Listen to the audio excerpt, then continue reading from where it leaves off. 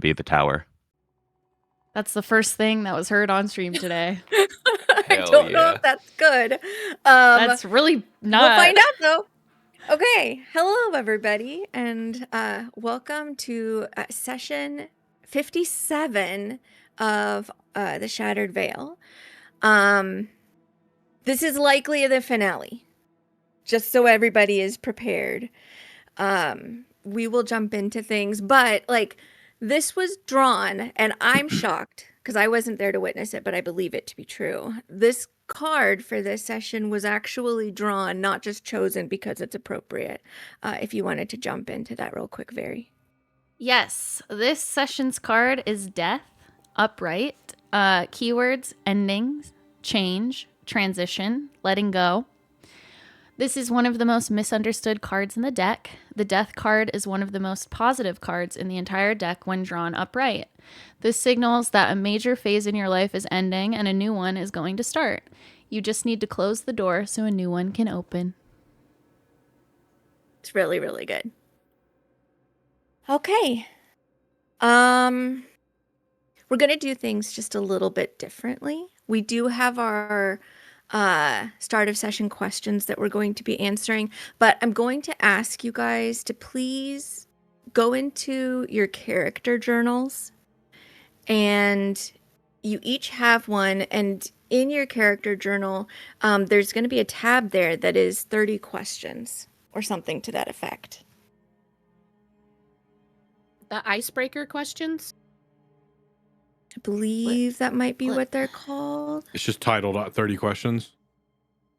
Because I have something that's titled 30 questions. No, It's icebreaker questions. Okay, then I don't know what you're talking about. It's also 30 questions. That's okay. Two different things. It was depending on yours is 30 questions. No, because I have one that was answered in the beginning. Yeah, these are all the ones that were from the beginning. Okay. So you guys should see answers that are in there. I don't have it. You do. Oh wait, no, I do. Okay, I got it. Yeah. Okay.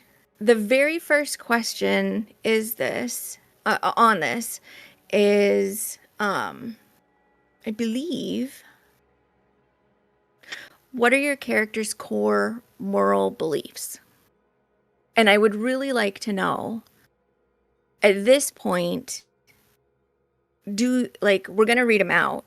But these are what you guys decided at the very, very beginning of the game, before you even actually started bumping these characters up against the world or each other.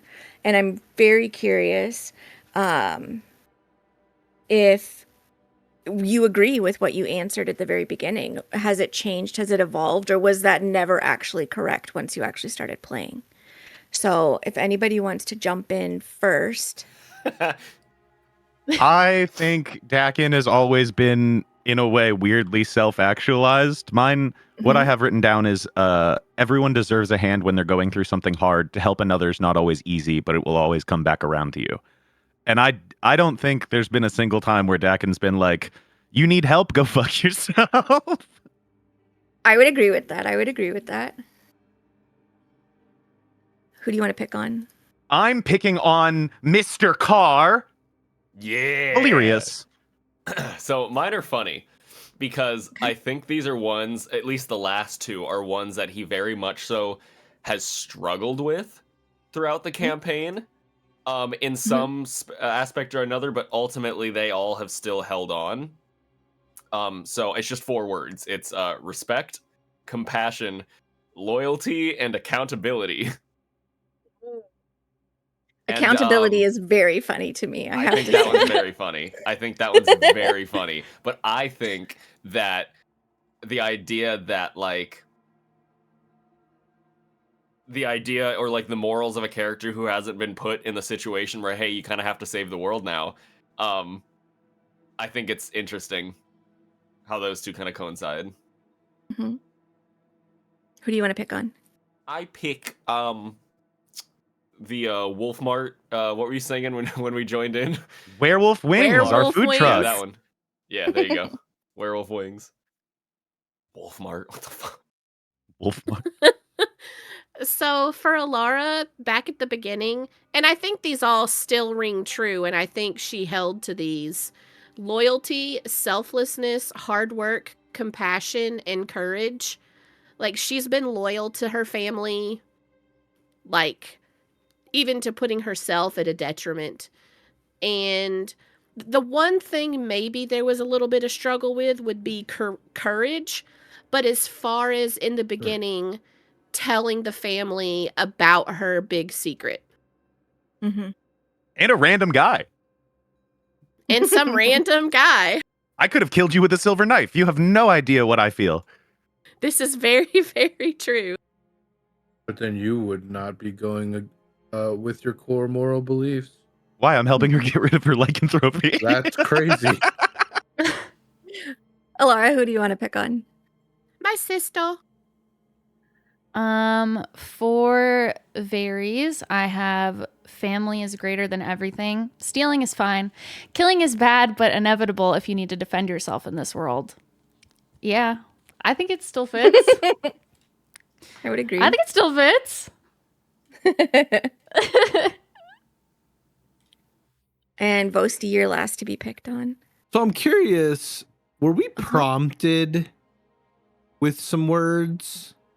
Mm-mm. Because no? Not at all. No, these Not were at all. full raw deal with them yourself. I don't think Fair. any of us even talked to each other about our questions. Yeah, Very she just interesting. asked us to do this.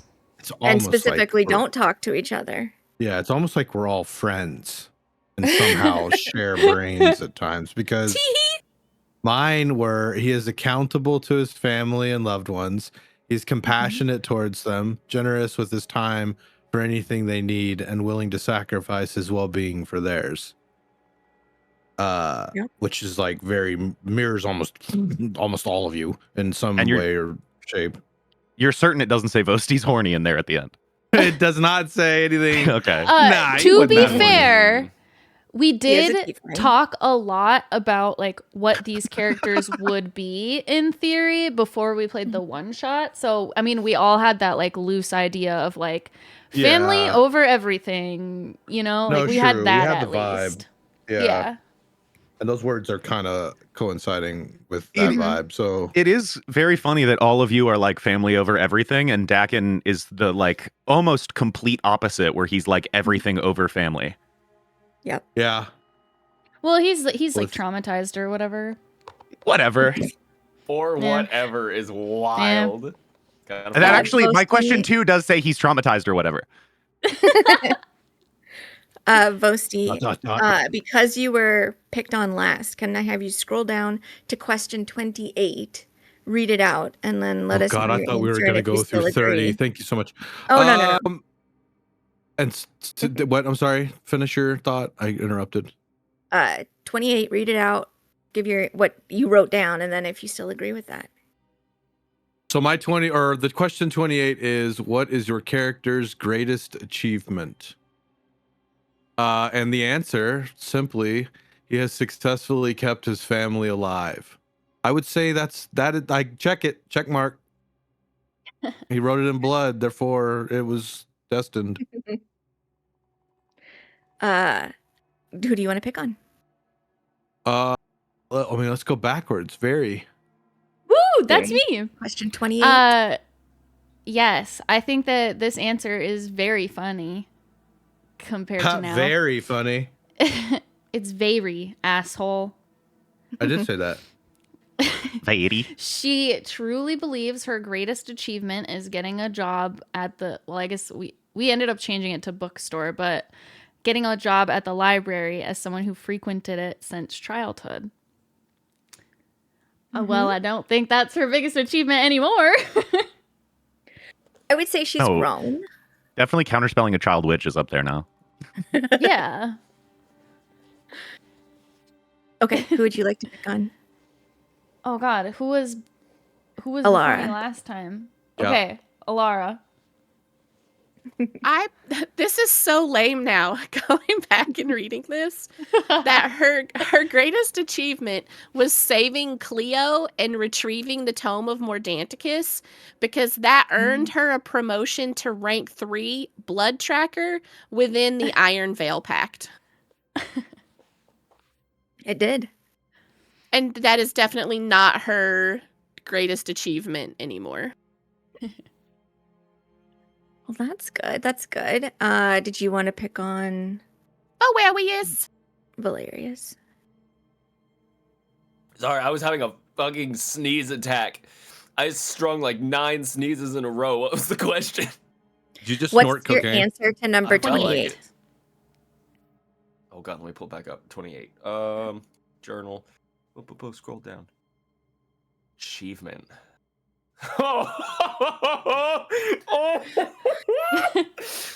What was it? Do, What is your do character's tell. greatest achievement?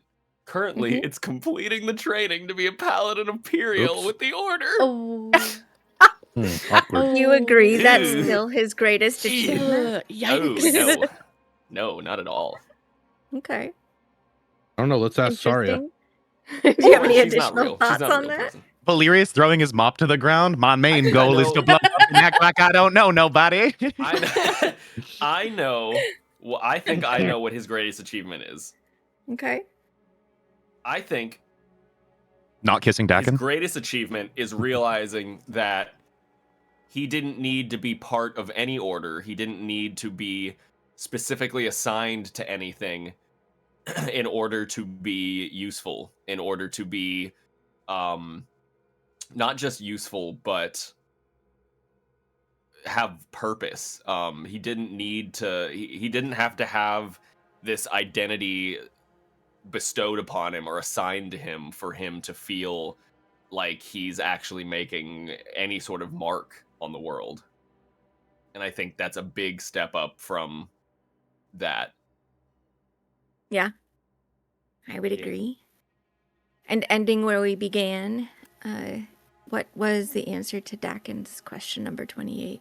So I wrote this one as if someone literally asked him to his face. And it says, he'd seem stumped if asked this question. He would likely respond with, I guess I haven't done whatever it is yet.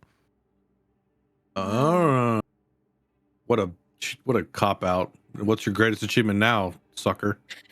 I think his greatest achievement now would be that he managed to stay true to himself while following the path Lemoneth put before him.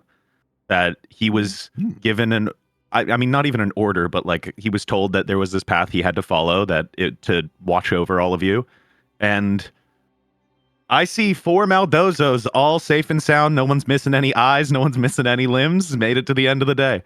So I think that he participated in guiding them down this path, I think is his greatest achievement. The day is early. The day is early. The Who's gonna day lose a is hand? Early. We just woke up.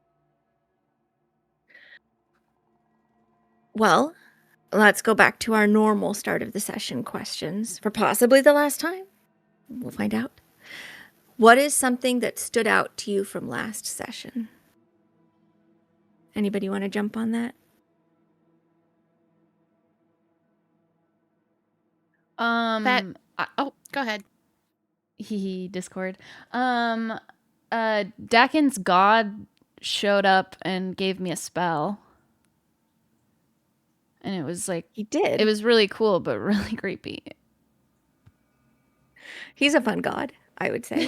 Who do you want to pick on? Ilara.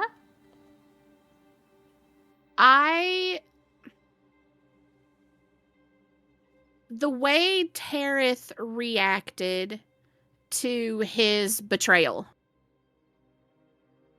Like, it wasn't anything, like, not a revelation of any sorts, but it shows the humanity that, he's beaten himself up terribly about what, I mean, at least that's what he's perceiving.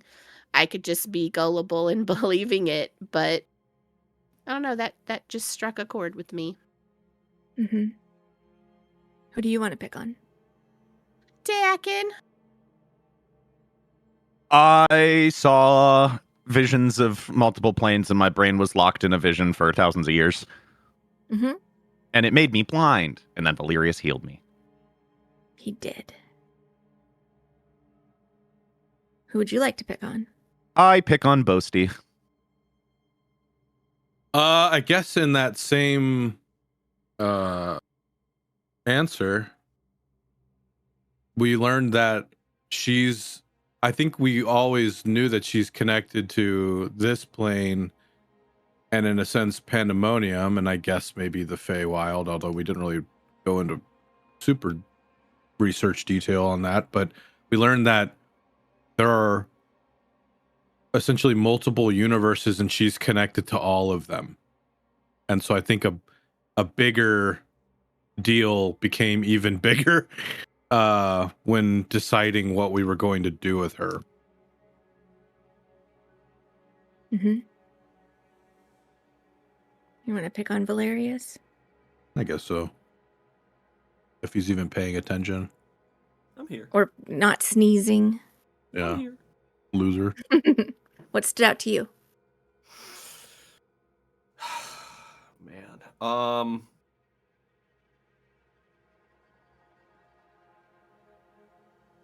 Oh, dude, honestly, the whole session stood out to me. I think specifically,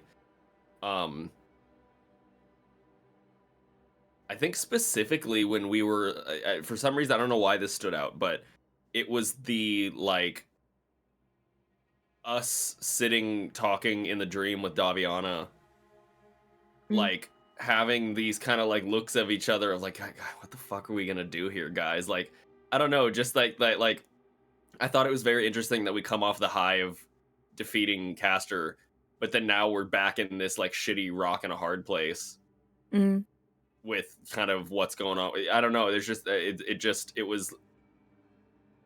kind of humbled, like, yeah, we just did this whole thing, but, like, guys, there's still a whole bunch of work we got to do and figuring stuff out. And I think it kind of regrounded everyone. Mm-hmm. Yeah, that stood out to me. Okay. Does anybody have any predictions for this session?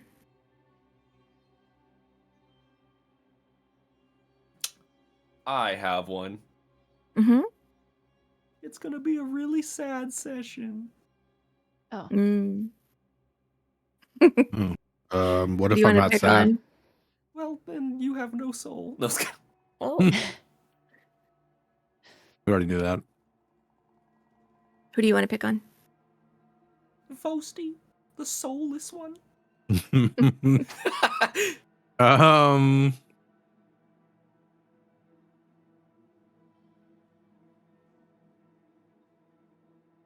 I don't know.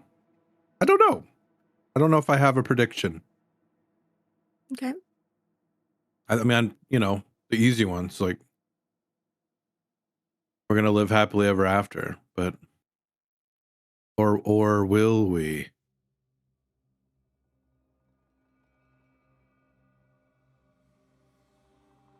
Who do you want to pick on?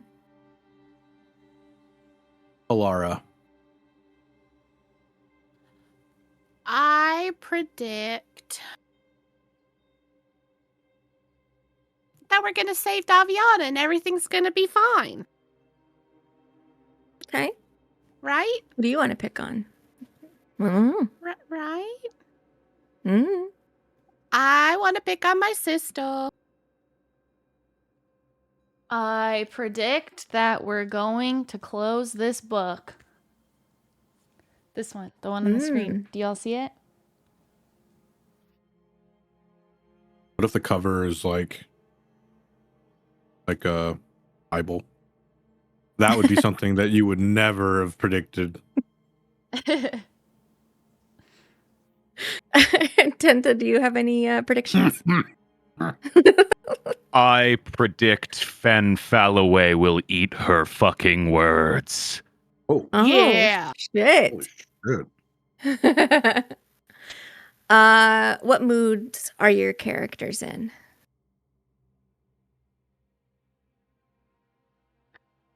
Still stressed. Okay. Ruff. Bro, what is your deal? I Fella, don't- leave him alone. Oh, she's Determined. on the other side of the puppy gate, taunting. Determined? Yeah, we're going to Stressed. do this. Okay. Boys?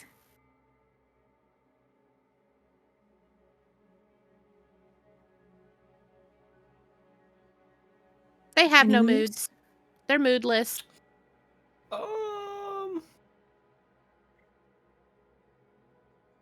I feel like I say the same shit because we're always left nervous. But yeah, he's a little nervous. Huh. They're the same shit, huh? Yeah. Couldn't be me. What are you gonna What say? mood is You gonna change it Dak up this in? time? I think that he is feeling resolved Dang it! to Huh? Like, go ahead. He stole uh his word. my word. Yeah, I think he's feeling resolved to I think he knows what he needs to do, and I think he is satisfied. That's crazy, y'all. Because I was actually going to say resolute, satisfied with an ending that we've all come to hope that hopefully it works, but that like he has felt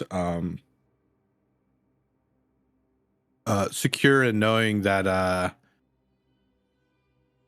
the biggest threat has been taken care of. And now we just need to figure out how to not kill dear old dad. But I think we have multiple scenarios and how that can work out. But since Dakin stole my word, I'm just going to say No. cautiously You just said that. You just said all that. Oh. That can be your answer. What? Oh, okay. That is your answer. Stop it. All right. Okay. All right. Yeah.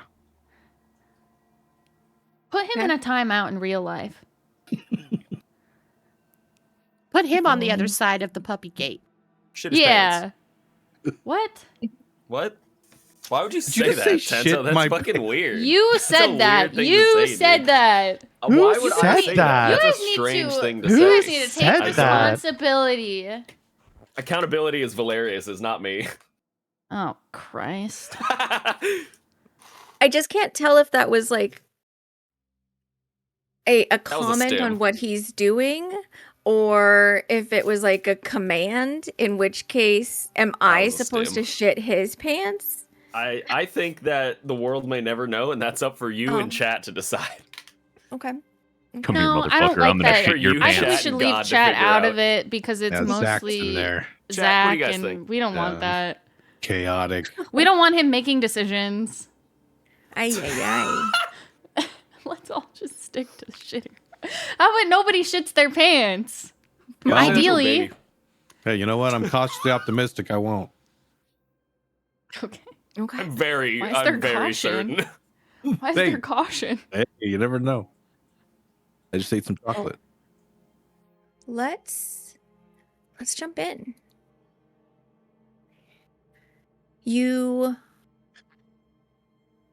You're coming to a point of truly taking action that could affect not just the battle that's being fought right now, but the entirety of the continent and potentially forever.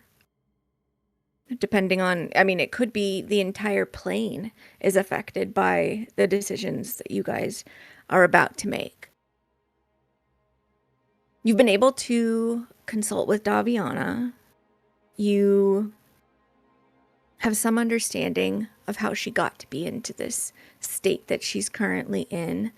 You've had some rest in order to be able to deal with these decisions that you're making. And you've received some updates of how the battle is going. And in short, it isn't going well. War is not something that is done easily. So,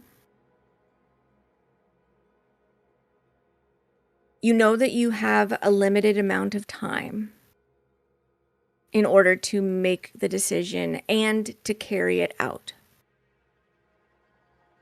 What do you need? Who do you need? Or are you ready to face the heart?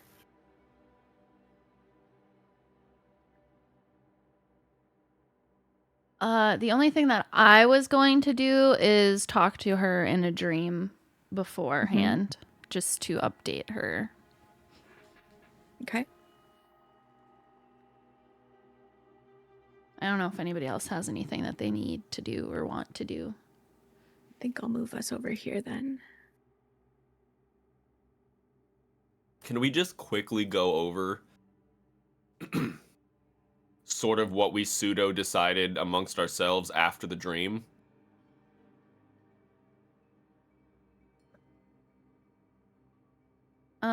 We were going to like split her power off into the rings that we all have. Right. The 5 okay. of us. And we did bring up like if we could, I guess, like tie her consciousness to someone. Skivrock's volunteered, but I don't know. I don't know that's a how good that idea. works. I think it would be hilarious. Just like putting it out there, I fully think it would be hilarious. Yeah, for sure. I don't think it's a great idea, but it'd be hilarious. I mean, I don't know what like the negative effects of that would be. If he dies, it would bring her consciousness to pandemonium. It's just her consciousness. Yeah, but we don't know. No fucking know. Well, I told him to go home, and he said no.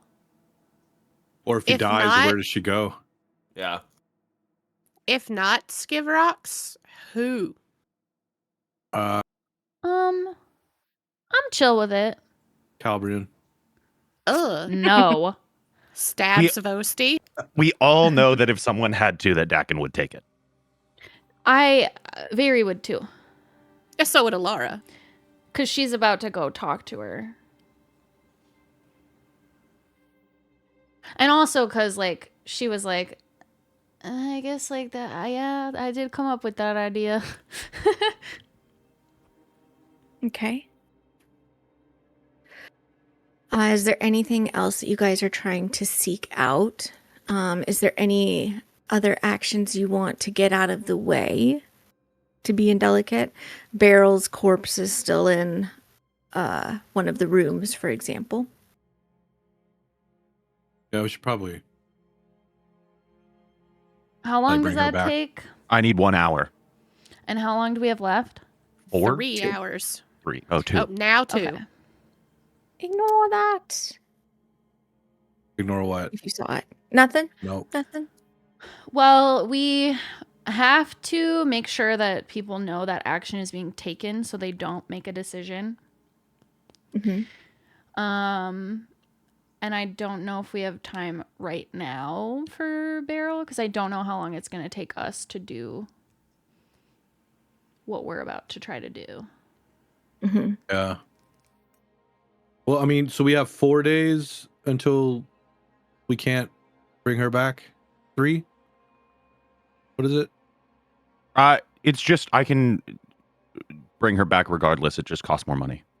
Oh, so there's not like a. There is Sorry, no you time hit limit. Day 5? Okay. Yeah, because she died yesterday, I have 9 days to bring her back the cheaper way, and I have Okay. 100 years to bring her back the other way. Okay. All right. Well, then we'll. I think that's the plan, but I think We'll put a pin in it.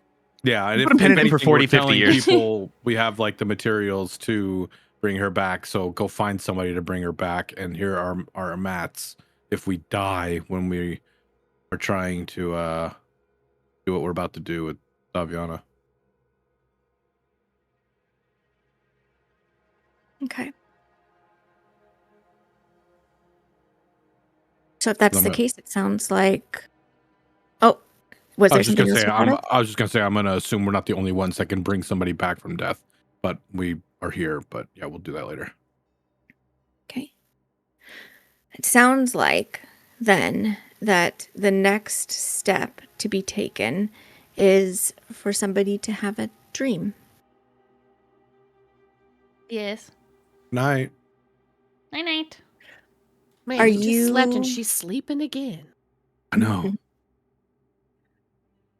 Do you need to be close to her? No. She just has to be on Okay. the same plane of existence as me. She is technically. Hmm? Are you taking anybody with you? No. Okay. Why does it? Ugh.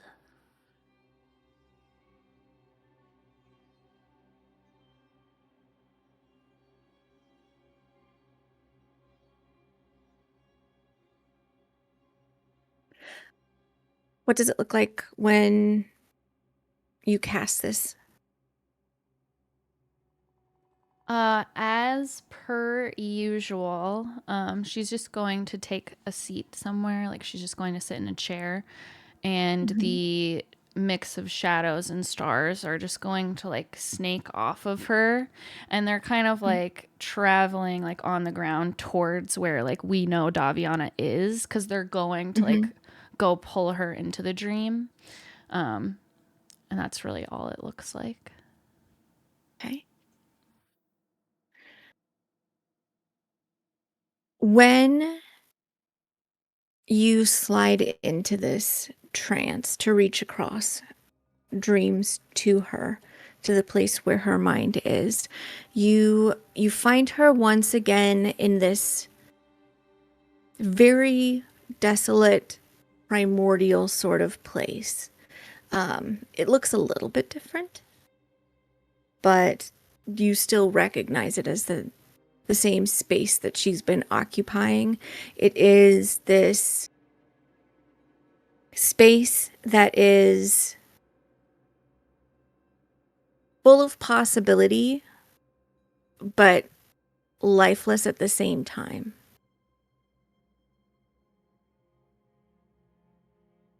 You see her, and she's still got her hand sort of across her heart, but she notices you much more quickly this time because this is coming to her more specifically, more directly, as opposed to just finding the space that she's in. So she turns her head and looks to you. Hello again. Hello again. And she'll like walk towards her and like put her hands out.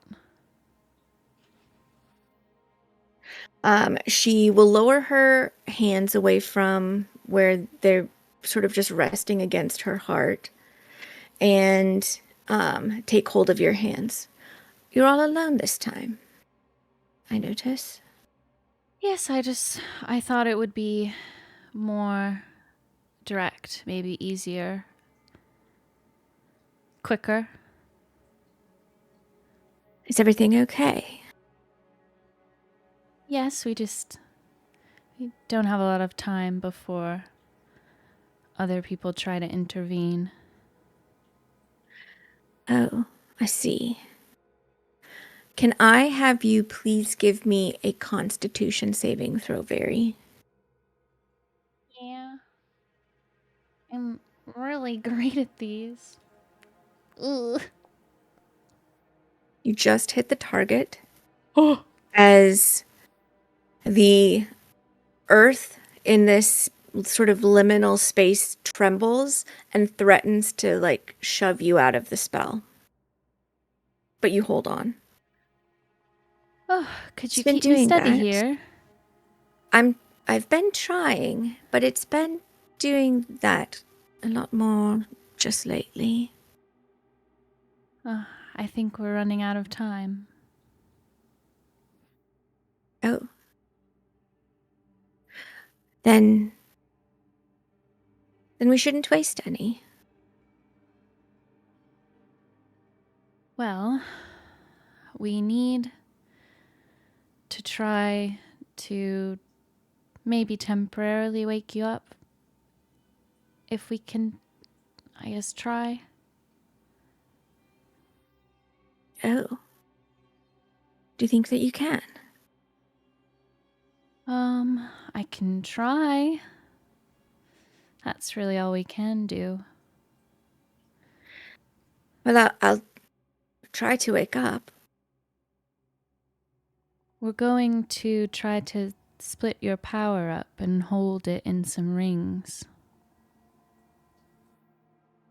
Oh, I see. In order to make me less of a focus. Yes, and then maybe the pulling would stop. What will happen after? We don't really know. That's exciting. We want them to then try to close the portal from their end. Ah, And then maybe that will all stop. But I was thinking maybe if splitting up your power would stop that. But I don't know, maybe we could also try to tie your consciousness to one of us so that we don't lose the part of you that's living and breathing. are you going to split up my power by breaking me into pieces? No, I don't think so. I just don't know if... I don't know what will happen to you if we split that up. Oh, I see. That's part of the unknown then. Yes. Well, it seems that something very terrible is happening. So, it's good that you're trying to stop it. Is there anything I can do to help besides waking up? Well, if you're able to wake up and assist in divvying it up somehow, that would be helpful. But also, if you feel like your physical body is going away, then maybe you can then tie yourself to one of us. Hmm? I mean, I think we'd all be happy to spend a long time with you, but you can tie yourself to me if you need to. Are you certain? Yes. You don't want to be stretched thin.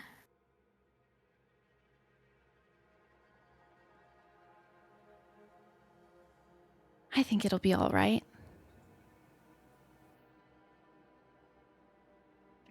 She looks skeptical, but she nods.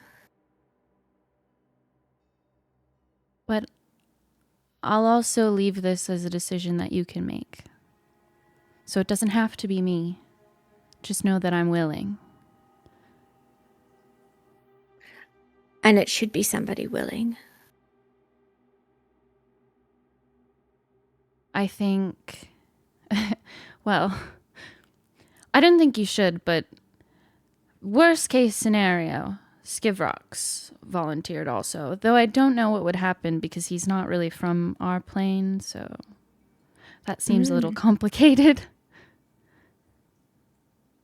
That would be interesting, though, to have wings. I think maybe like Dakin would be willing. And you know, he goes all over the place. He's a traveler by nature, so you'd probably see a lot. That sounds exciting. You'll stop traveling. No, but I think that he'll probably do it longer than the rest of us. It's sort of in his nature to follow all the different paths there are. I see. Well, I'll consider my choices. Should I try to wake up right away?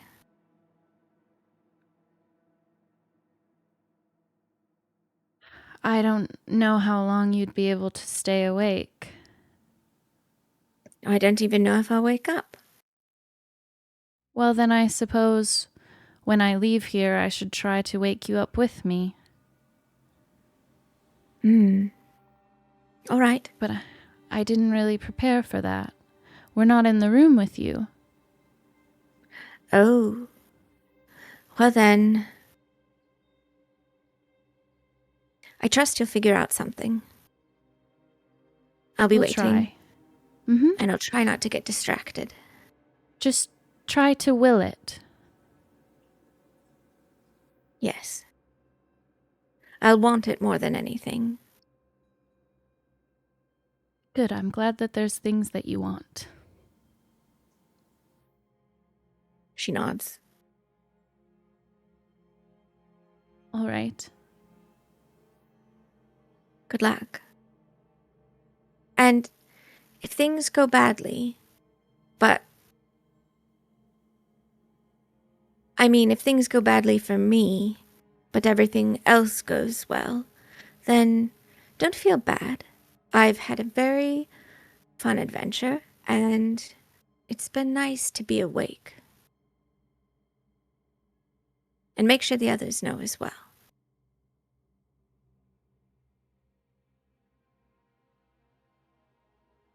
God damn you. I will. She smiles. We love you. Oh. I know. Because part of me is the love that you taught the thing that made everything. I felt loved by you forever, before you were born.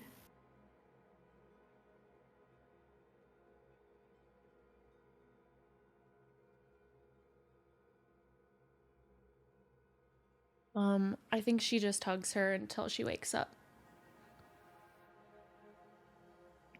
As the spell kind of fades away and you come back like almost a little bit too rested when you oversleep or you sleep enough and then end up just lounging in bed for too long. Like you just sort of feel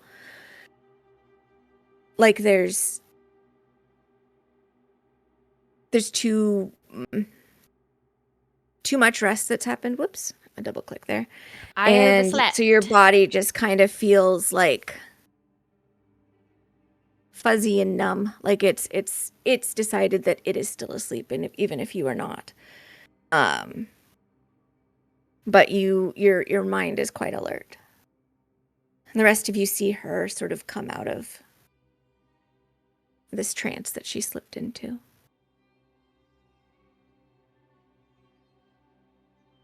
Is she ready?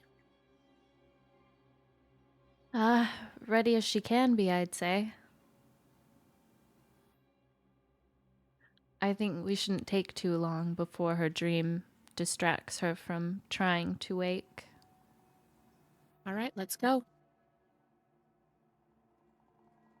Okay.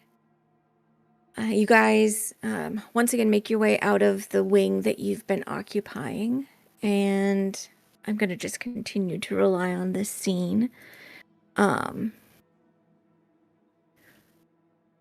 You can stop in the council hall if you would like, but otherwise nobody is going to stop you from making your way down into the lower levels where Sailor's chambers are and where she is currently hung in suspension in this column of light.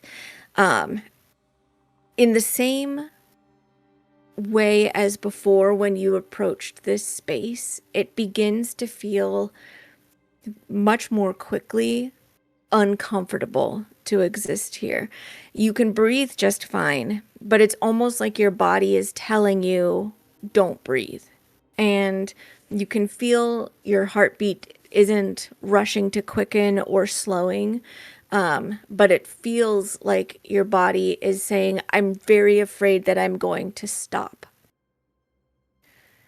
It is an uncomfortable, itchy feeling as you make your way closer to Sailor's chambers, and you find that even Sailor and Egrin have retreated from the room itself, and they've sort of set up at sort of the boundaries of their toleration in the hallway with the desk and continuing to look over the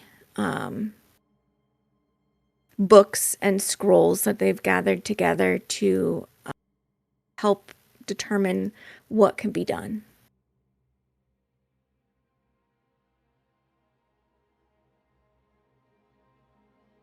Is somebody prepared to reach out to your father to, provided that this works, to let him know to hurry and close the portal?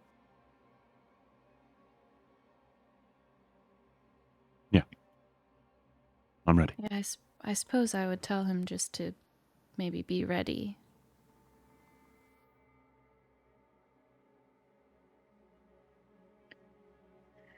As you are making your way down the hall and drawing closer, Sailor lifts his head from the desk. Not from the desk, but his attention that he's put on the desk towards you.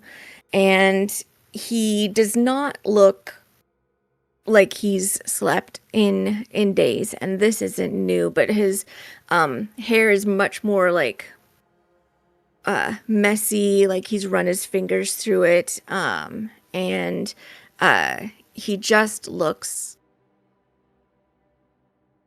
not just physically, but like mentally exhausted.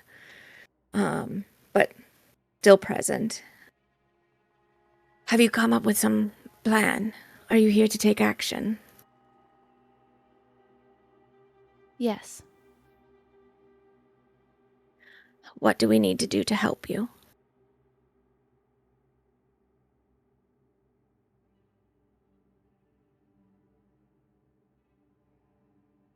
I guess I don't really know. Well, what's the plan? We're going to try to redistribute her power into other places, and hopefully it will stop the two planes from pulling at each other long enough for them to close the portal from Pandemonium's side.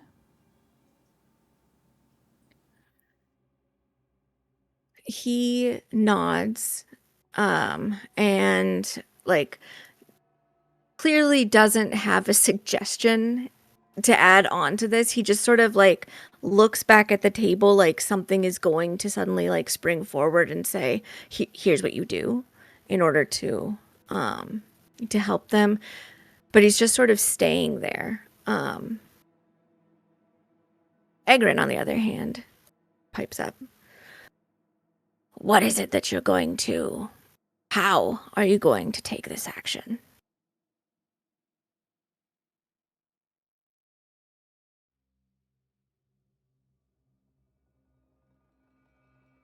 Well, that's a really good question. You won't be able to tolerate being in the same chamber with her, so you should have an idea before you go in.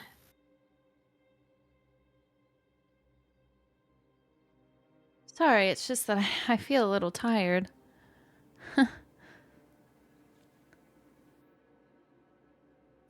He the hood sort of tilts a little bit, and he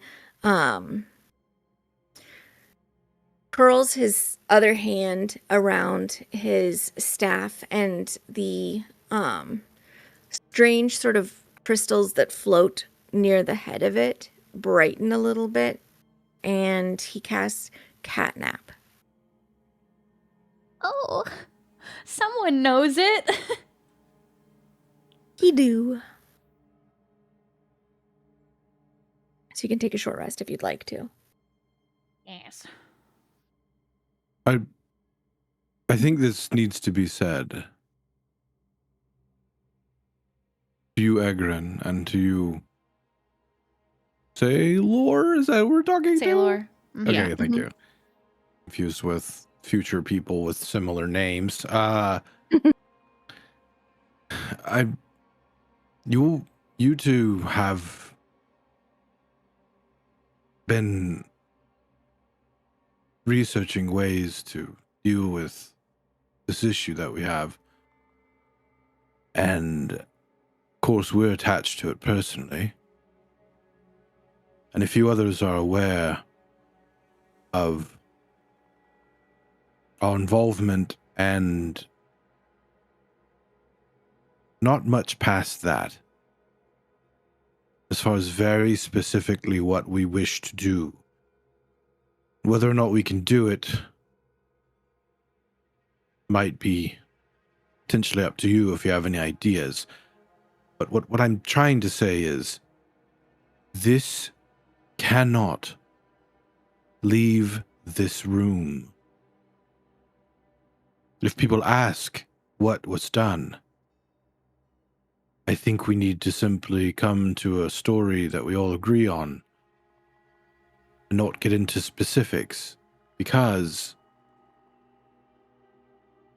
we should realize that Daviana, walking as she was a risk for someone with evil intent to use her. And if we are successful in splitting her apart so that she remains present, but just in separate ways, then we should keep that secret amongst us and only the most trusted. And I think for now, that doesn't leave this room. Can you agree to that? Egrin sort of hisses, I've kept many secrets. Sailor nods. He doesn't look 100% on board with this idea. And for free, he's a member of a council. Mm-hmm. And they've very recently discovered what happens when a council member makes a decision to withhold information from the other members of the council. So that's probably the source of his uncertainty, but he still nods in agreement. I understand why you're hesitant, Sailor. We'd be hypocritical when we say that we expect you to keep secrets when someone else who kept a secret almost made everything unfixable. Yes. But I think this is the ramifications of allowing multiple people that didn't have any direct connection with what we're about to do, made aware of this, could potentially lead to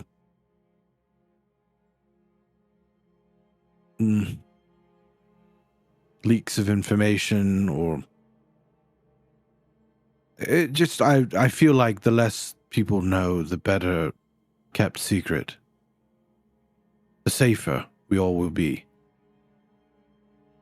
Certainly. And perhaps in the future there will come a time when this can be reassessed. But I agree, in the short term, particularly while there's still being blood spilled in Andromea,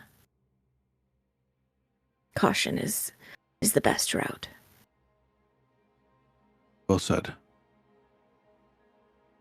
But to those ends, do you two have an idea as to how we could separate her and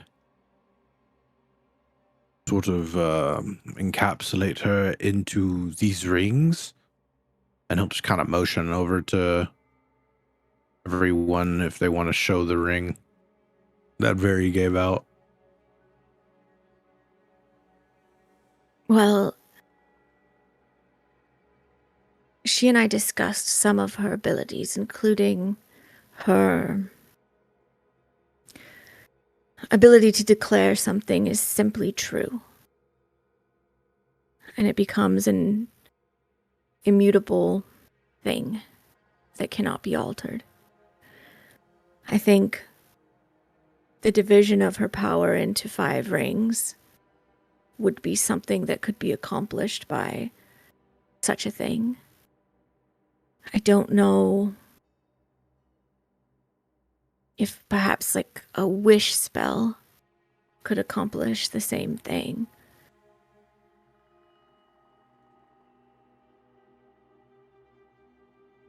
Or if she can simply will it.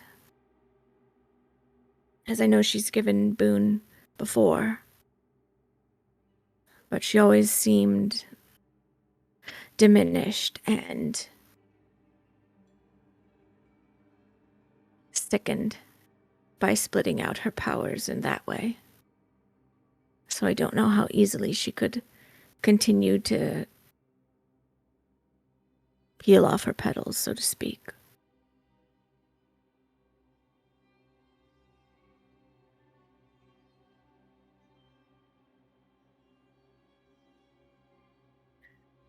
But I think in order for her to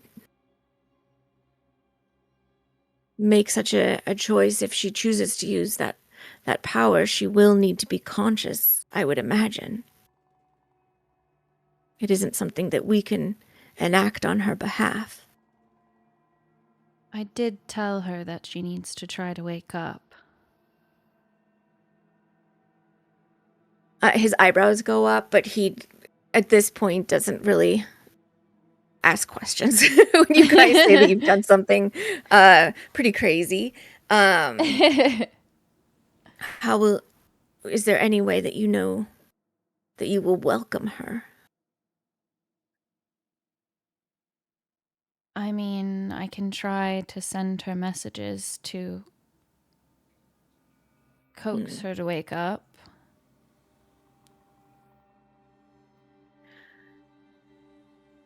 We've been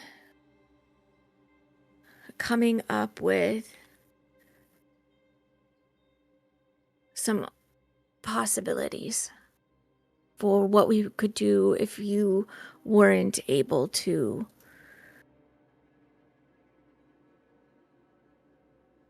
find a solution for this. How we might save our plane. And we've got a number of thoughts. But one that we've been considering, if there's any possibility of simply just dispelling magic on her, even temporarily, in order to take some other action, if that might cause a momentary bubble.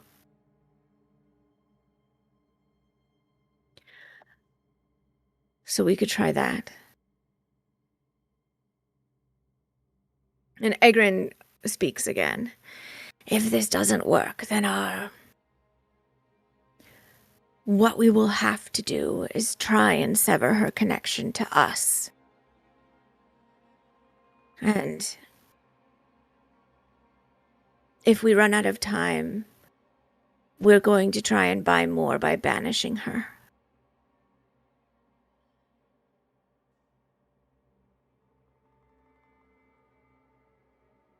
And hopefully the disruption, hopefully we don't need to come to that step, but hopefully that disruption will give us enough to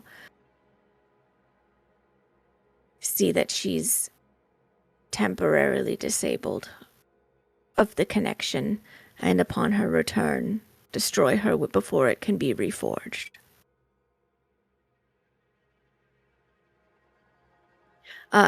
Sailor nods at this. He doesn't look happy about this plan, but that's sort of what they've come to the conclusion might work.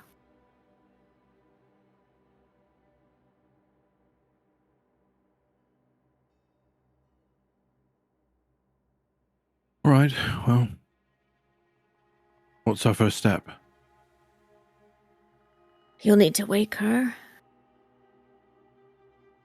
We need to place the rings near her so that she Let's... knows that's the vessel. Right. Could we stand in a circle around her? Hands, palm facing up. not like holding hands, but like set your hands on top of each other and have your ring on top.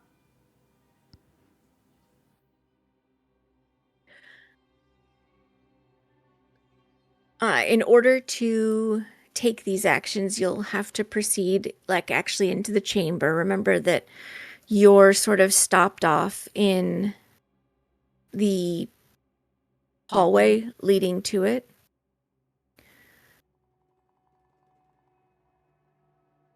And if you would like to do so, please go ahead and give me Constitution saves.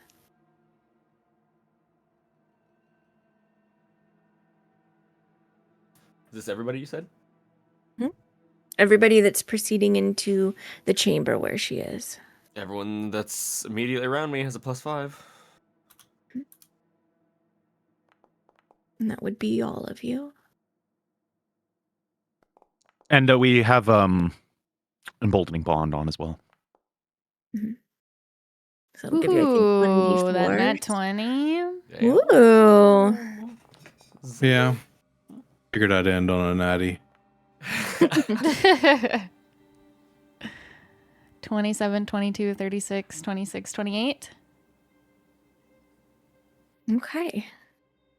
I think that's enough for you guys to step forward and sort of push through this sensation that your mortality wants to resist and enter into the chamber.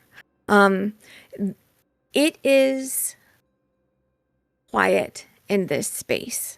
It's for all of this energy that's warping through here, and to be clear, this column of light that is holding her suspended in the air, it's like it's almost growing too big for itself in power, and there are just like pieces of it sort of falling away from the side and sort of splashing against the ground and sinking in and then continuing to rise up over and over. It appears far less stable than it was before. But it doesn't make any noise. You guys have been around things that have just like made wonk, wonk, wonk, or feeling a feeling of sound, even like that's vibrating your chest, even if you can't fully hear it or it doesn't feel very loud. But this space is quiet. You can hear each other breathing.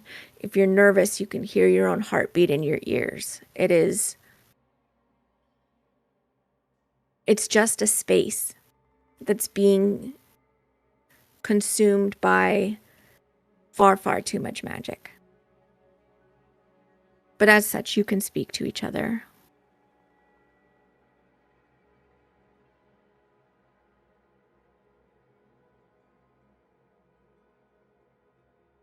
All right, should we get around her? Yeah. Just Yes. go and make a circle.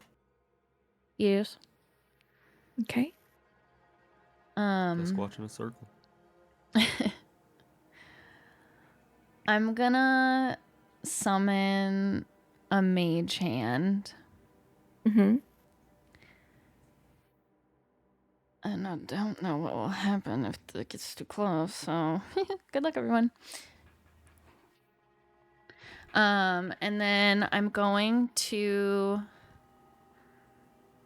try to have the mage hand as I'm like messaging her to try to like wake her up. I'm gonna have the mage hand, I guess, like sort of not like poke at her face, but you know what I mean, like when you're trying to wake someone up but you're being like kind of gentle about it. So I'm gonna do that with the mage hand, and I'm just going to like be messaging her like with the message cantrip and just be like saying like, Daviano, we need you to wake up and see what happens. Certainly. Can I have you give me another Constitution save? Of course. I'm right next to Valerius. And then emboldening bond's a D4. And everyone another save? No, just Oh, just one minute. Just very. Okay. Eh. Okay. As this mage hand manifests, this shadow in all of this light appears, you feel in your own hand this pulling, like you've dipped it into the current of a stream and it's like the water is rushing across you, but it's there's nothing there. It's just energy, a current that is brushing against you. And as you move it closer, it feels more and more like it's pulling, like you almost have to hold your hand at your side, very, lest it like start also reaching forward towards her. Mhm. And as the mage hand reaches out and starts basically like trying to jostle her awake a little bit, the magic of it is sucked into the column, and you also lose one of your higher spell slots. You can choose from which class it comes from, as your magic is just leached up into this. But everybody can go ahead and make a perception check. Vision based. Yes. Whoa. You did say we had the emboldening in banda. Mhm. Yes. Damn. Guys, I actually got 19 this Whoa, time. whoa, That's really whoa, good guys. for me. That's really good The for me. fuck have these rolls been this I know entire you guys- campaign? I know you guys What? all did really like way better than me, but can we all just be really happy for me? It's really good. Yeah, All of you. but, you know, on my streak. Yeah. All of you notice her eyebrow twitch a little. Like she felt that pressure against her. This might be the way to wake her, is to just inundate her with more magic. You also have the suggestion from Without, where they were considering if they could possibly cast at a high enough energy level, dispel magic, in order to just like knock her out of it briefly, so that other spells might be able to take effect. What would you guys like to do?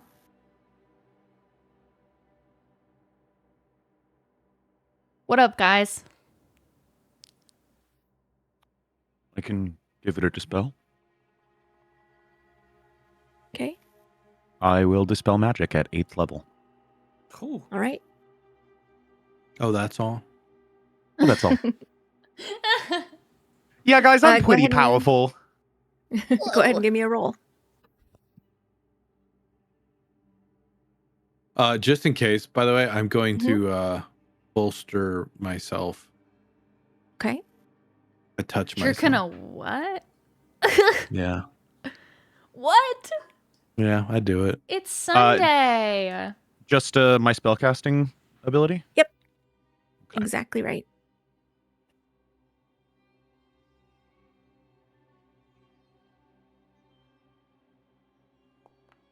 Oh. That's a 7. Okay.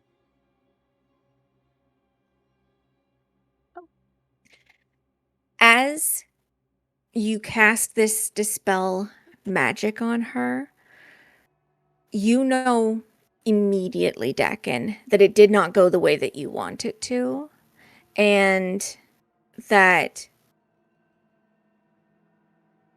there's going to be a repercussion to this. You have a reaction if you would like to take it.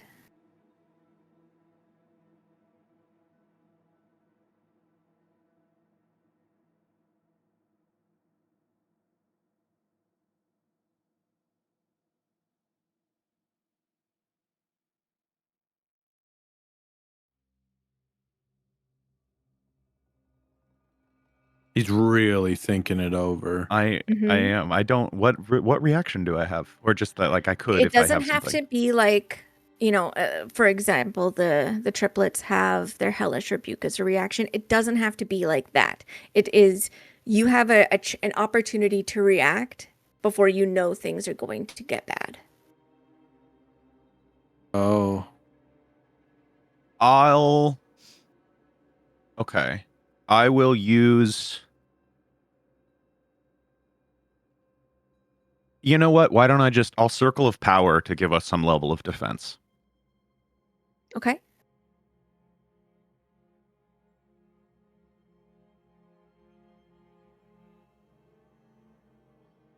What does it look like when you bring out your circle of power in this space? I think the room sort of lights with the swirling of the koi fish. But in like the power of the room, they're a little like erratic, not as smooth as they usually are.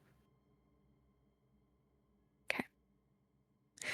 I need everybody to go ahead and give me a dexterity saving throw. You have advantage against this.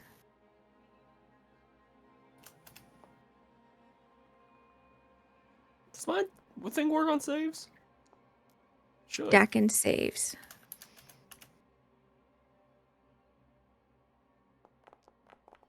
Valerius does not save. That's a Alara fucking 40? saves. Very saves.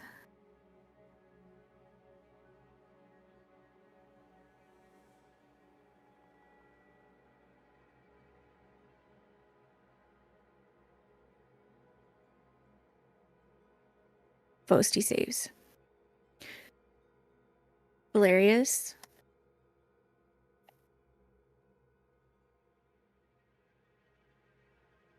Yeah. You are going to take the full amount of this. Did you have Everybody inspo, bro? else, No. you're the only one with inspo at this point. Hmm. Everybody else takes half. Because of circle of power, we take none if we succeed. Good. Valerius, you take 77. Yeah. Yeah, I'm just gonna double check to Just make sure I don't have magic. anything. Mm-hmm. Just making sure I don't have anything. I don't. Yeah, okay. You didn't happen to Question. take luck that we didn't know about? No. What type of damage is this? Do we Magic. know?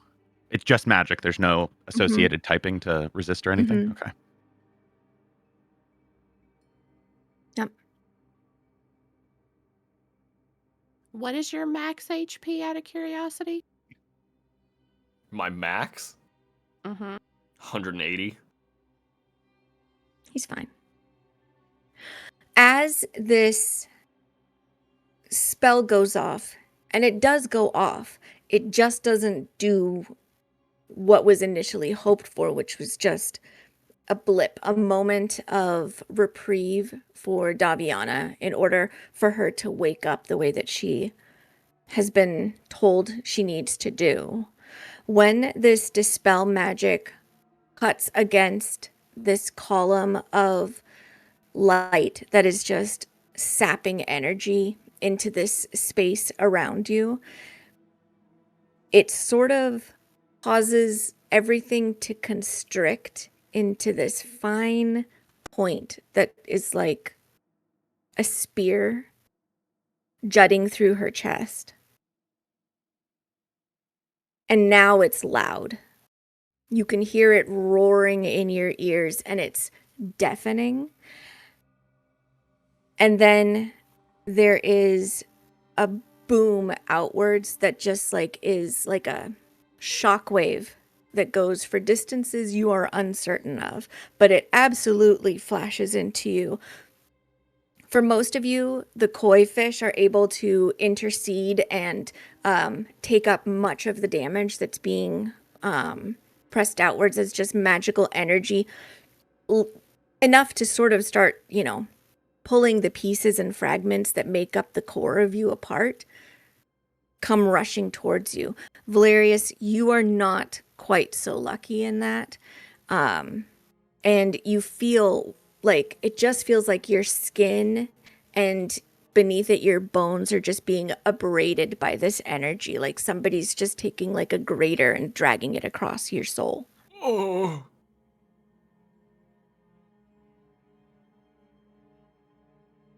But Daviana's eyes open.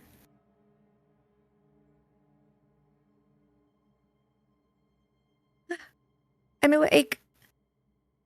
And then she starts screaming. Oh. Do you have calm emotions, dude? Ugh. I don't have it prepared.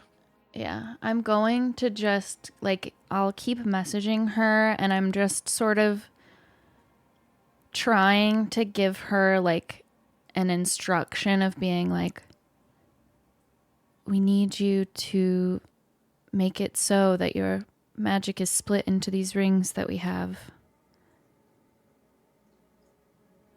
Okay. And I just keep repeating that. I need everybody to, in the text box, type in /GM roll as one word. GM roll. And then space 1d20.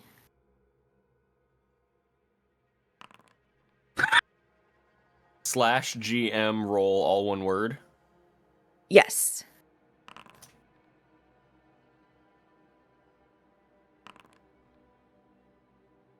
Don't look at the stream.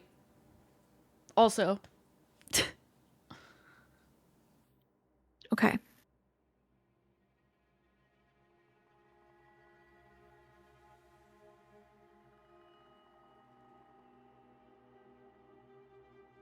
As you are funneling these commands to her, what are the rest of you doing?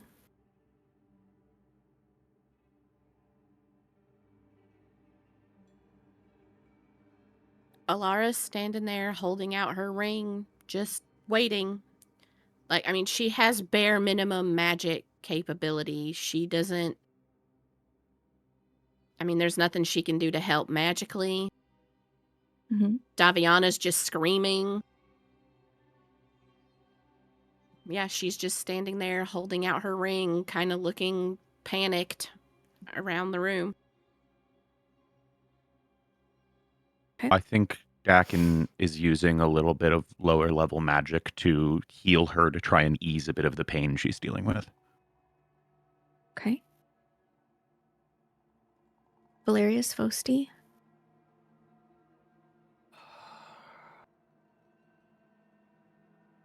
I'm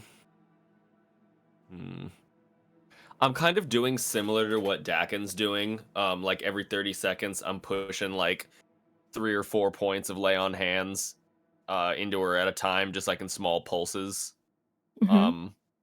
Just to kind of help supplement like any soothing that he can do. Fosti? This is specifically to see how I can help.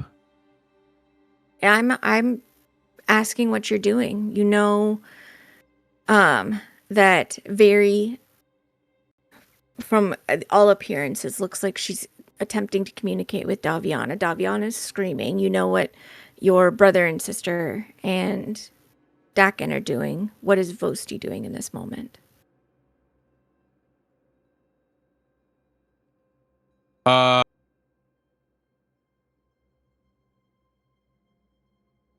We didn't take any damage except like was it visible that Valerius took damage? Mm-hmm.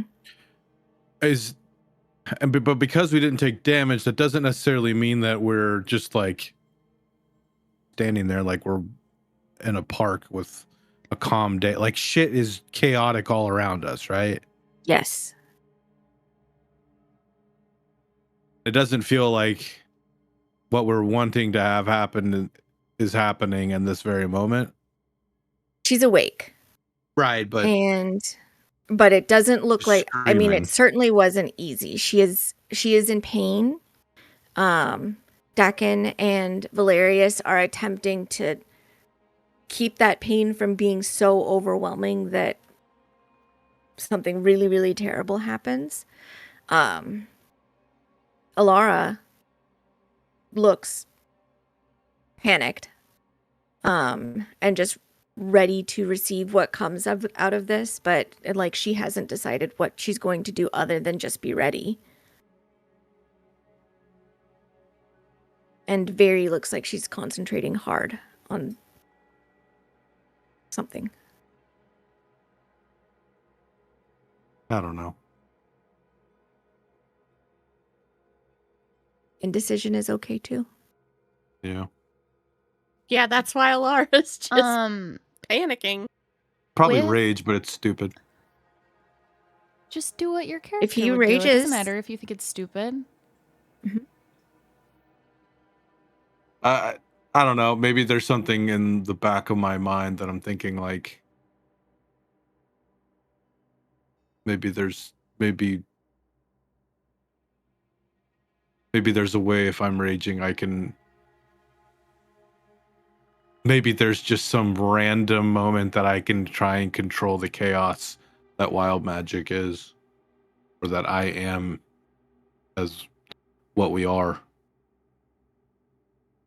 So fuck it. think He it's- just like he looks around at all of the confusion and indecision and concentration and Mhm. generosity pumping healing into her, and she's just screaming, and he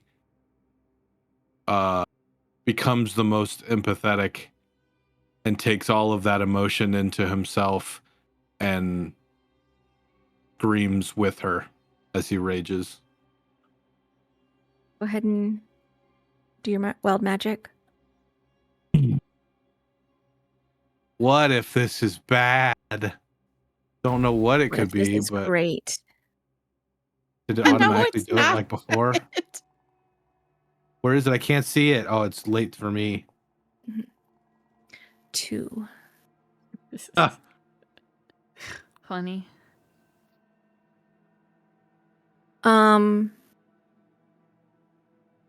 I think for a moment as Vosti screams his rage at the suffering that Daviana is having to go through, the struggle and really suffering that he and his party is going through, there's a moment when he just sort of blinks out and reappears just a second later, a breath later, next to Alara. But he's there. And he can feel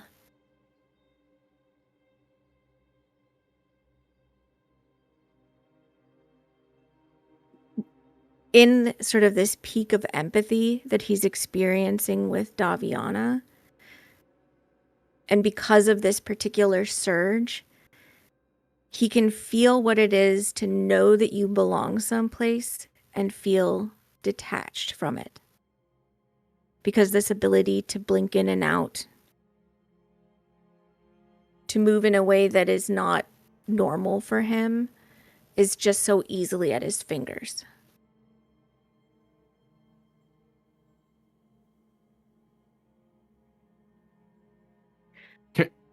The DC... Can I? Oh, go Go ahead. ahead. No, please go ahead. No. Well, I was just gonna. I mean, if this is free action and we're just fucking Mhm. wheeling and dealing, I'm just gonna reach over to Alara and with the non-ring hand and put it on her shoulder and squeeze and make eye contact with her as my eyes are blaring violet.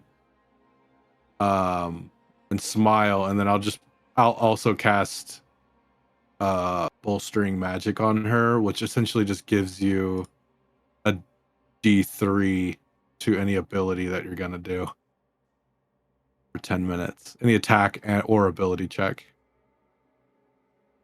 But maybe that also is just a reassuring squeeze. I really really want to do something else, but no, I want you to continue with your thing. I think he might die if I do it, but go ahead.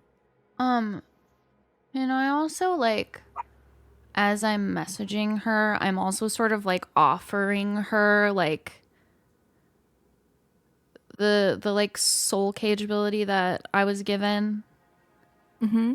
as like, I guess maybe like an example or like a roadmap to help her like make it happen. Yeah. Okay.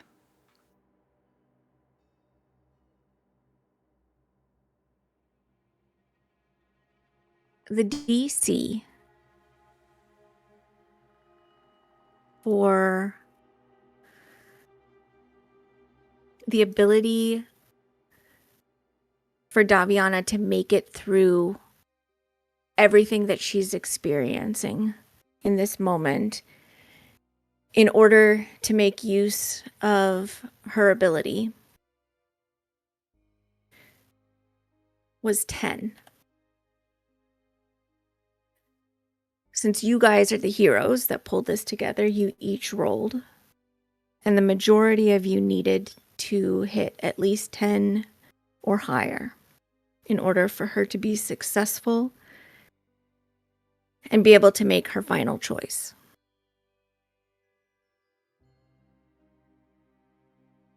Three of you rolled 10 or higher.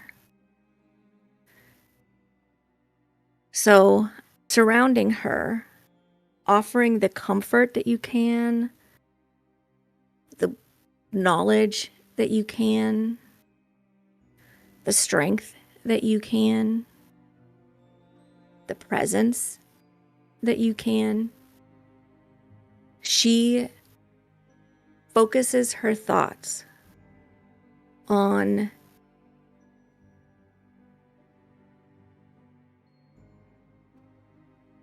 giving a boon to her friends, to being with them forever, to helping them in the way that they have repeatedly helped her, and have always wanted her to do it in the way, to be helped in the way, to take actions in the way that are of her choosing.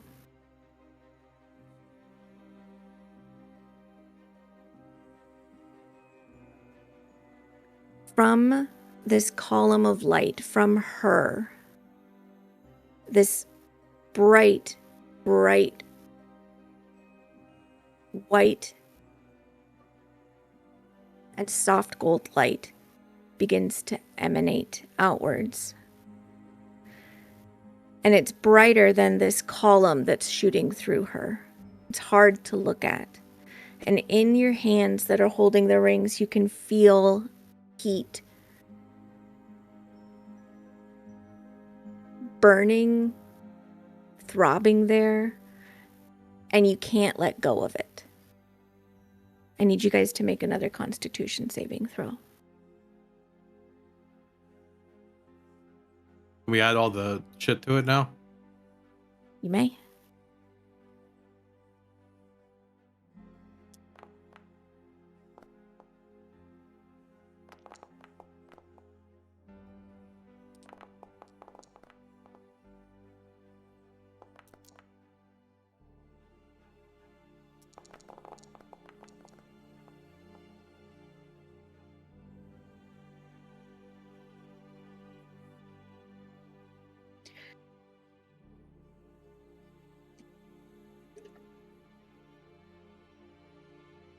As you hold on to these rings and they grow hotter and hotter and hotter in your hands, you know that that your skin is burning. You can smell it. You can feel just this agony that is just as white hot running up your arms and just flooding through you. It's making your hearts stutter. But you're holding on and you're refusing to give up at this final moment.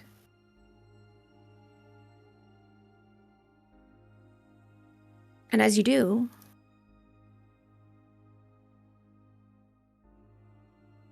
her final wish is granted. And her power is split neatly into 5.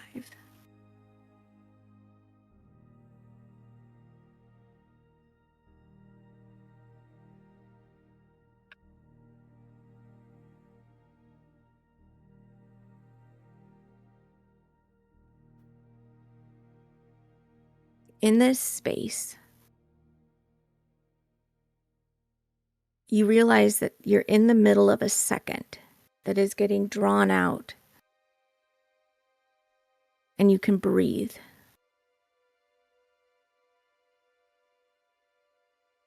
This bright, bright light that's hovering in front of you no longer has a jet of magic streaming through it. It is just a disk of light, large, but it's just hovering there in front of you. It doesn't really have a shape. But in your hands, cooling rapidly, you now have rings. I'm going to be adding some abilities there directly to your sheet because I'll be honest, I forgot who was taking which ring. And so I didn't edit it there. But give me just a moment and I'll drag these over so you can see how her power has divided amongst you.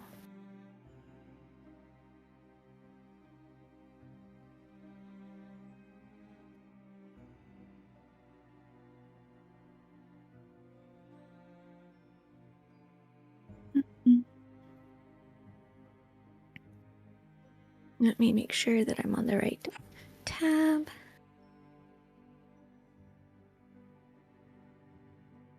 This will probably show up at the very bottom of your features.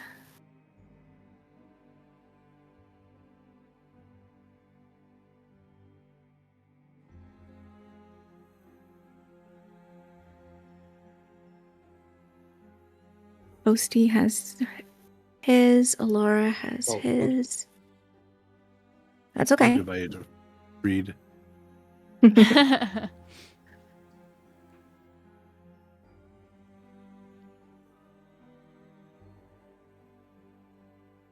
Barry has hers. Valerius has his. And Dakin has his.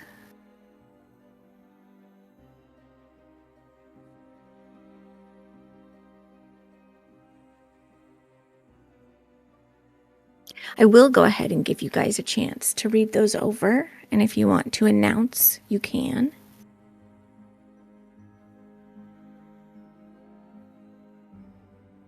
Oh, it's one of our features. I'm sitting here looking at my items going like, where is it? No, you already have the ring.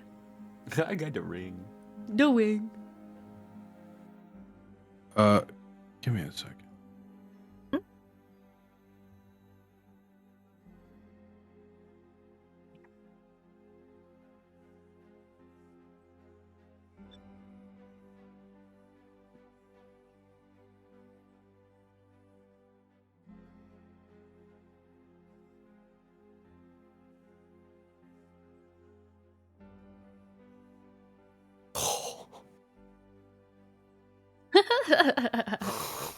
I just like that all of your reactions to everything is just audible.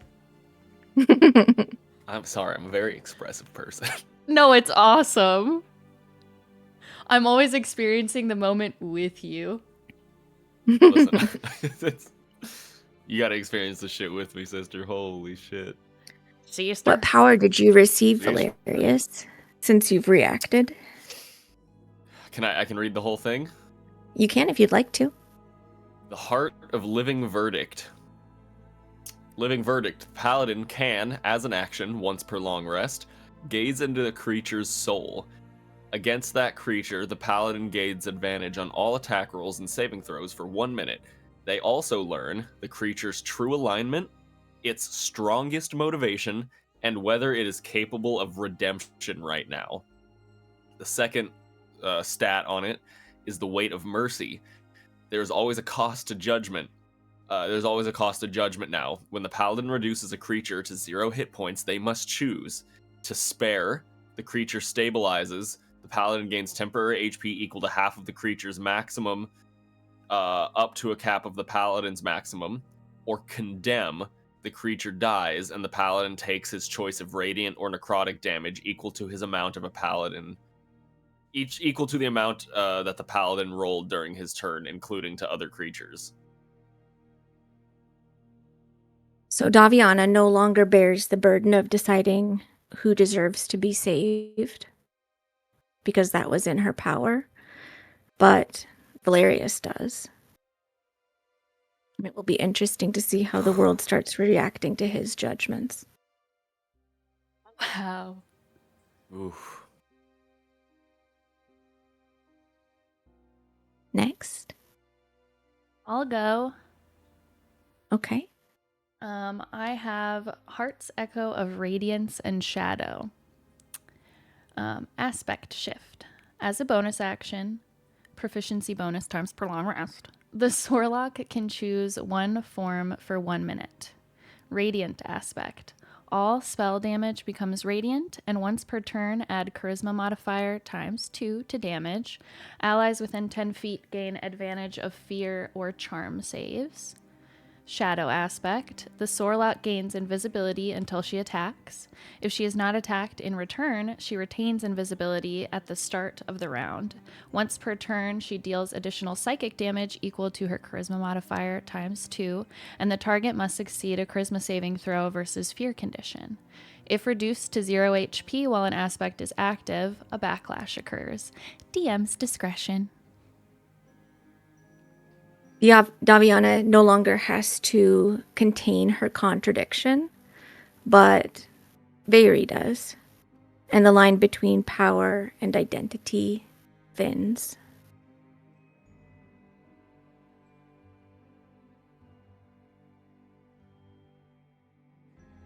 Who next?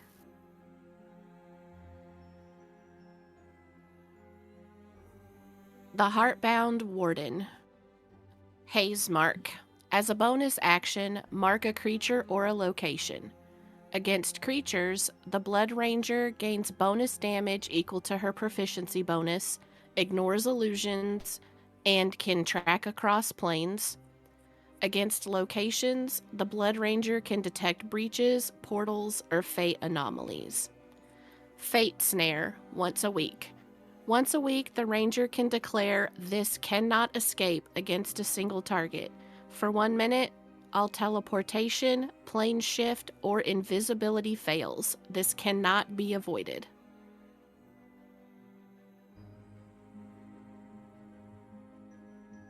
More than some of the others because of her nature as a lycanthrope, Alara has been aware of living between two places.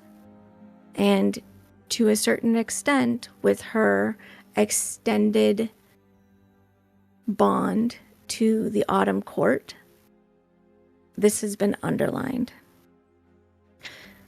She will be noticed by things that also live between places. Some will hunt her, and some will beg her for help.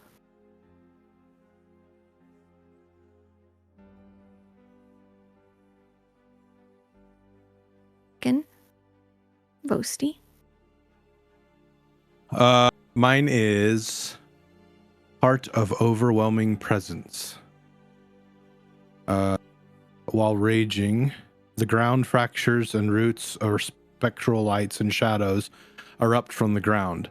Enemies within 15 feet have disadvantage on attacks against allies. Once per rage, slam the ground to knock all enemies prone or create immediate cover for self and or allies, as in Darkness spell. When rage ends, or the barbarian chooses to end it, he may choose to either act as the protector, which gains barbarian level plus con mod and temp HP, and allies gain a bonus to +2 AC, does not stack. Or he can become a destroyer, or they can become a destroyer, gain a level of strife, but all attacks on his next turn do critical damage if they hit.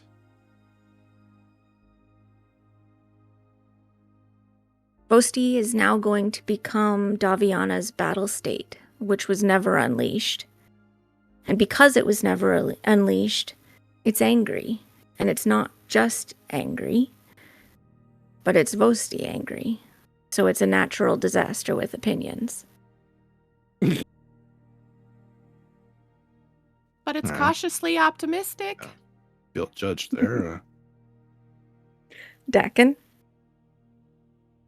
The pulse of Andromea. Heart pulse. As an action, once per rest, the cleric can unleash a 30-foot pulse centered on themselves. Allies regain 3d10 plus wisdom plus cleric level HP, end one condition on themselves, and gain advantage on their next roll. Enemies must make a dex save or be knocked prone and restrained by spectral roots that emerge from the ground. Terrain briefly becomes difficult, overgrown, and cracked with light for all creatures in the affected area until the end of the cleric's next turn. Each time this is used, the cleric gains 1 level of strife, or he may choose to permanently lose a spell slot for a week. Landbound Soul. Animals, plants, and natural spirits instinctively recognize the cleric. Beasts and plant creatures will not attack the cleric unless directly provoked. Terrain is never difficult, even if magically influenced. However, monstrosities, aberrations, and extraplanar creatures are hostile on sight.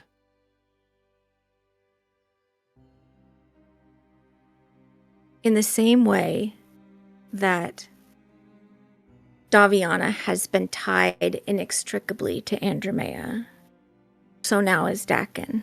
He is anchored to the concept of Andromea itself.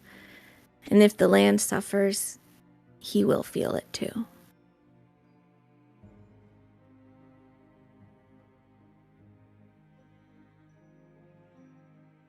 As this moment, this imbuing of magic into these rings settles and becomes indelible. No magic, no shift in memory, no time travel can change this event. This will always have been.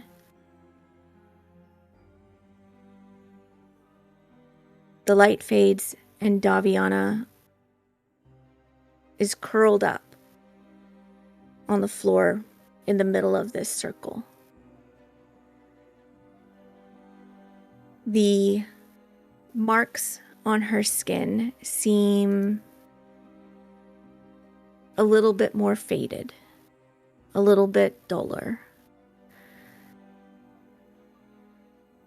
And the shimmer that you've grown used to in her hair is also a little more mortal. She is no longer the whole. But she does take a deep breath.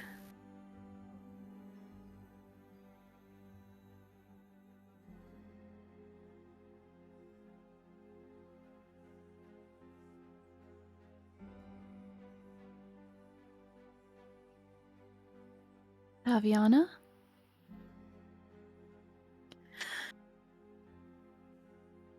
Oh.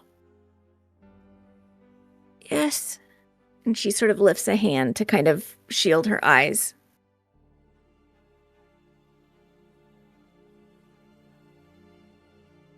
Let's bring you somewhere else.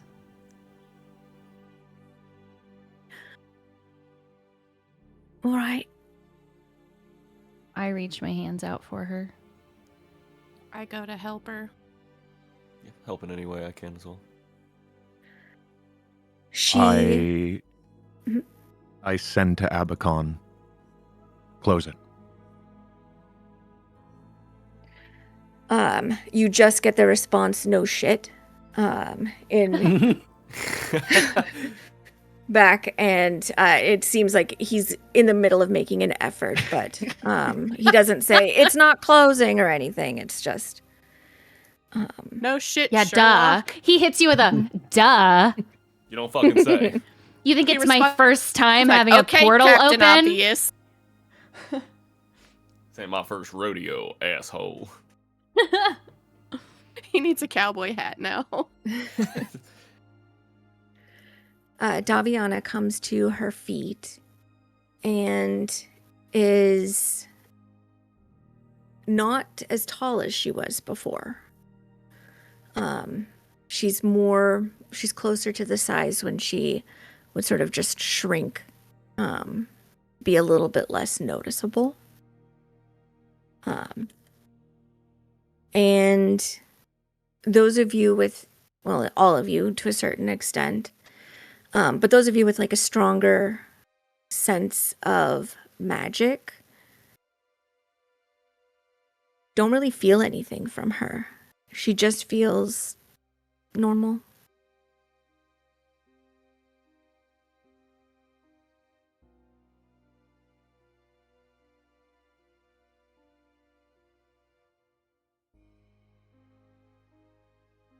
Let's get you What would somewhere you guys where like you to can do? rest.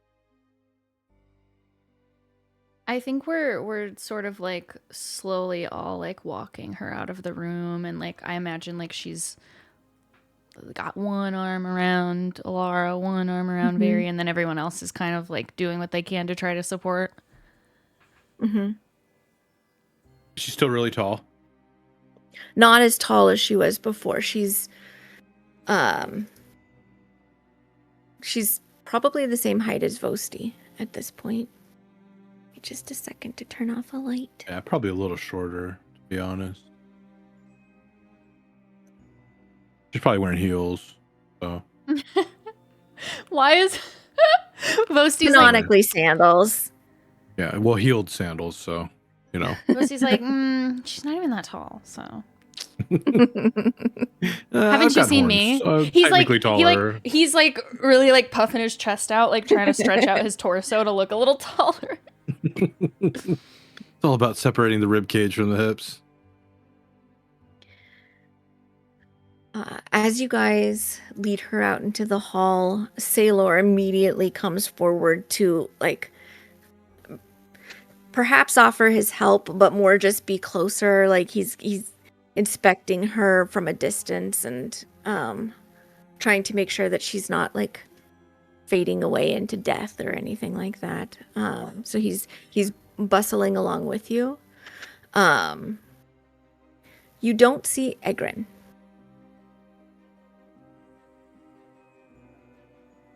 Okay. Where's that? Whereas, yeah. Taylor says, "Oh, he, what's the word? Dissipated?" What? What? He like sort of holds up his hands in a shrug and then walks forward towards the makeshift work area that they had and sort of gestures, and on the ground you see his staff and his robes. And that's it. Okay, well, I didn't even have that on my list of possibilities. Did he say anything, or did he cry out in pain? Was it sudden? We were suddenly hit with this wave of magic. I blacked out a little bit, and when I came back, that's what I saw. It felt awful. Oh my god, did it kill him? That's why I said Was he dissipated. I'm just always- not sure.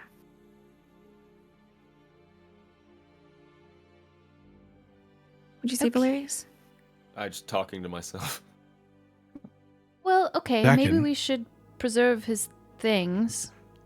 If we could move them somewhere safe. Oh, yeah. And he reaches down and picks up the robe and then picks up the staff. And for free, all of you guys see like light sort of like burn brighter in his eyes. And he looks at the staff and then sort of shakes his head. I'll cast Sending to Egrin. Are you dead?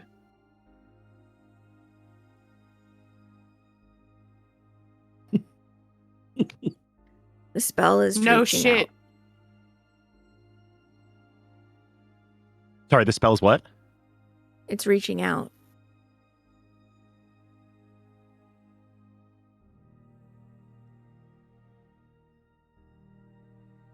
Still reaching out.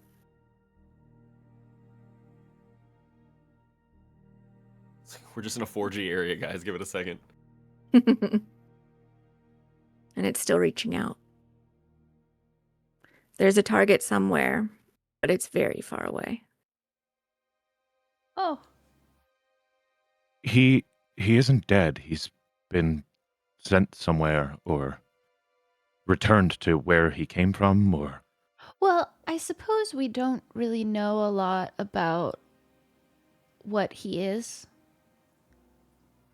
And I guess what happens to them when they're not here. I don't want to say that, what he is, because I don't really know. He got really mad when I said it last time, so. Well, Sailor looks curious. Sailor, Yes. where were you from again?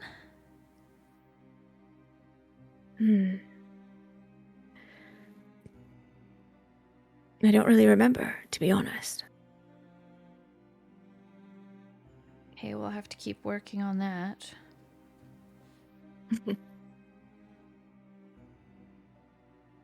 I appreciate it.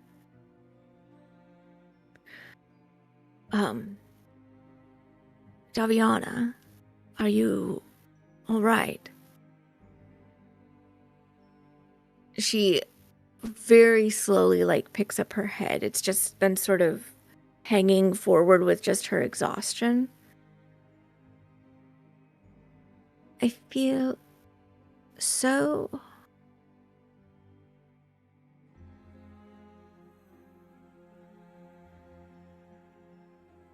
fragile.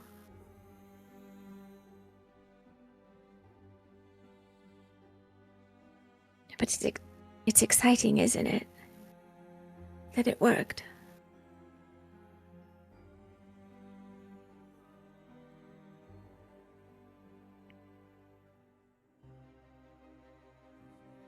I think I am all right.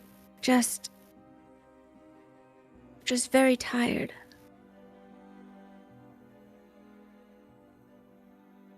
He nods.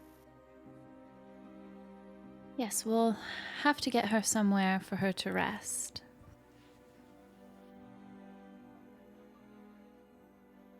Okay. You Well, before we move to another scene, Taylor, how committed are you to this council? Are you not necessarily stuck here, but is there sort of a contract or an obligation besides just being here? Oh, for a moment I thought you were questioning my loyalty, but No. it's the Thunder is my home, and I care about it and its people. But am I bound by a contract? No. All right. Hypothetically speaking, if you're called upon by us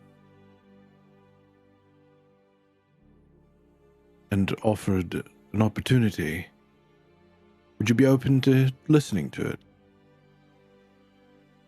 I suppose. Ooh, we'll have a business meeting. There's never any harm in listening. That's the spirit. Hmm. All right. I was just curious. Remember, let's just rely on the fact that Daviana exists and that things have been solved and none outside this room the wiser. Well, I don't know if that's entirely true, but none knows the details. There you are. There you are. Yes. I do think that there would be an open spot at the archive for him. She's doing a little thing with her hand. You know what I'm talking about? Where you got them like up against your chin. Mm-hmm. Mm-hmm.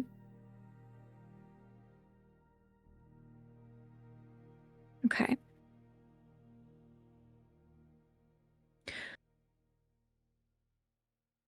As you proceed out of the hallway and further into the building and the council chamber, you notice that the sort of saturation of cyan that you have grown used to is missing. You also notice, as you look out of the windows, well, go ahead and give me a perception check. Oh, man. Just shrunk my character sheet. Oh no, he has to double click it. Ugh. Oh, what a fucking tragedy.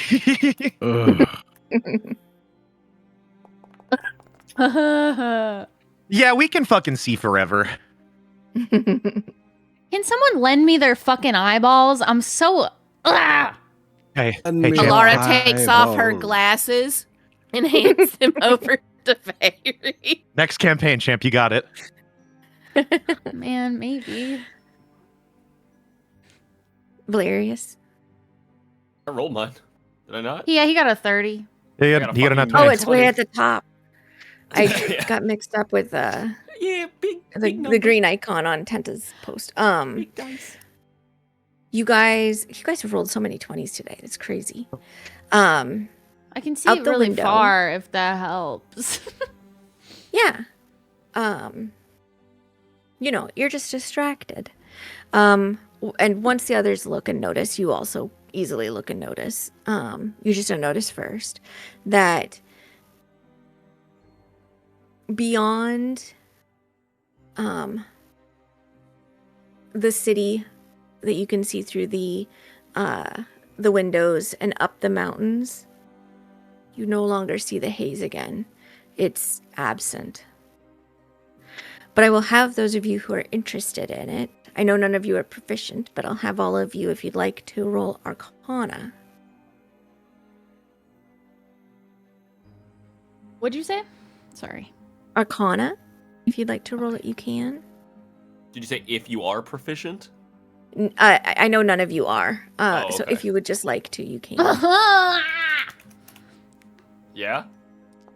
I start choking myself to death.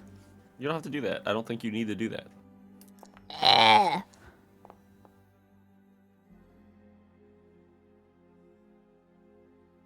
As you're Forgot my aware of D3. this, go ahead if you want to. Eh. Okay. As Let's you just say become it's aware 22. of this, okay. And we'll say, Very, that just because you noticed last, it also occurs to you last. But despite the fact that the haze is gone, you still feel, to the extent that each of you has at least a thumb on magic, you feel like that's ready for you. It's at hand. It isn't missing. So the haze is gone, and Daviana is diminished to what appears to be a mortal. But magic hasn't died here.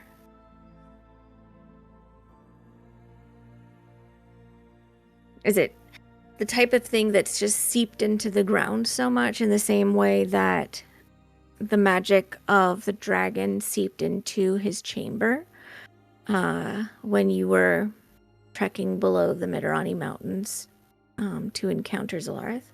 Or is it You guys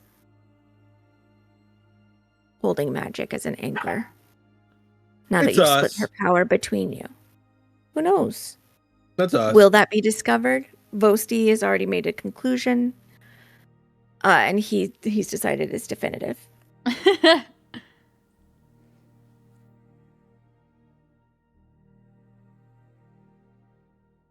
The war doesn't end until there is a retreat. This takes another day.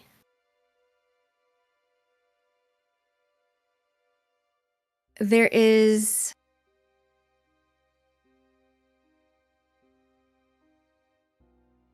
a moment in the 34th hour of the war when it becomes clear from what is coming through in messages that the army that Castor formed has stopped being an army, that its battalions are not able to operate in a fashion that indicates that they're at all working together. Each is just working to survive.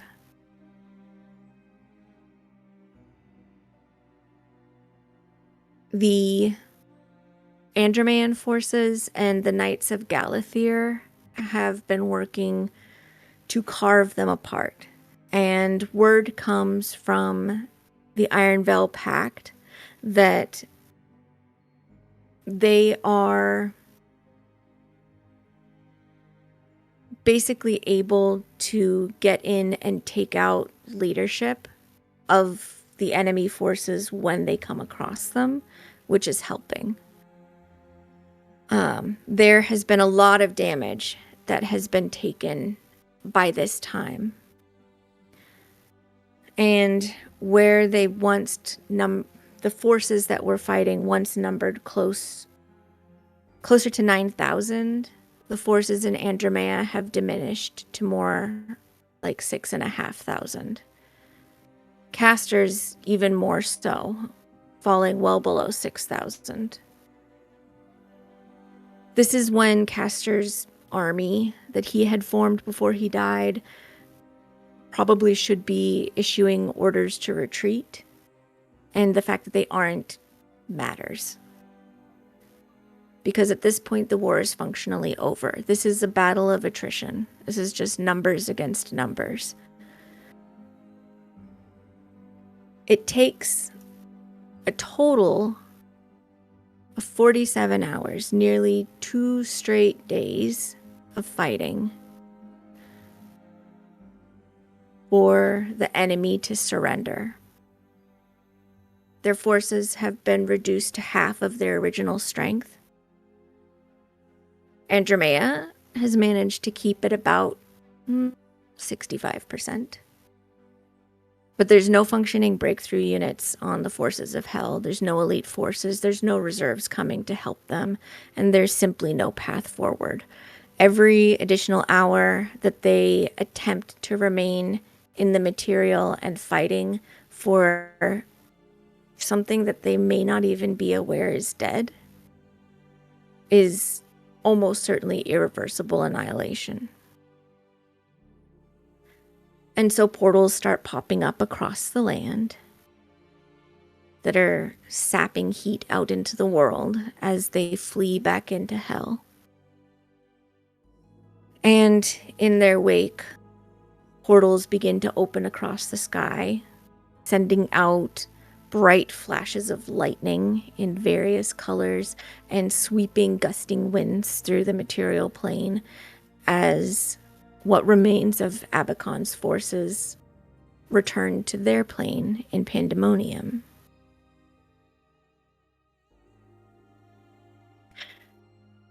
The enemy realized that continuing the war would only erase what remained of them, and this attempt that was made for one who had held dominion in hell to take over another plane.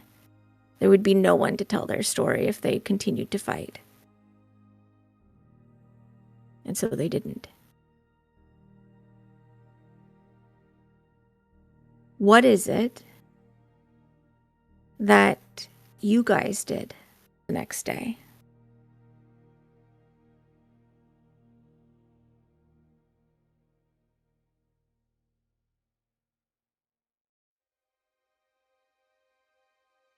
Alara spends as much time as she can with Daviana to make sure she's okay, getting her anything she may need, food, drink,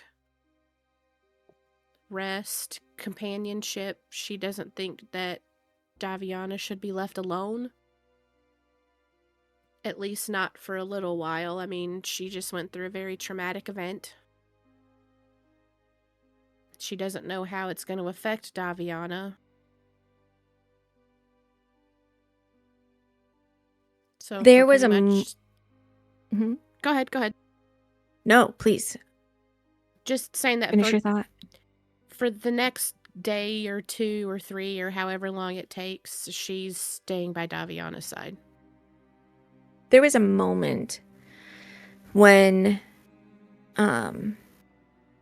you were looking after her and you had grown tired and she was so clearly exhausted when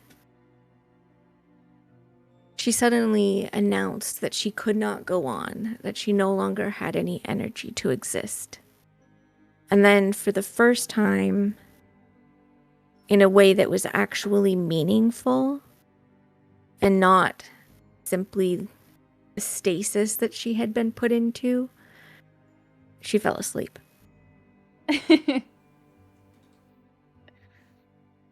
And slept Same like a girl, mortal same. must. Yeah, same girl, same. And then she discovered what it was to be hungry and thirsty. And these were things that you got to walk her through, to show her. And it kind of felt like the very early days when you were coming to terms with your lycanthropy and the people that showed you how to be normal. Kind of drawing on the way that those lessons were taught to you in order to share this with her. What about the rest of you? I do think that Veri would be looking for books for Daviana. Like, she would be trying to find ones that aren't similar to the ones that she had already gone through and read from our bags, that have, like, different aspects to them. I think she would do one of, like, her favorite, like, fairy tale books that has, like, fairy tales from around Andromea. And I think she would also get her, like, a romance book, but this time there's no miscommunication trope in it, which is crazy. And she's never read that before because all of the other ones have it. And I think she's just, like, picking out things where she's like, I think this is different than what she's read and will teach her something different. And she's just, like, trying to find things to, I guess, not, like, help her, like, be immortal, but just to, like, give her ideas of, like, what she can do now and where she is. And that's why she did, like, the fairy tales, especially because Veri, like, loves them.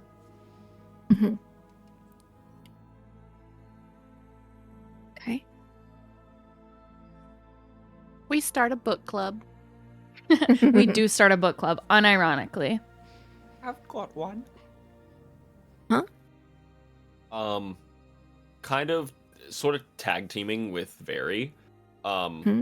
Valerius is going to assemble like 3 or 4 big collections of various like widely accepted like philosophical tomes written by people that did decide to take time to kind of sit back and realize, like, I am mortal. My time is finite. What does that mean on the broader scope? What does that mean as society for a broader scope? Mhm. And then I give those to her and just kind of explain, like, yeah, you know, this is, if you want to understand the deeper thoughts of much smarter people that have asked the kind of difficult questions, ones that you asked when we first woke you up, here's a lot of different people's interpretations and stuff like that. Again, just kind of tying into, like, not only giving her something to do, but like, here's something to maybe answer some of those questions that you're now coming into. She's drinking this up, not just knowledge, but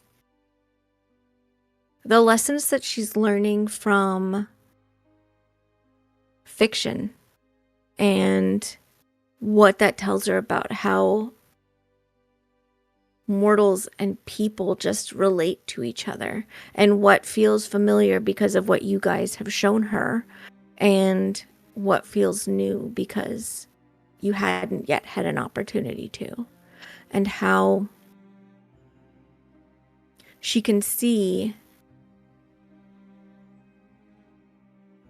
in the philosophies that she's learning and the studies into just the nature of existence and stories that are told, how important art is, and that sort of kindles an interest.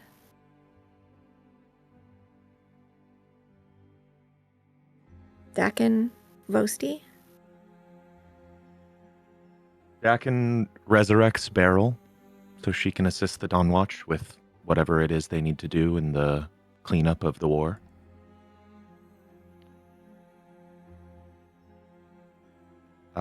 And I think he asks everyone if they would go with him, not that day, but if they would go with him to go home for the first time in, for him, 15, almost 16 years, but for his home, 28, something like that. Mm-hmm. Oh, my heart. Yeah, we'll go.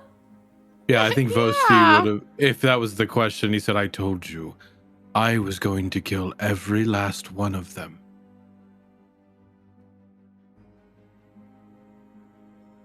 Not really feeling it.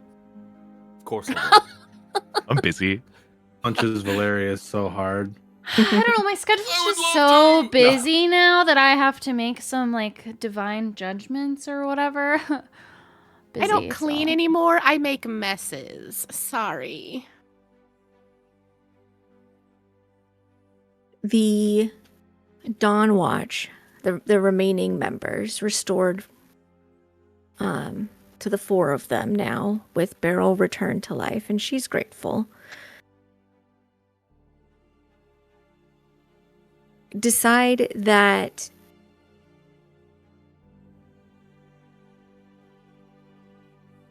it really is time for them to retire, but maybe not be so absent from each other's lives. Maybe they can kick around a once-a-year adventure just to make sure that they don't lose connection. And to Calbrian's point, that they tell the correct stories frequently about each other.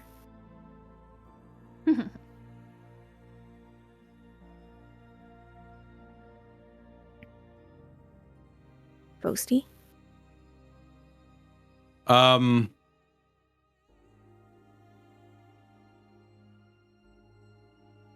I think how would I know how far away the fighting was from where we are? You would have means. It basically you'd be going back towards where the arena was dumped onto the plane. So you would Okay. have means of getting there quickly if you wanted to. Others would support you in that if you would like it. Yeah, I mean, I think I would see that Daviana is being well taken care of. And feeling this new sense of magic, power. I think Vosti would say, I'm going to go help finish the war. And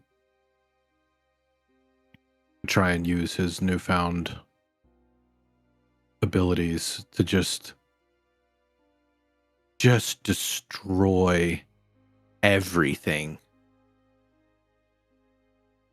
that stood in his way, and hopefully save more people from the armies. This 2-day war did not start out in Andromea's favor by any means. They were for quite a while outmatched. In part because they are, a good portion of them, untrained. They were simply pulled together to respond to the need of the land and its people in order to fight. Some were definitely prepared and were able to lead, but it was rough. And it's probably in no small part that the tide was able to change when Vosti could move forward, when exhaustion from fighting and fear and the stress of battle was able to be honed and sharpened into a rage. And a rage that... Oh, Skivrox was 100% there. Swinging his bastard sword, going crazy, screaming it. Several times you had to, say, he's on our side kind of thing. And eventually he, ended up, sort of pulling one of the flags for Andromea down and, wearing it like a tabard so people knew he was on your side. I feel like he's also screaming, "I killed your leader!" Ah! But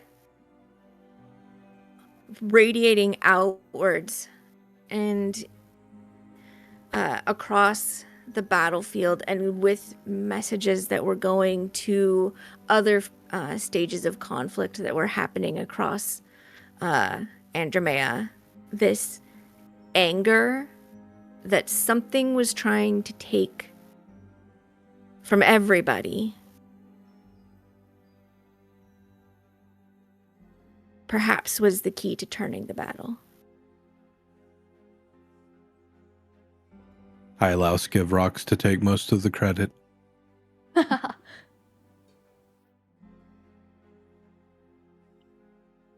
What do you guys do in your first week? Here we go, chat. Well, when does Dakin want to go home? Yeah. Yeah, I think that would... It needs to be in the first week. Yeah, That's that would number be a one then. First Looks week like for we're me going as on well. a road trip, baby. Alara makes sure that, Daviana has someone to look after her and make sure she's okay. And then Straight up, we bring her with us. Yeah, let's we bring put her in the with. house and we go. Yeah, I mean, even we walk. She's She gotta gets see to new things. we Yeah. walk, Wait. and she gets to ride her brand new horse, Rickard. Oh, Aww. awesome. She won't forget him. That's Shortly. Oh, I never forgot him. He had to stay there because I love him. He had to stay there because I love my horse. I couldn't bring my horse to hell. I couldn't bring my horse in the ocean. I can't fucking bring my horse in the ocean, man. I wanted to, and I can't. seahorse? I killed Daviana. What? Whoa. Okay. I banish her just to see where she goes. Yeah. She like doesn't go anywhere and she's just really confused. You banish She's the just relocate mad. object. I feel that you've Shortly- cast magic on me. I'm not sure what it was supposed to do. Shortly after the battles had been closed and the roadways were mostly safe, again, the Maldoso clan made their way from Demeti to Ithathandra to meet with Kaelin. They used a cut through in the woods that was guided by Saria because she's been that way and she knows where not to put her foot. So you guys were able to sort of like cross paths with them on your way out and their way in, to rejoin. And there was much hugging and sibling crying and drawings traded and letters traded. And they're also available to go with you if you're interested. Everyone goes on the trip. Sure. It's a big trip. First adventure. Family Yes. vacation. Vacation. Is there anything you guys are able to accomplish during this trek? Because this is going to take a while to be completed. So is there anything you guys are able to accomplish that you wanted to while you're traveling, or at least set into motion? Did we ever hear back I- from Egrin? It's in Yeah, the did that first message week. ever reach him? It is Still still going. reaching out. Got Yeah. it. Still ringing. Hang it up, Dak, and he's not picking up the phone. Dakin's sitting there like rubbing his temples. God, I wish he'd send it to voicemail. I Got only it have on so hold. many minutes, guys. Like, My phone bill is crazy. I just know he's gonna call back when I'm like on the toilet or something. You're gonna be like on Are your you deathbed pooping? and you're gonna hear back, "You assholes. You exploded me." I was taking a shower. I think for Alara's part, while they're traveling, and she knows that it's gonna add time to the trek, but any like towns that they stop in along the way, she's gonna, make sure that the townsfolk are okay. Did they suffer any damage to their buildings? Anything that she can do to help along the way as they make their way to Dakin's home. Okay. I think it would be nice to, since we're going up that way anyway, like spend a couple days in Light. It's the freaking don't- capital. Mm-hmm. And so you're able to see the hand of God, the 5 bridges that span the river that carry you to Light. Each bridge itself wide enough to hold basically its own district upon it, and then you're further into the city.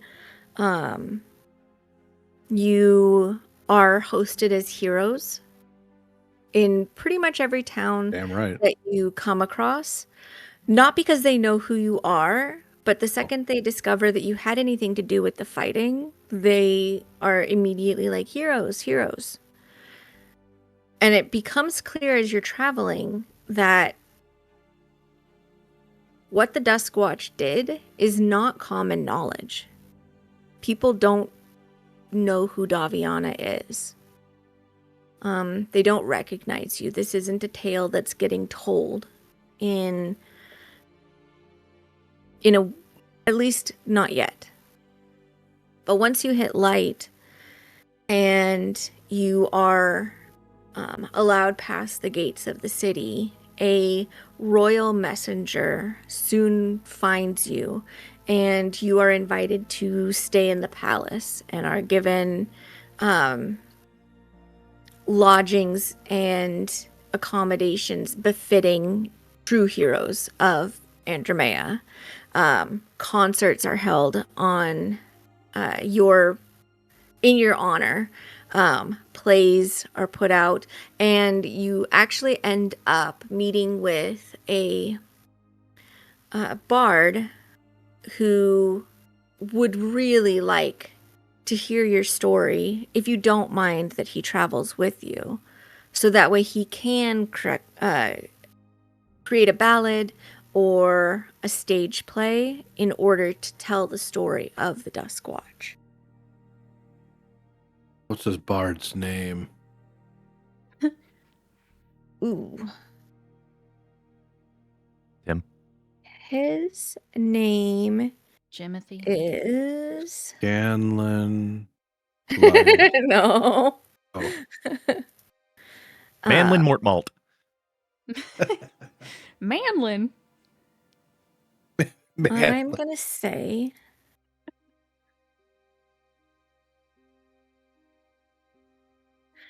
I think his name is Mladen. But he likes to go by- He likes to go by Golden Tongue. Easy. Interesting. Easy. He is... He's definitely a dwarven bard. And he wears his he's very blonde, and he wears his beard like really, really long, but like sectioned into 2 braids that are like bejeweled with like gold hoops and rings of various sorts, and they've got bells in them as well, which he seems to be able to walk without them jingling until he wants them to. Yeah, Vos should be okay with it. Yeah. I think they'd probably discuss, like, which things to leave out regarding, Mm-hmm. like, Daviana and the ending. But for the most part, it would be a very accurate retelling of how it all came to be. Okay.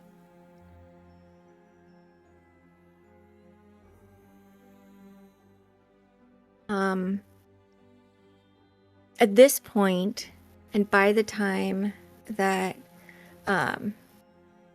you make it all the way to Roveneld, it has been a little over a month.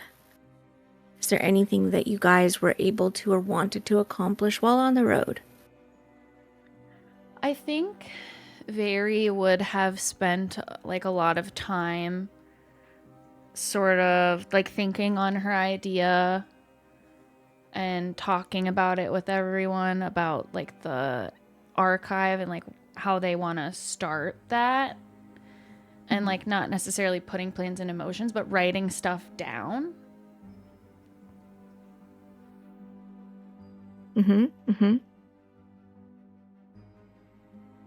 Yeah, I think Vosti would have helped if asked.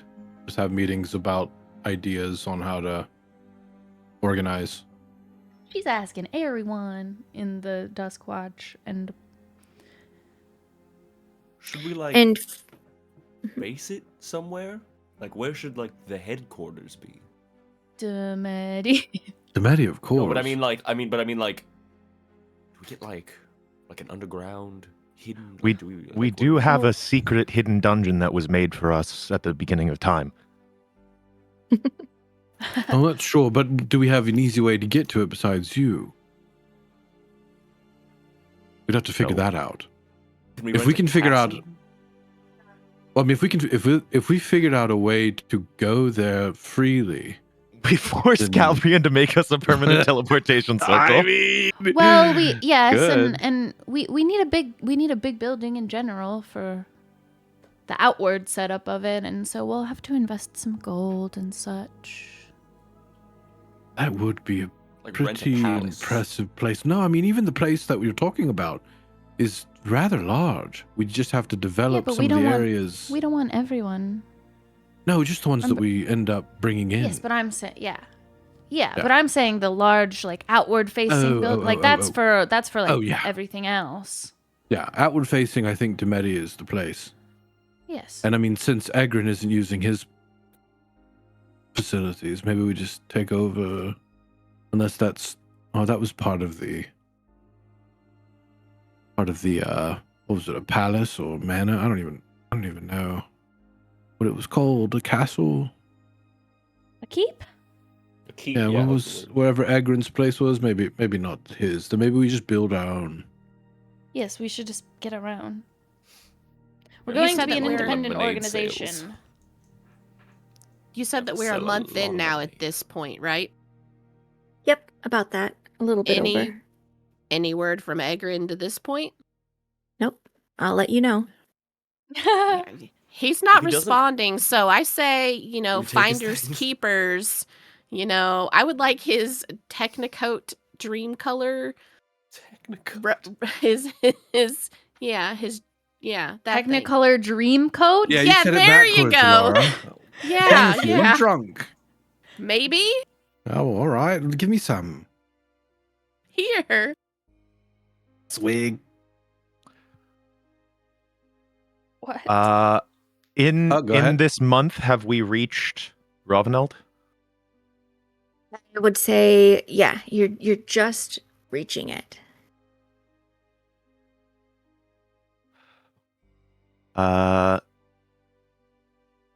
When we get there, I think the first thing Dakin would do is find his mother, now much older than the last time he saw her, and have her bring him to his father's body.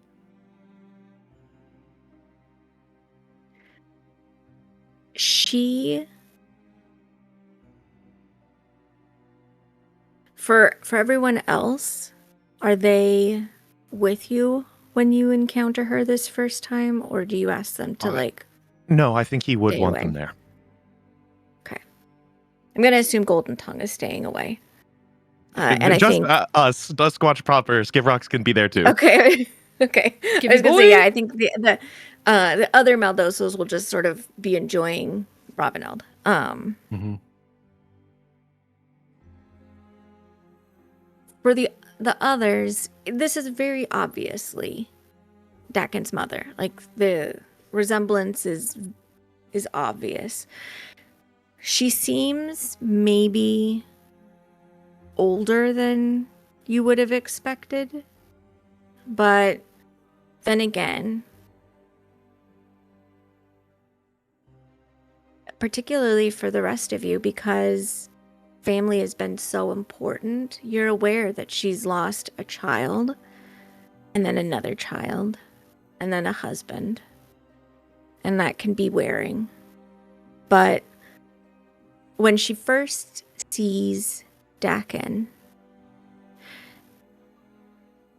it's like you get the sense that she was expecting to see him, and she'd just been waiting for him to like walk around the corner. Not that she'd been looking for him every day, but that she sort of knew he was coming. And when she greets him, it isn't with words, because who could pick the right words? So she just hugs him.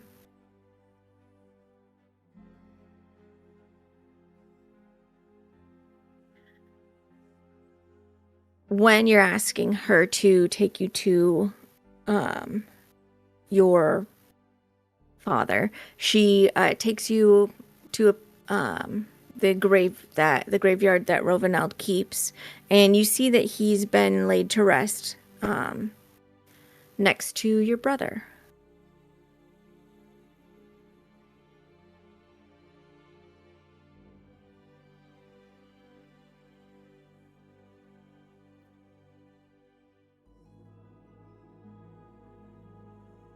Dakin will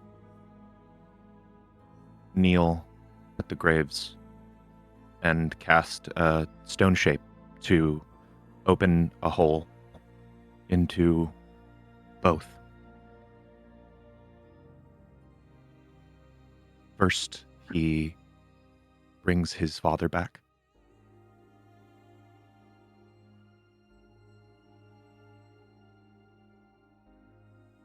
And there, with his friends around him, he looks to them all and he looks to vary specifically.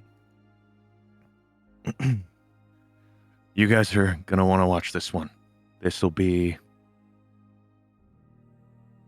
the last spell Dakin Quinlow casts. And I cast Resurrection on my brother.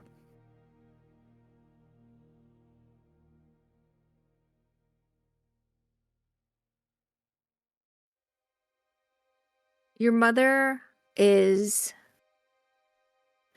Perhaps it could be expected of her to be shocked or overwhelmed or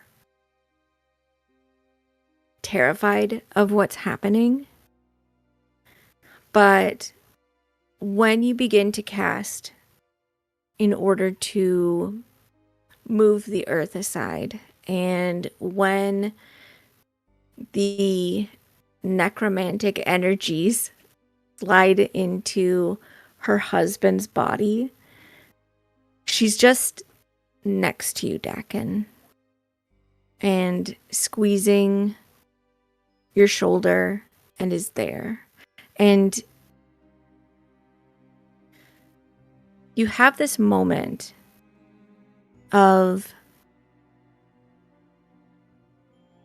awareness that comes to you that sometimes just sort of comes with age and time and the understanding that your parents are people too. That she was expecting you to come around the corner, and she isn't surprised just now because she knows you. She's known you since your very first breath.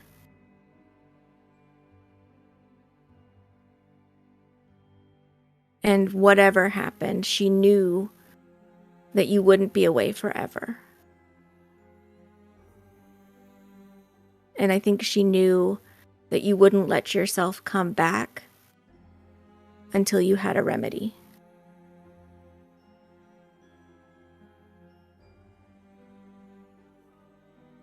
But introduce Dakin and introduce who this member of the Dusk Watch is now.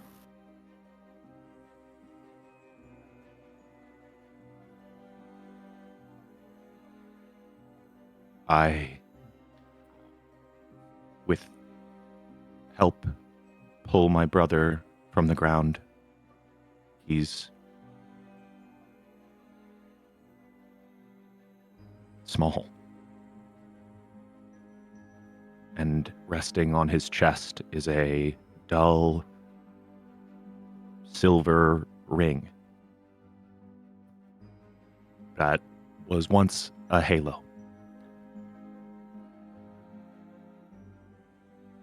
I take off the robes I was given when I first left home by Wind Whisper. Mm-hmm. And I think about the understanding I had to find.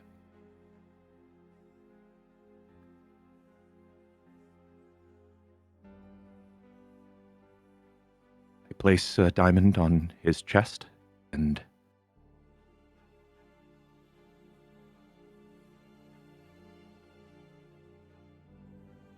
it shatters to dust and his body is restored. When it does, the halo starts to rumble and it splits in half. Half flying to his brother's head and half flying to his.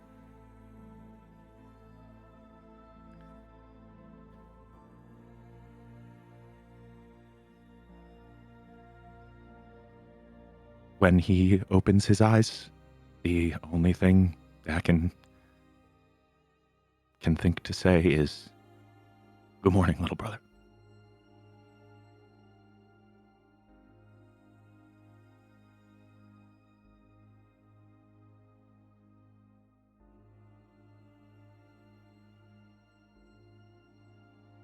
after all this time,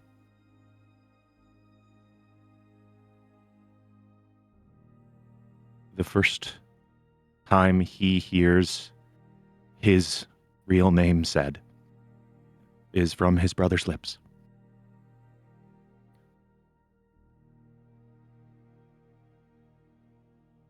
And kneeling there, he takes his hand in his, and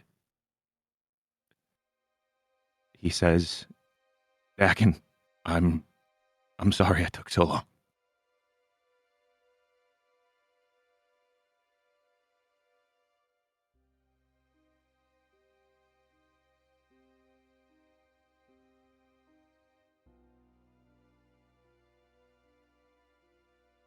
Took me a long time to find what I needed.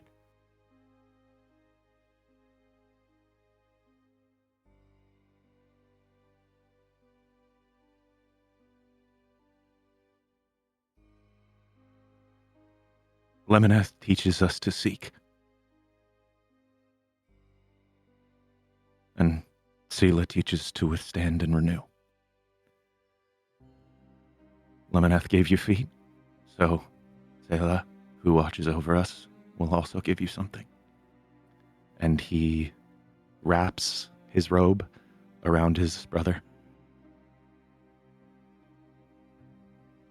It's a little fancy, but a gift's a gift.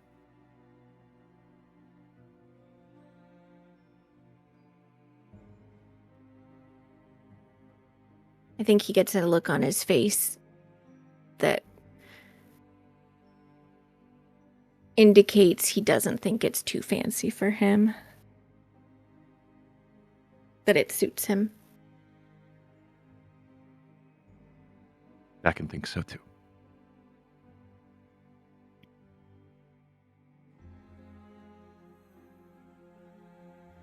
What do your friends call you now?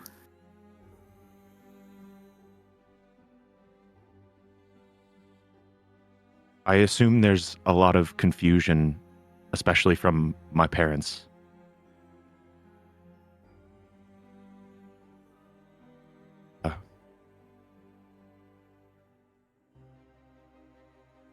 Everybody, this is my brother, Dakin. Valerius would kind of smile and definitely totally not be wiping away a tear. Would take a step forward and just kind of smile and nod to him and go, "Nice to meet you, Dakin." And then he'd smile up to our Dakin and then back down to the one.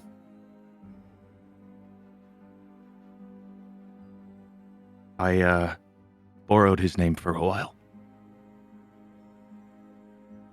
Kept it warm. You took good but care of it. We can't both be Dakin, so I guess I have to go back to being Sakal. I think Very, because she like already knew, but was like giving him like his space to say it. Like she'll walk up and she'll give him a hug and she'll be like,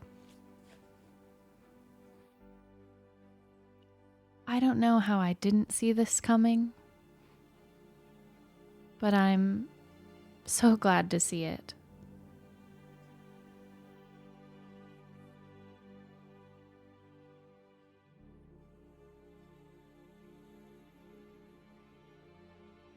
And then she'll also turn to like Dakin and be like, "I look forward to getting to know who you are."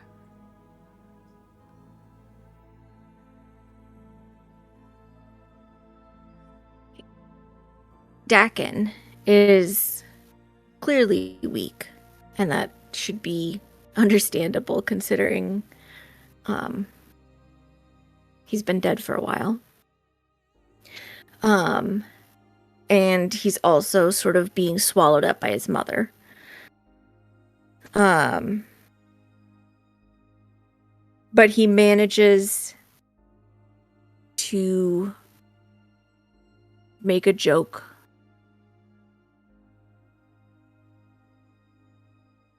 that he hopes his name has got a good reputation to go along with it at this point. And that he hasn't got to fix anything.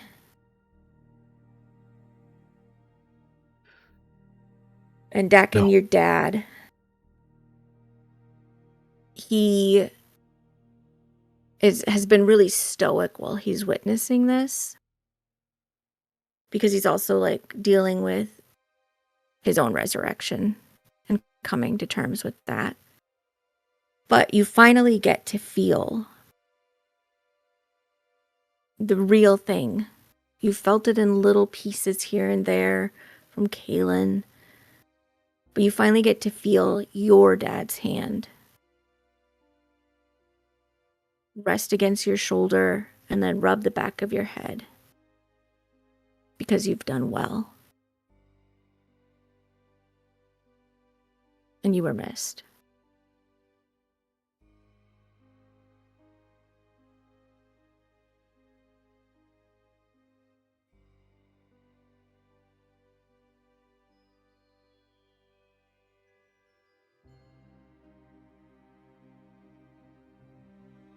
The Quinlows are happy to host, although they rely on neighbors to help actually keep all of these visitors, so that way they can kind of readjust to once again reforming this family. And I think they try and pull Sakal away as much as they can without sort of getting their hopes up that he's going to stay, because he is a follower of Lemoneth. They understand that. But you guys are hosted there. It is not nearly as fancy as what you experienced in Light, but especially once the citizens of this small logging town realize the role that you played in helping to end the war and protect the continent as one of the villages that was overrun, they're more than happy to, and kind of greedily, the ones who are saying, oh no, they're going to stay at my place tonight. We're going to get to cook for them, etc. So you're very much welcomed. And I think the Maldoso Littles are thrilled with all of this. There's much tree climbing happening. Is there anything else that you guys are hoping to have accomplished a month out from your success?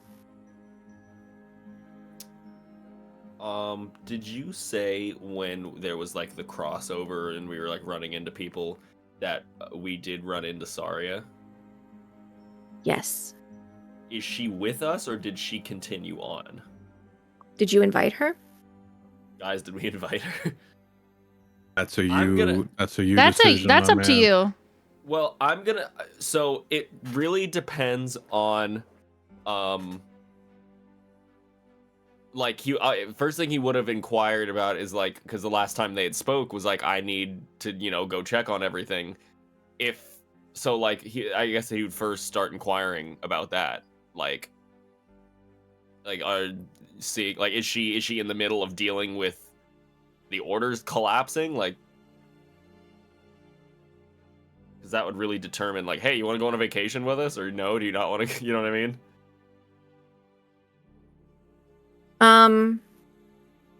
I think she would agree to go along with you precisely because the order has collapsed.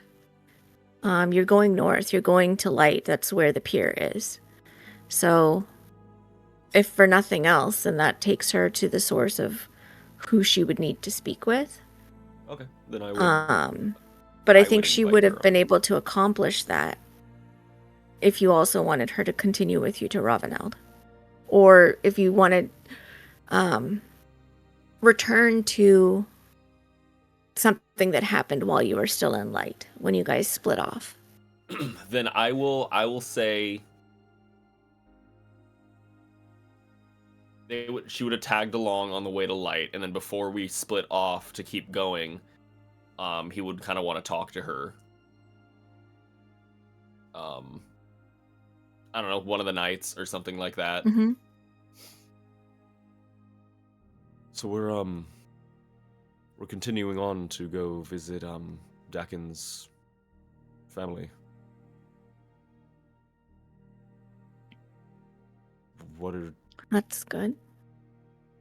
your plans? Well, the peer and I have had a few meetings. We'll need to recruit.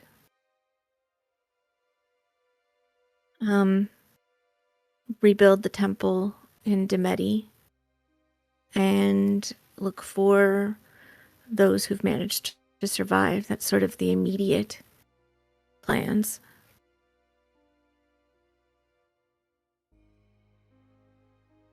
Do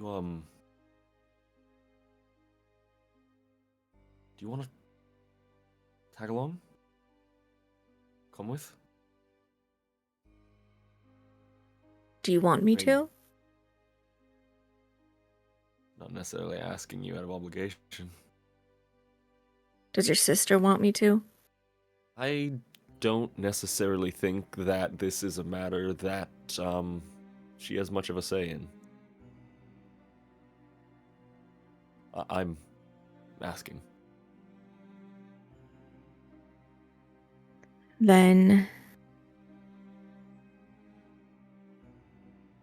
yes, I think it would be good for us to talk. I've been thinking during this journey, and she like taps his chest where that dark sun spreads across his armor.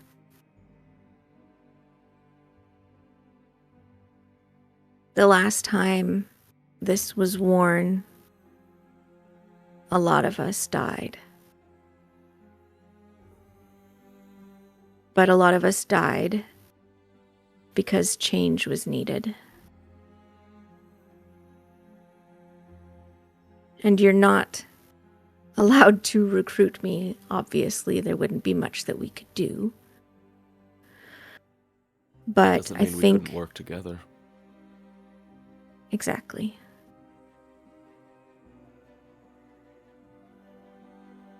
We both really have changed, haven't we? We grew up.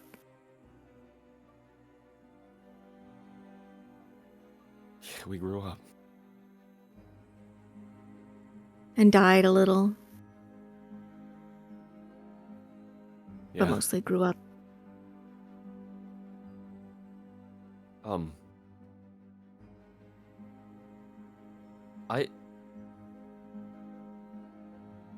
I don't know if I ever actually said it.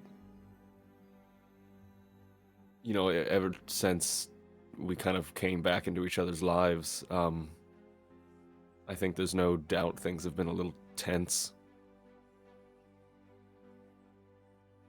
I'm really sorry that I didn't tell them about you.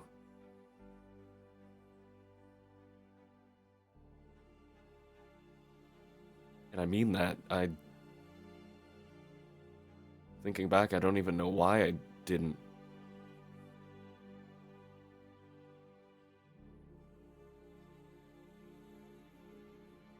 Maybe I was scared because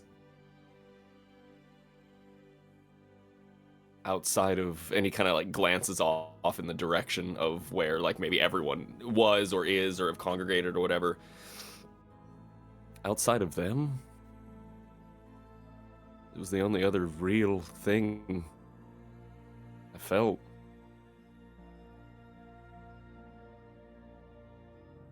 And then it got taken away.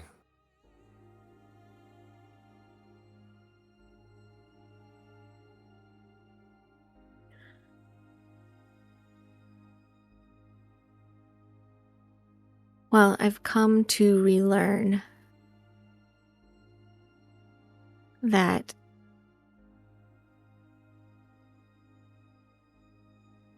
you don't burden other people with something until you really understand it.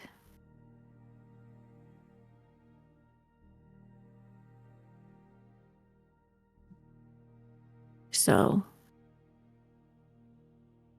I think that's part of it. I think that the fear was that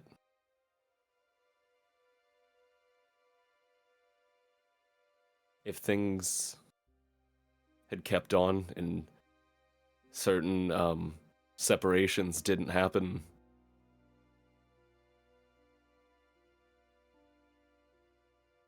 I think I was afraid of spending less time with them because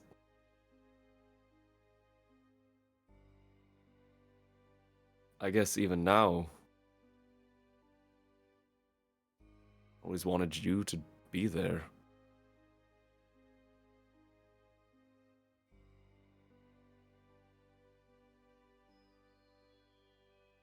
Us together.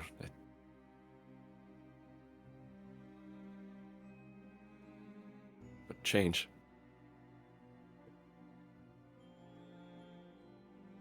He kind of like half smiles, I think, because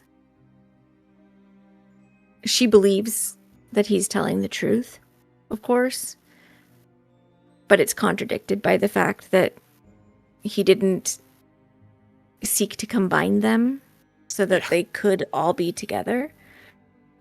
But I think she's just aware that Valerius is a contradiction often. Yeah.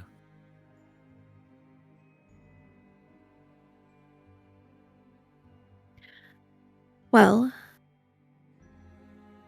at least for the short term, if you're willing, our goals are in alignment.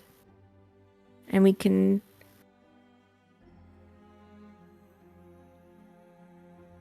see what happens. He just kind of smiles at her, and if she would lets him, he would gently take one of her hands in his and just kind of echo what she says and see what happens.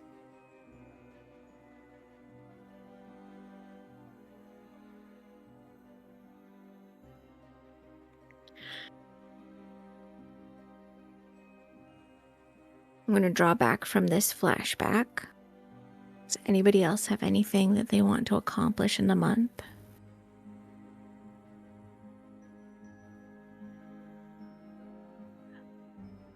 At some point, and I don't even know if you even have an answer to this. At some point, I'm scrying and I'm seeing what happened to the girl that Fairy kissed once. Because I just want to know.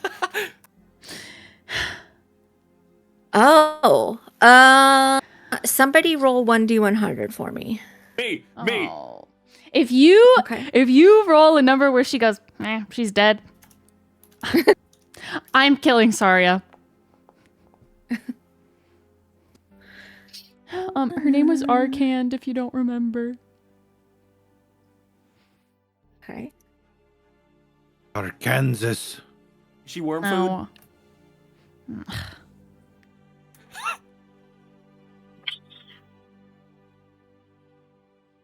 I just want to know. I think even.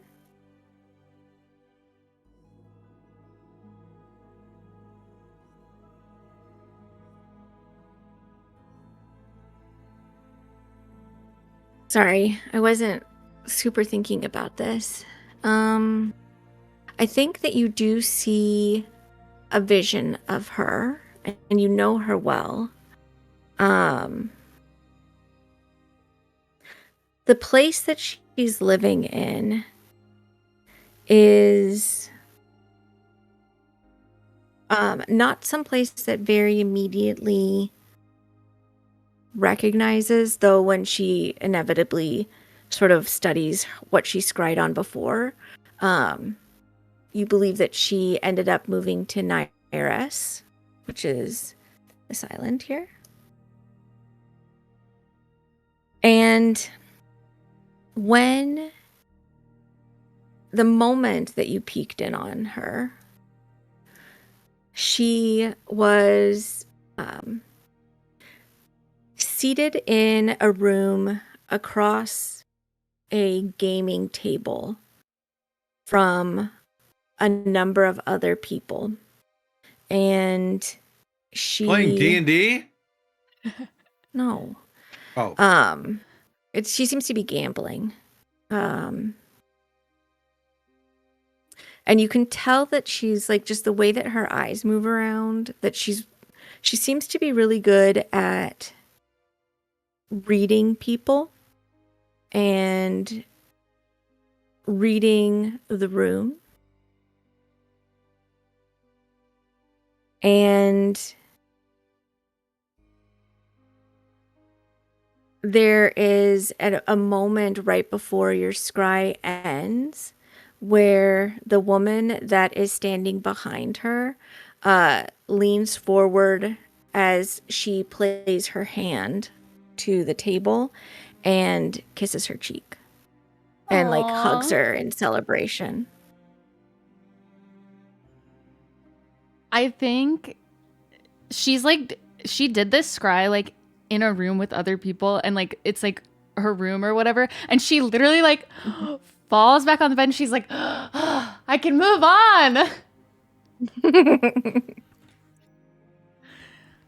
Because she didn't want to do this when she learned the spell because she needed her spell slots to like do world saving stuff. So she's like, oh, I've been wanting to do this since I learned. Finally. Whoever wants to be there when she says that can be there, by the way. And she'll totally explain to you what she's talking about. I'm sure Lara would want to be there in sister solidarity. Really fucked up that that I thought she died, though. Why would you have thought she died?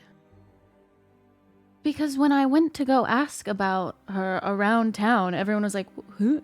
Huh? Who? She just disappeared. You tricky. broke her heart that much. She just needed to move away to get away from you. You have I that didn't much of a break her heart. control over someone. She broke mine. She was like a situationship. Okay, so she was scared because she broke your heart, and so she needed to run away. Do you not see what Vosti did to Respin? Well, how would she know that? This was way before that.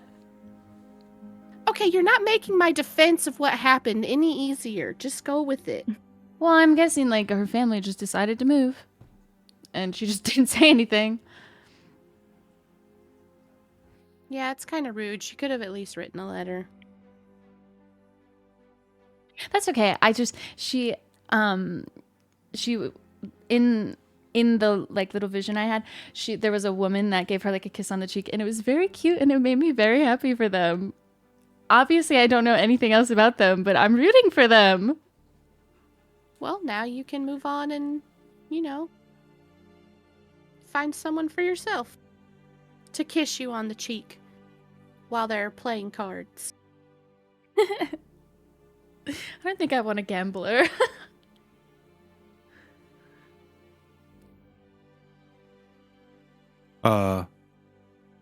Nearby, I'm leaning over at Valerius. She escaped my grasp. I was so close. I had my leg-breaking bat ready. Yeah. I was trying to get you to come, but you were too busy Sweeping. She had so many bathrooms to attend to. It's your not first my year. fault that somebody didn't dust last week, and they've been so nice hosting us, and I felt like it was like my obligation to, just give back a little bit.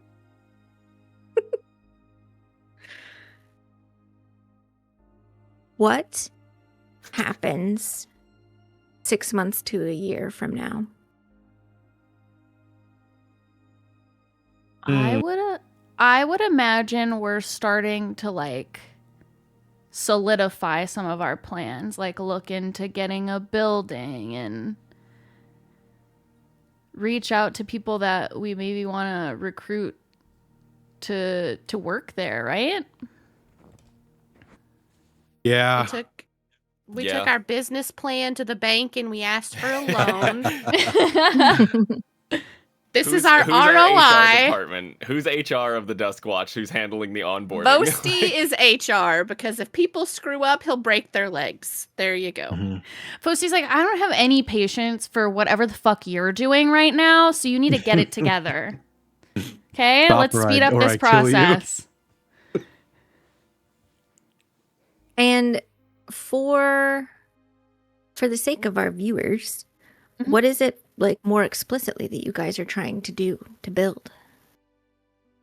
We are starting the Andromean, whatever, archive. And the, I guess, front for it is kind of like a school, a training place, whatever, where we're keeping record of everything that's happened and trying to keep like the most accurate reporting we can of events in history, what exists, what other planes are like, anything that we've like firsthand experienced, to make sure that it spreads and people understand what's out there. And so next time there's some big threat or something's going on, people have a much better grasp of like what's in the realm of possibility.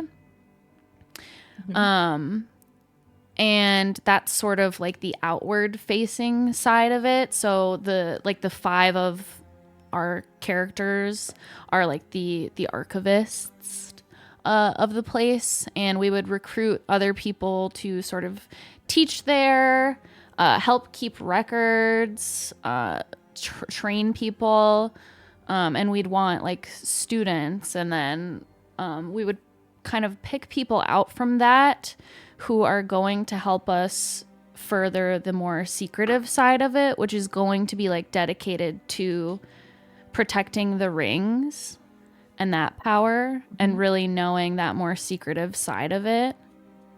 We're forming our own secret society after being in a secret society since the beginning of this campaign.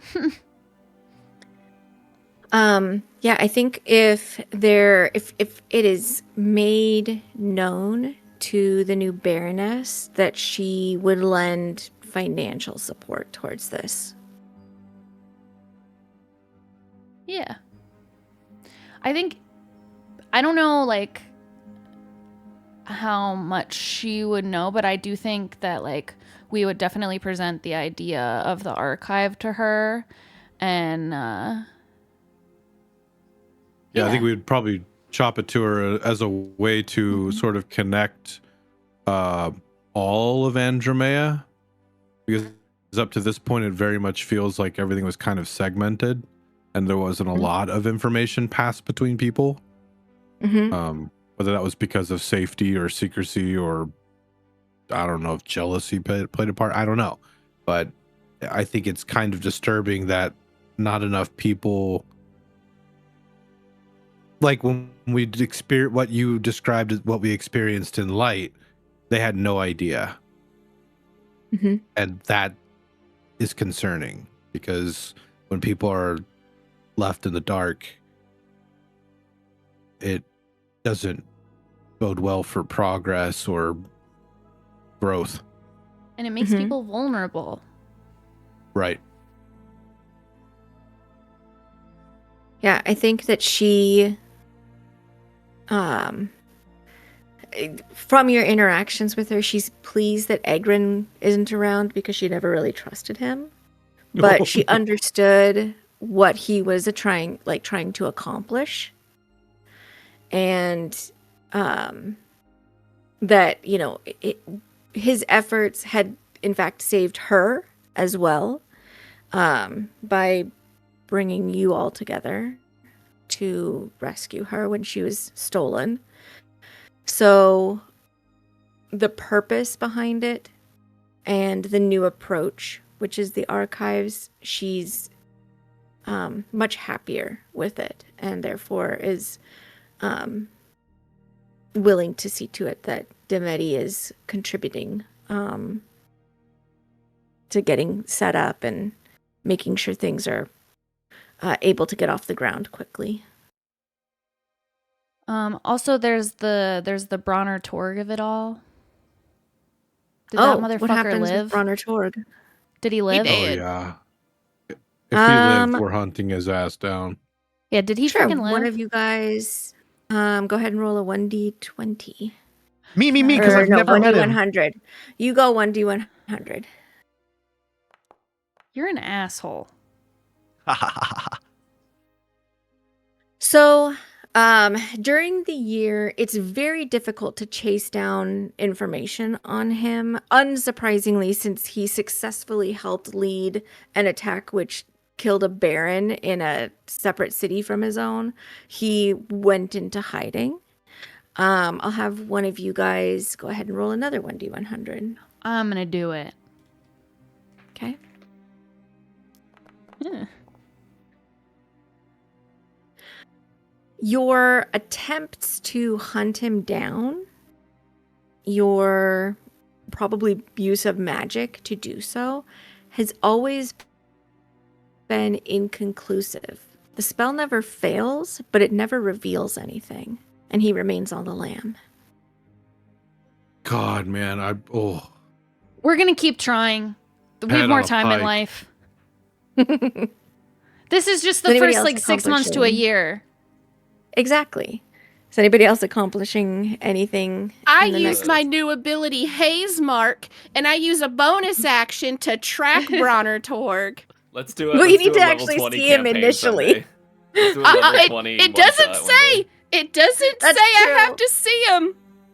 That's true. That's my own risky magic writing. I would say that you probably have to see them to mark them like you do any other mark, as opposed to just being able to think of somebody. So for right now, he I remains saw on the him. lam. I saw him years ago in the mirror dimension. I have a very pointed question. Does Vosti Yes. start talking to his maybe Victoria? potential future wife, Victoria, or Victoria. what? yeah, I guess if we got back to Demeti within those 6 months. Yeah. Because we're setting up Um, now. Yeah, he'd probably. I think he would. His newfound acceptance of destiny and what people like to Mhm. call fate. He would test to see if that's true and maybe ask if she would want to go out on a date. See if sparks fly. I'm imagining that this moment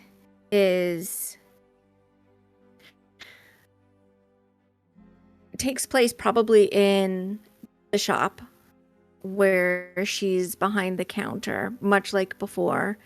And you can correct me, but I feel like Vosti's asking her out is a lot of like roundabout hinting that, you know, maybe fate has something in store for them and maybe they should see what it might be. And she just keeps pressing him to be like explicit about what he's asking for, even though like she's clearly amused and interested in him. He would. And then He would. He'd probably be a lot of that in the beginning of like. Blah blah. I mean, if it's something that, and then she just like cut to the chase, start over. I think he would walk out mhm. and then walk back in, and then walk straight up to her, squared shoulders, put his hands on the counter. Victoria. I think she would have stood up and like mirrored his pose. Vosti. I was shown a vision and told that it was my fate that we'd be together. No pressure. But would you like to get a drink? And then smile, his Vosti smile. Did I look happy? You were with me? Did I look happy? Of course. Then I suppose there isn't any fighting it. I suppose not. I guess the only decision is, do we skip drinks? Oh. And then he'll walk away. Wink and then walk away. And as he I think closes the door behind him, he'd melt and go, oh my fucking god. Oh, shit, I can't believe I fucking did that. And I think like in that moment when he's kind of falling all over himself, she opens the door right after him and then just sort of slides her hand into his and like hauls him down the street. And then he freeze frames with the fist up in the air like Breakfast Club. Uh-huh. Don't you forget about me. What is Dakin's first 6 months to a year like? I think he spends a lot of time wandering after he spends a bit of time with his brother. You know, he gets him up to speed on the last while of time. He'll spend time going to seek out and meet people to bring into the fold of our organization. If he hears any information about anyone like spotting the haze or anything like that, he always chases that down to find out what's there, if there's some leftover bits anywhere. And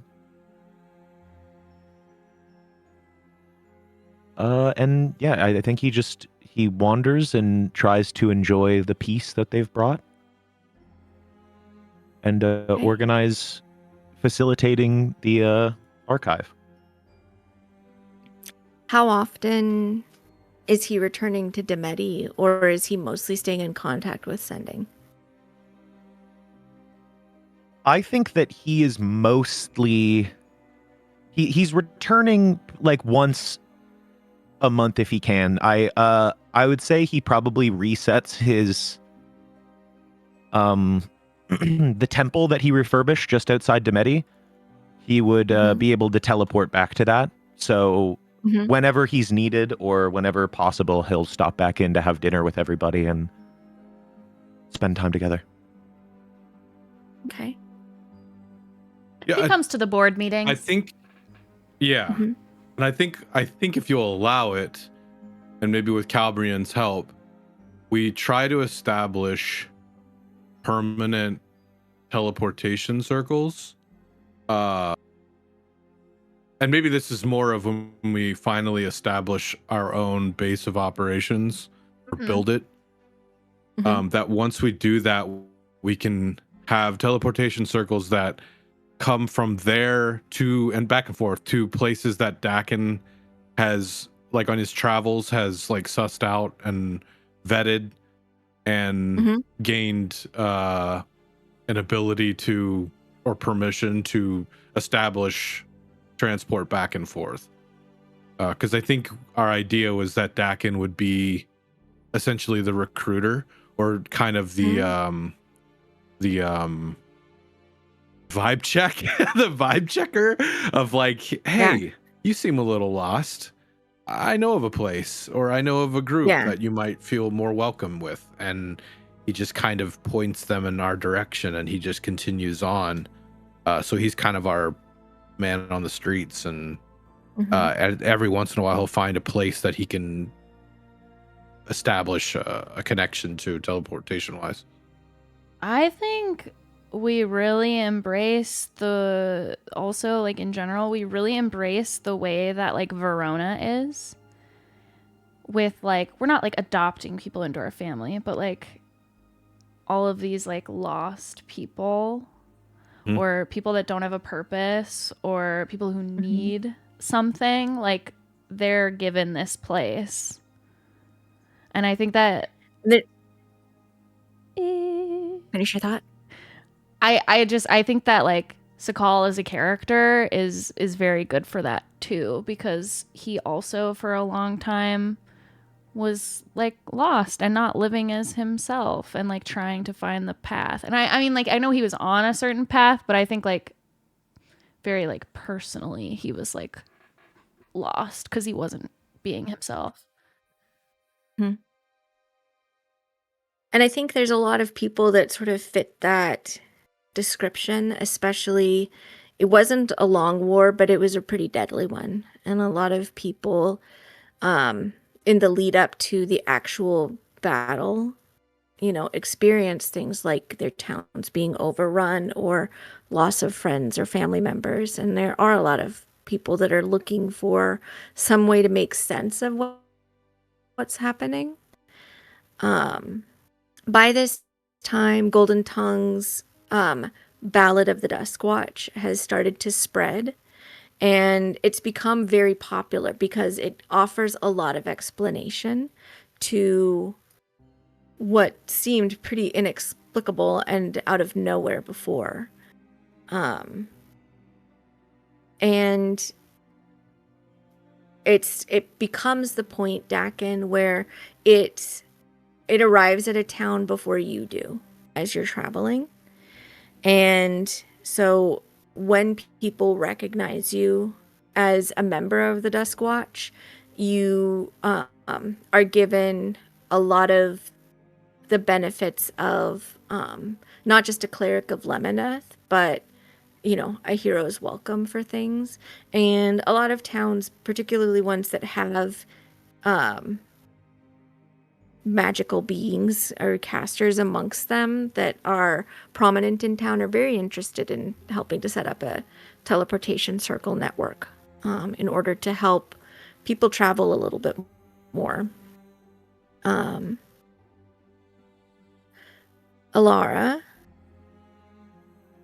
I think if you do any visiting by whatever means with the gloaming in this time, word is passed to you that there has been a little bit of an uproar in the Hollowed Frost, and they're keeping an eye on what's happening there, because two siblings known as the Gray Note and the Frost Shade have deposed the ruler of the Hollowed Frost and have taken control of it for themselves. Oh. Ah. Hey guys. There's some trouble in the frost. This was the thing you told us out of character that I forgot about. I mean, yeah, but 6 months to a year, Alara is definitely, you know, she's getting back into the swing of things. She's helping with the school, the archives, getting all of that set up. But she's also getting back into her duties with the Pact and the Autumn Court. Okay. She may start dating again. It's been 5 years. She can start dating again. And this time Vosti's not hovering to give evil, angry brother eyes at every male who comes within 5 feet of her.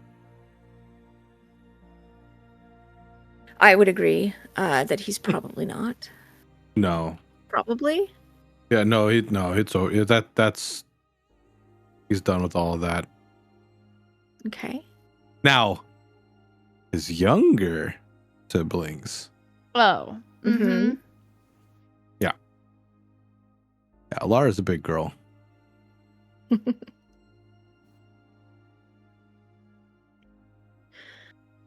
I think that the other outcome of the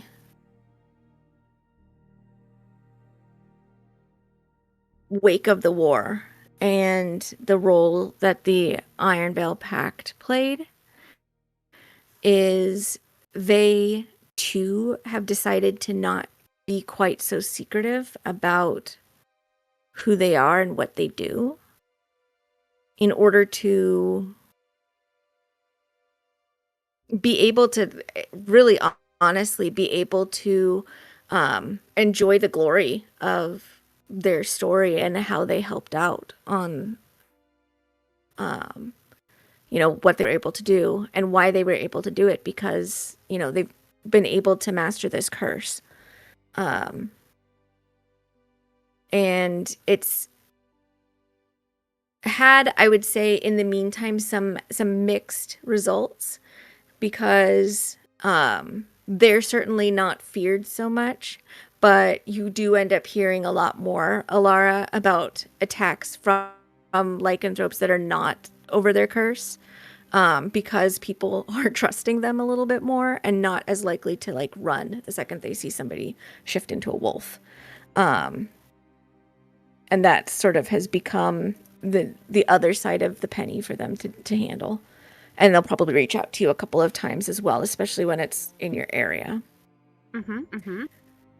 I think if Lara doesn't float it, I would have a conversation with the other archivists and seeing if they wanted to partner with the Iron Pact, considering that Alara is a part of that still. It seems like she's split in 3 ways. I don't know if we're going to partner with the Fae at this point, but yeah. But I think for sure the Iron Pact, I think that would be a good partnership, and see if we can help them quell some bullshit if it comes up. Oh yeah, that would be an excellent idea. Yes. Hilarious. Yes. You oh my gosh, coughing like good? crazy. Did you have She's anything that you were additionally seeking to get accomplished in the next 6 months to a year?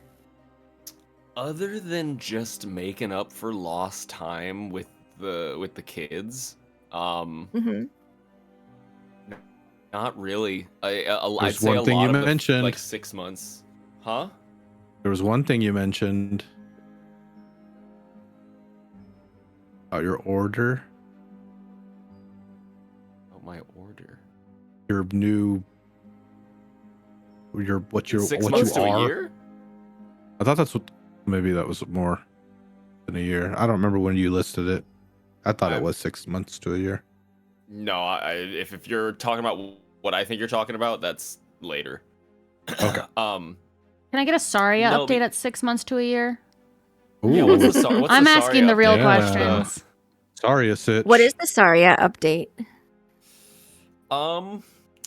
So to answer the full question, I'd say a lot of that first year, 6 months to a year, is coinciding with helping set up this Dusk Watch school organization thing that we're doing, making up for lost time with the younger siblings, really kind of being there, and a lot of over embellishing, more so for the little ones, about stuff that they've done, and just making it this grand fantastical thing, spending time with them. I'd say 6 months to a year. I would say Valerius and Saria have been sort of working semi hand in hand in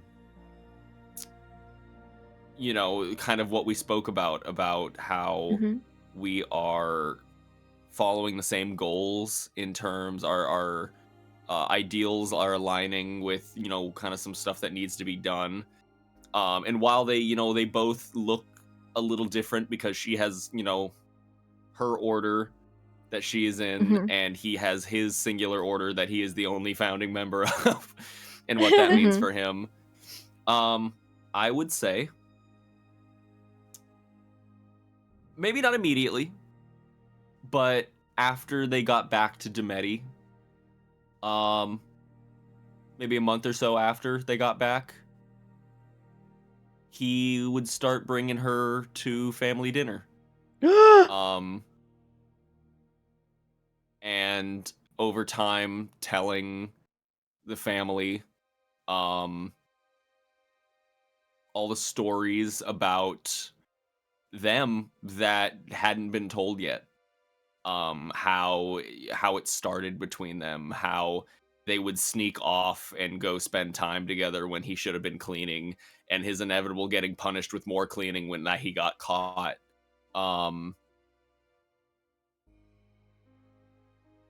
Really trying to, again, sort of make up for lost time and try to do something right this time when it comes to that. I think that's working out well for him. Is there kissing? You do walk into like a back pantry to like grab something that mom asked you to grab, and they're absolutely smooching. And then she's like, "Oh, sorry, we were grabbing the oregano," and it's like this isn't even the. She's spice literally cabinet. like there's no... she's got her fist balled at her side in front of my salad. There's no salad here. What are you talking about? There's no salad. There's no what? I think for the first time, at least for Vosti, he senses how important and how monumental, Sure. big Monumental. this moment is for Valerius, and I don't think he would make fun of or tease or create a scene, I guess, at dinners, which is very unlike Valerius or Vosti, obviously, because he always likes ribbon. But I think he wants to make this a nice moment for Valerius, and so he would not be a cut up at the dinner table whatsoever. But he would definitely lean over to mom at some point and say, "I think we're going to need a bigger table." Yeah, I do I think think Rissa Ooh. would like lean on like her waning precocious child years to just be like, "Are you two gonna have babies?" Knowing that they're probably not, but just because she can do it, she can get away with it.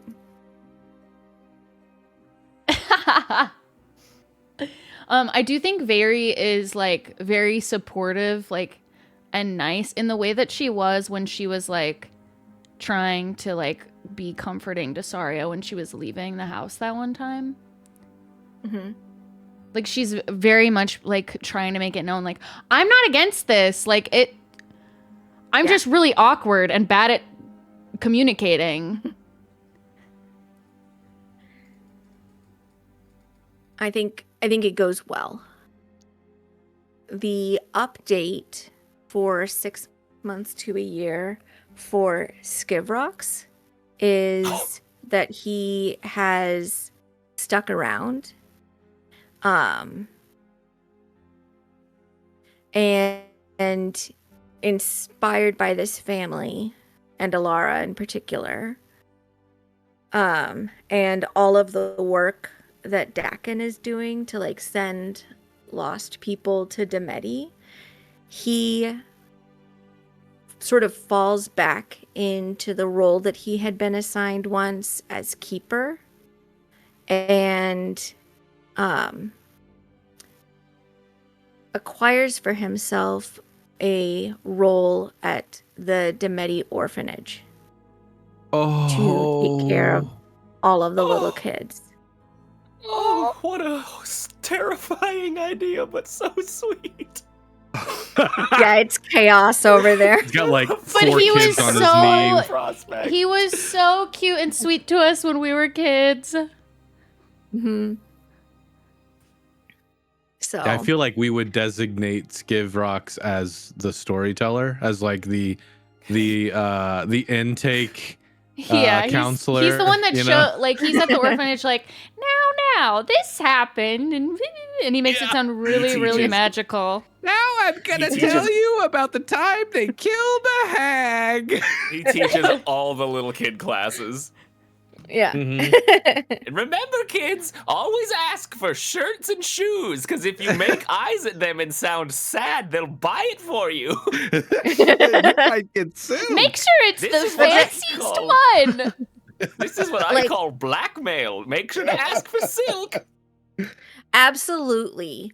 Like the monies that end up going towards the orphanage, like these are the slickest dressed orphans that have ever existed. Like they're all just like, they always have like nice new shoes, or at least well polished ones, because there's probably a lot of hand me downs because children grow. But he also, like, you know, like the milkmaid like stick over the shoulder with the pails and stuff like that. Like he's got a really long one that's just like full of swings with little kids, and he'll like take them on walks Yup. and everything. Like he loves it. I think Okay. like when Alara is back in town, she'll go Mhm. with him to the orphanage Mm-hmm. and help Yeah. him out with stuff there. Like that means a Yeah. lot to her. I think it's what makes the most sense. It's the biggest lesson that he's been, like, not only the work that he was assigned, but the lesson he got taught by this family. What happens a decade? And one last thing. Within the okay. 6th year, I want to Sure. take whoever wants to go. I think we go and visit Father Yeah. Okay. Yeah. for Come maybe on. I come with. a more personal meeting rather than this is just business. More or less time. Yeah, he's more than happy to have you come. He also sort of taking a page from the other work that you've been doing in Demeti, sets up a teleportation circle that's linked to the Demeti teleportation circle. So that way you guys can come and go much more easily in the future if you would Yay. like to. Nice. And Um, Skivrox can just be like absolutely loose because if he dies, he can Hmm. come back faster. yeah, That dude's just absolutely. like jumping into every scrum. Mm-hmm. Very true. Skivrox, jump Okay. into that dangerous thing. Okay. 10 years from now.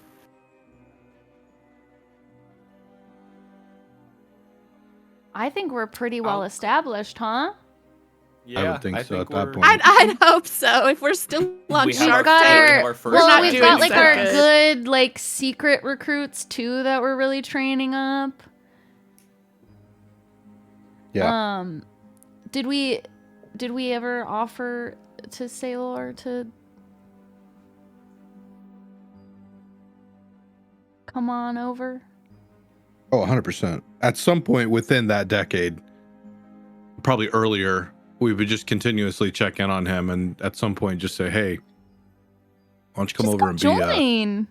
I Yeah, think be a Dakin would professor. maybe work with him too to see if they can figure out a way to send him home if he still Yeah. wants to do that. Yeah, like I think we would have like a dedicated study of like what happened to him and how we can help for sure. I find Fen Falloway and I make her pay money to our organization because dragons are real. She does pay. She also learns of your organization. And shortly thereafter, a new bookshop is set up in Demeti that is not very welcoming to anybody, but does have a lot of information in it. Imagine that.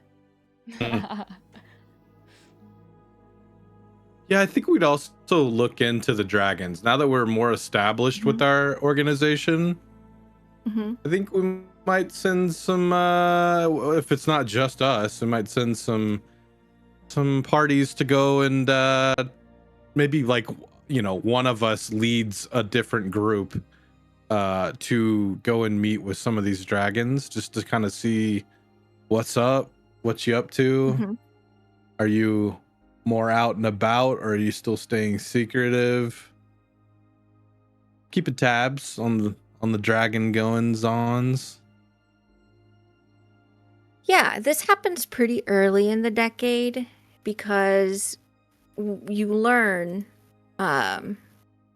pretty quickly that the um, the two dragons that you woke because of your actions are falling asleep again, because it's not their time. And so Zelithar and Saren are both willing to meet with you, but it's very much in a and now we go into the West kind of way. But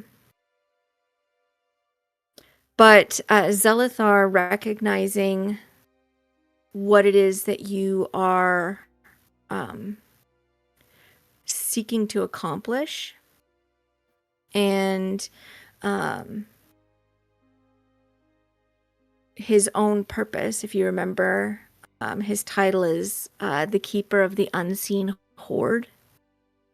Because when you make him aware that he is, or that you guys are starting an archive, this directly coincides with his own motivation because he wants to preserve knowledge. And as a result of that, he lends to your cause a variety of ancient and incredibly powerful magical items and artifacts Oh yeah. that will help support your purpose. Nice. Hell yeah.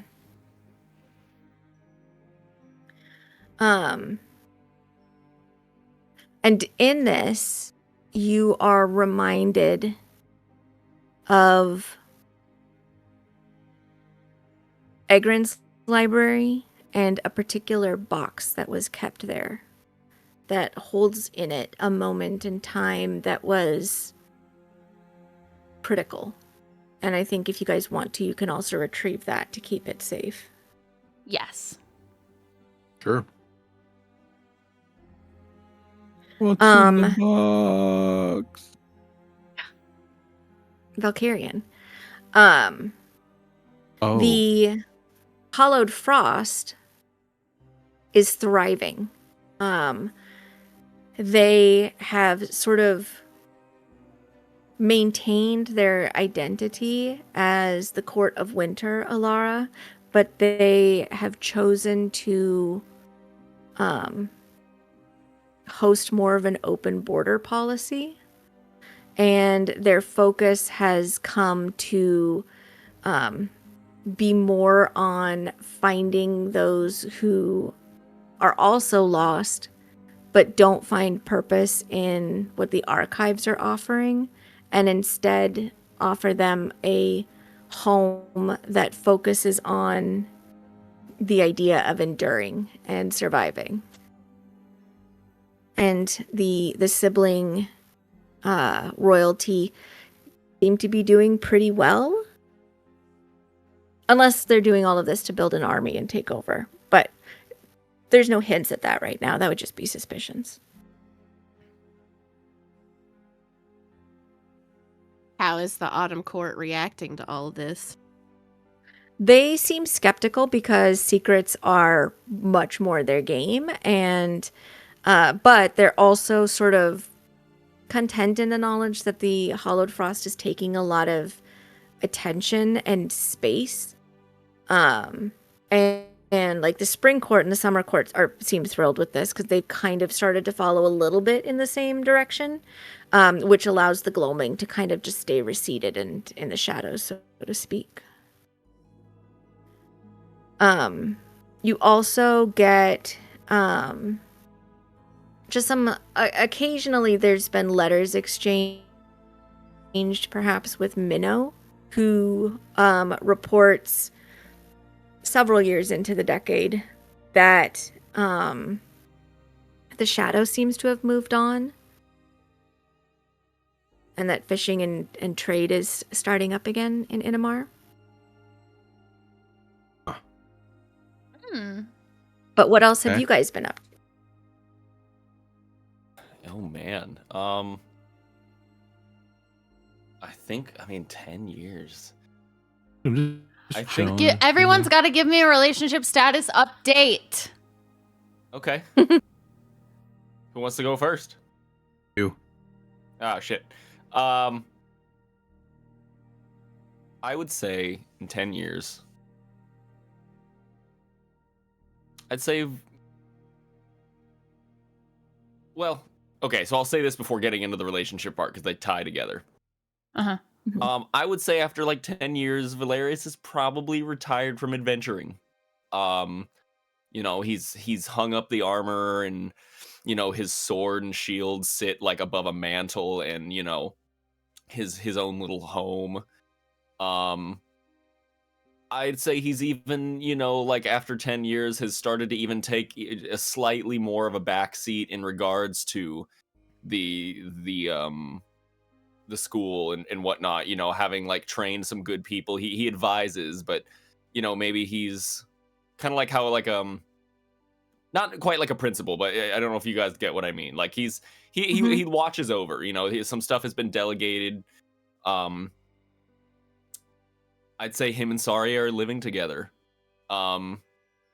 Moved in together, settled down, and you know, whatever it is that she's still doing, he supports that. And I'd say he's started writing his own ideas about what perhaps the Dark Sun means to him and what it could mean for the future.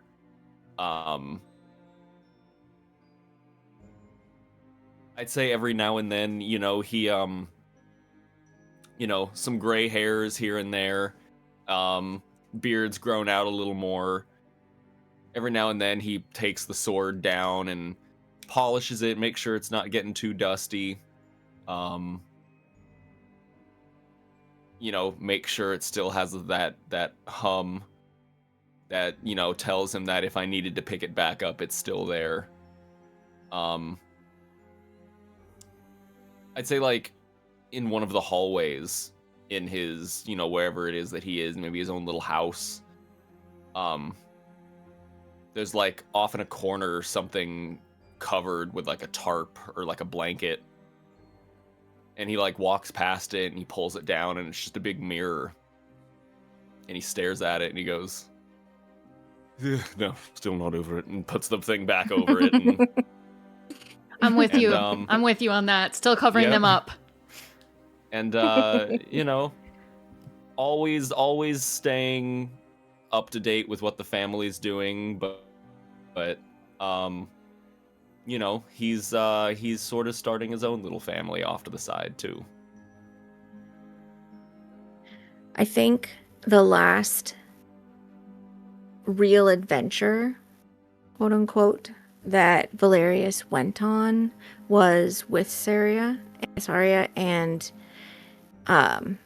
she had received word of the failing health of the pier, and they were sent to locate a young person who had been identified as a potential and help them make the journey to light. I like that. And I think that was that journey, that preparation, and Saria choosing to let you also give your opinion on things rather than remain silent.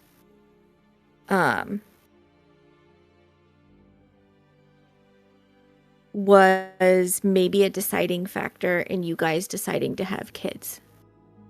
Yeah. That you kind of made it successful there. You have no idea if the one that you escorted became the peer. Nobody knows. And no one else knows that you guys did this, that's where you went off to when you did. Because the anonymity of the peer is that important.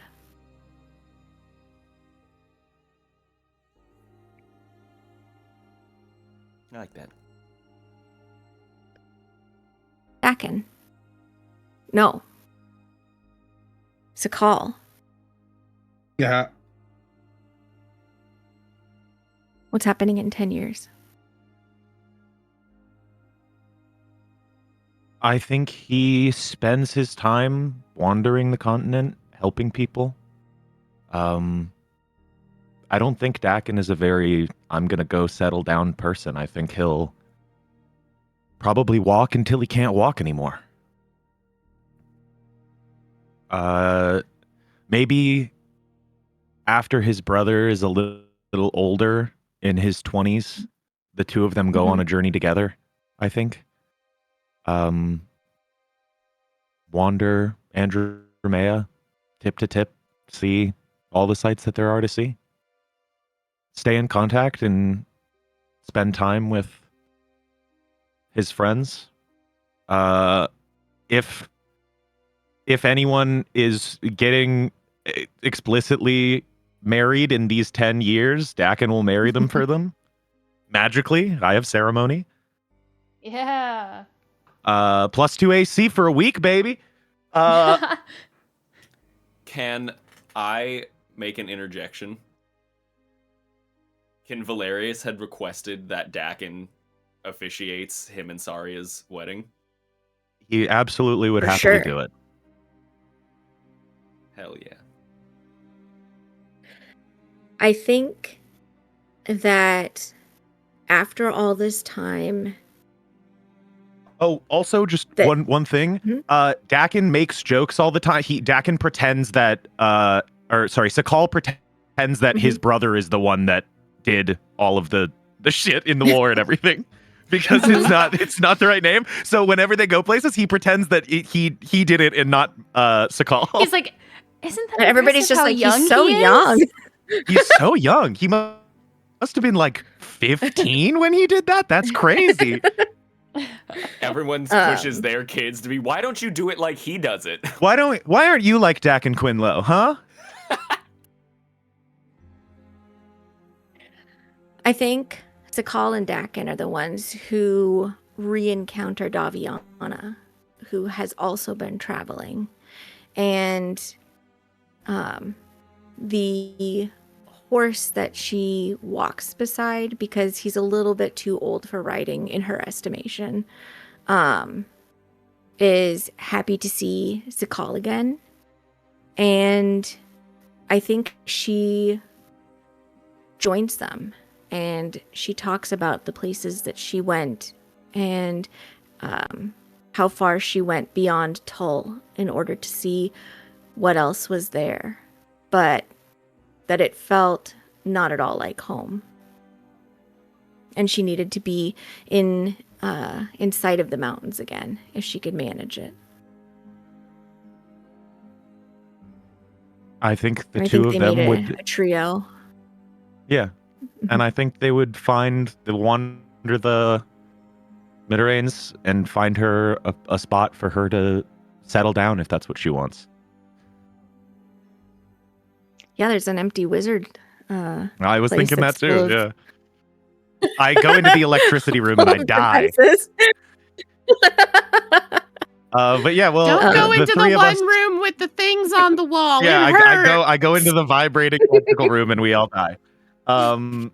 Yeah, no, we clear that place out for her so she has somewhere safe to reside, and I continue my duties with the archive, and I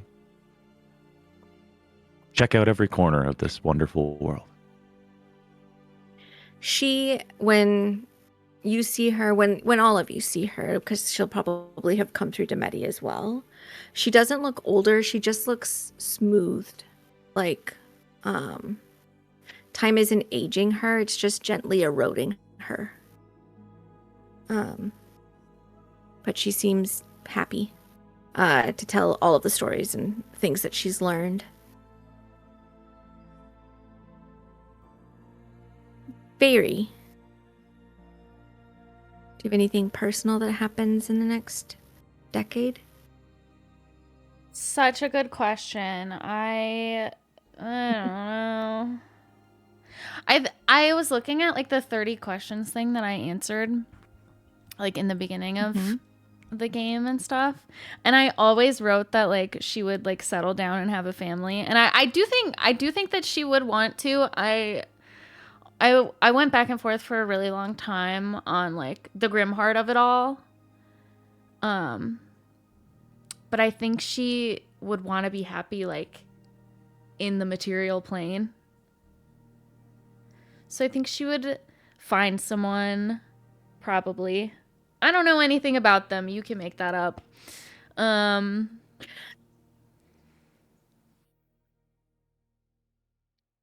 You made a noise. Did I? I think no, I think that I think she does find somebody.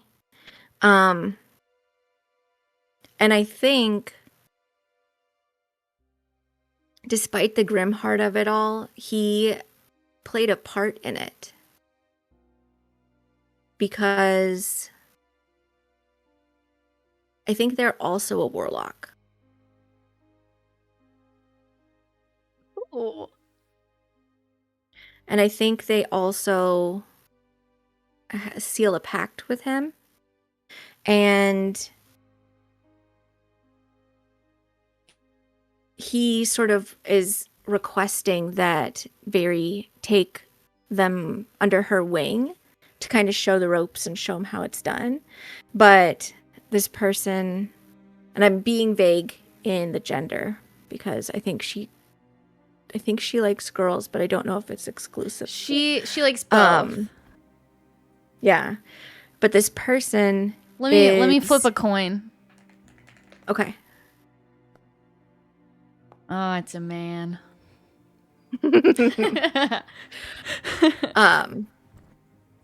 I think he is a good balance to her. And where they are both charismatic, he is a little bit more of like a rapscallion than an intellectual. And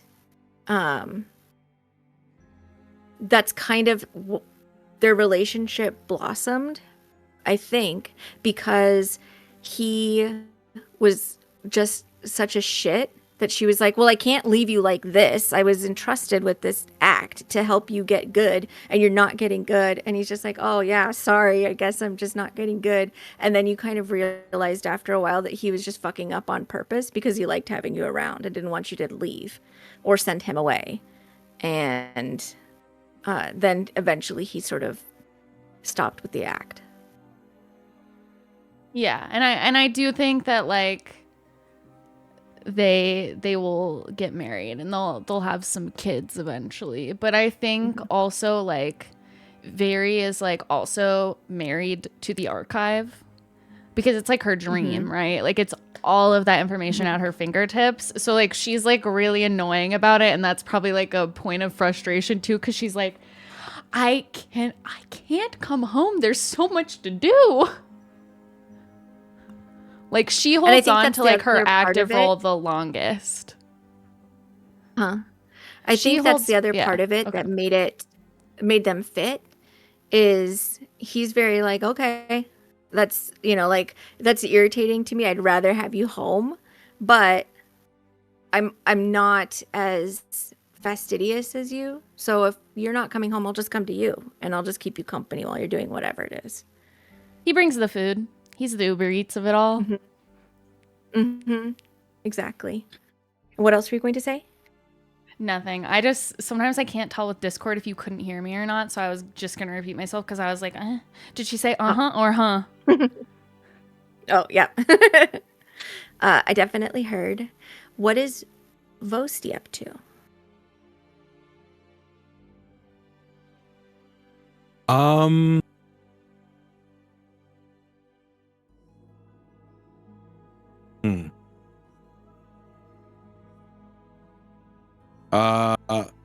I think over the next 10 years, he would continue to help with the archive, but I think he would start to concentrate a little bit more on the littles as they grow older. Particularly because he's not losing sight that they are stepping into big shoes.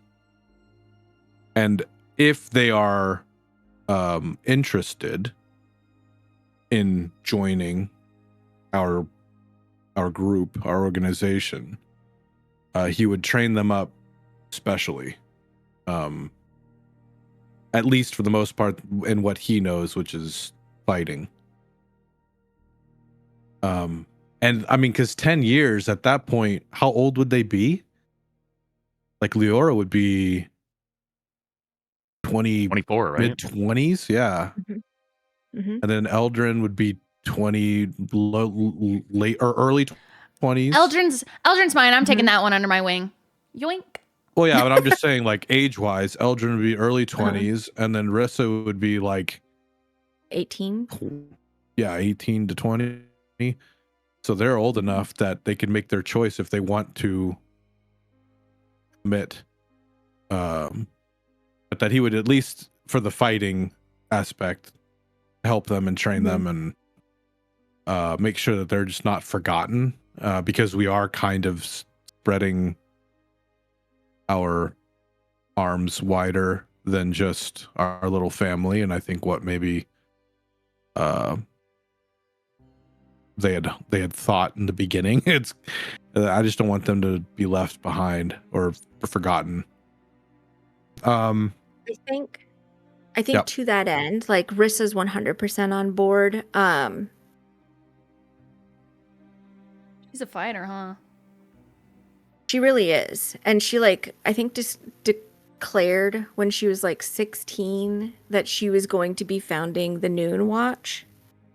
And got Gibby like really on board with this. And like she also started helping out at the orphanage and everything, and helping with the kids. But like not just that, like she kind of decided that these were going to be her people and what she could have a direct influence on, because I don't know if you guys are aware, but she hero worships you guys, and the influence that you've had, she wants to like get a jump on it. And so she like established a sort of like a child run policing force sort of in Demeti, that's called the Noon Watch, and they just do patrols and like help out people that need help carrying stuff, or like finding lost cats or seeking out if things have gone missing, that sort of stuff. And that's been her goal. No, Walking the she old and Skivvy are ladies. not kissing. Skivvy is not kissing anybody. Walking the old ladies across the street with their groceries. Yeah, exactly. Yeah. But her goal that she's explained many, many times is like that she's probably gonna like just go bash some heads with a warhammer sometime. And that's gonna be her life as an adventurer.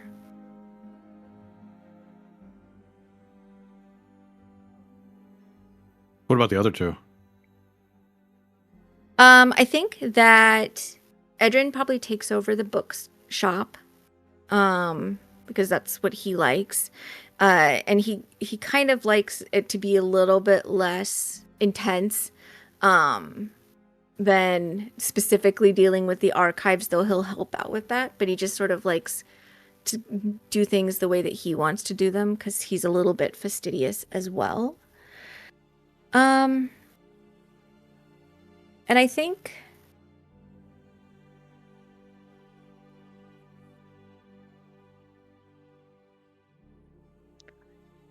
I feel like she's gonna become a bard. Ha. Oh, yeah. I think that's what makes the most sense for her.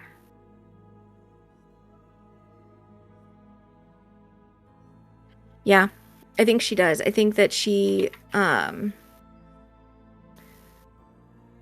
decides to become a bard, and Leora initially is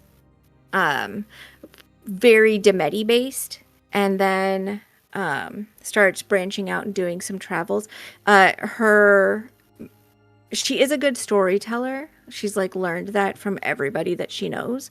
But her main art style is painting, and I think over time she's become like a very like highly sought after mural artist. Particularly when she's portraying things that have, mythical occurrences or stuff that has occurred in the Ballad of the Dusk Watch. And so she's kind of made a name for herself, and she does come back. But she's doing what the triplets and Alara did at her age, and she's kind of figuring out her own life.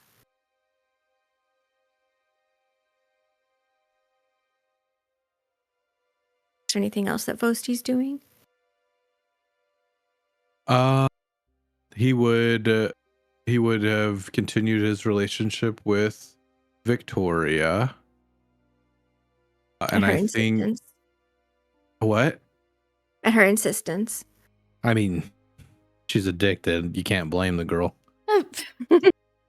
And I think over the 10 years, he has had kids. Can I have you roll a 1d100? Oh, no, not that many kids. 78 No, how many children. kids? Is this the chance that he has triplets? Mm-hmm. Oh, I like this. I think it would be so. Even number Hold on. says yes. Oh. You said that after I rolled. That's not fair. Allow it. I was looking for the determination of whether or not it's triplets. I would say that if you want to have triplets, that's kind of, he has a That's fine. proclivity to helping make them. I'll allow it. Because I was going to say earlier, I was like, ooh, does Viri have triplets? And I was like, maybe Vosti has triplets. I will say that the first kid that they have, though, is not a triplet. Mhm. And we name her Destiny. Okay. And then we have the triplets. And it's 2 boys and 1 girl. And we name them Joseph, Mm-hmm. Verissa, and Abacon. Nice. I like And it's that. Joseph because of Josty. We call him Josty for Josty. short. Yeah. And then I don't know. I have a plan. I guess I'll say it. Doesn't Okay. have to be the end. Mhm. I think as long as everything has been established with the archive, and it's obviously in good hands, and we've recruited and built it with people that we trust, Mhm. that Vosti doesn't feel needed anymore in the way that like for it to continue or to feel structurally sound or whatever. Within 10 years, and I'm so- getting abandoned. Well, I think because he has spent his entire life in Andromea, I don't think that his adventuring days are quite over. But I think that they are for this region. And so I think he would at one point leave a note telling the family that he is going to venture past the border to see what else is out there. And that he would leave behind his axe and his armor for Rissa. He would leave his secret journal for Eldrin, which is filled with all of the stories that he's told everyone over the years and all of the adventures that he's gone on from the very beginning until now, including the mirror dimension. He would leave his crossbow to Leora, just in case she, has to defend herself between art thieves or something. And he would leave all of his best dinner shirts to Skivrox. He would ask Sakal when he's in town to keep his seat warm at the table next to Mother. He would have carved, because Alara taught him how to, worked with him, how to whittle. And he became an expert whittler, if that's a thing. And he carved a group of wolves for her. He would carve a bunch of dragons, the ones they've met. And then would carve the 3 triplets and her out of a tree stump in the backyard of Mother's house. And then he would break his chain in half that he wrapped around his horns and give 1 piece to Veri and 1 piece to Valerius. And then he would, I don't know if he would be talked into keeping his ring, or because I think he would offer the ring to them for safekeeping.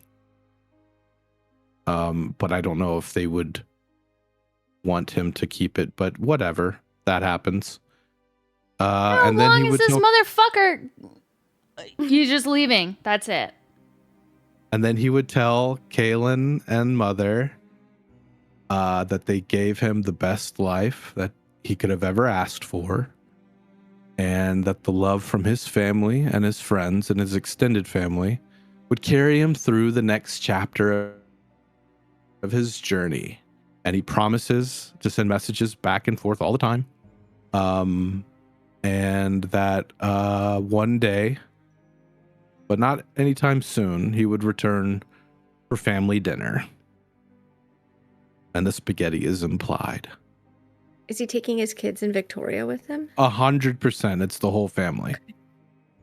Okay. Well, Alara, I'm really sorry because I feel emotional after that, but it's your turn to say what you might have done in the next 10 years. Well, Valerius copied my homework, so but I mean, people knew this because when we had to tell the secret outside of the Oracle's house, after Vosti had already gone in, Alara said she was ready to settle down and give up the adventuring life. And so I think once she has determined that, like, all is well in the world, I mean, sure, there's, things here and there, but, the big aftermath from the fight with Castor and the haze being gone, and once that's all settled down, the school's in a good place and she's ready to retire. And she, like, I don't know how her, like, contractual obligations to the Autumn Court are gonna pan out. But, I mean, if she still needs to do things for them, she'll still do things for them. But I think she moves away from Demeti. Like, she doesn't go, like, clear up to light or anything. But I was looking back, like Kenna said, I was looking back at my notes, the 30 questions that we answered. And one of the questions was, where does your character feel the most at home? And for her, it was like deep in the woods or a forest. She dreams of settling down and having a cabin in the woods near a river or a lake, maybe in the mountains. And so I think she moves away from Demeti, sets up a little cabin for herself. And I mean, I don't know what her relationship status is. I don't know if she found a bond with anybody in these 10 years. Again, she's probably dated people.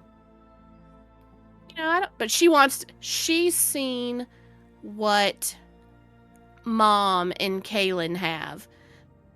And she wants that for herself.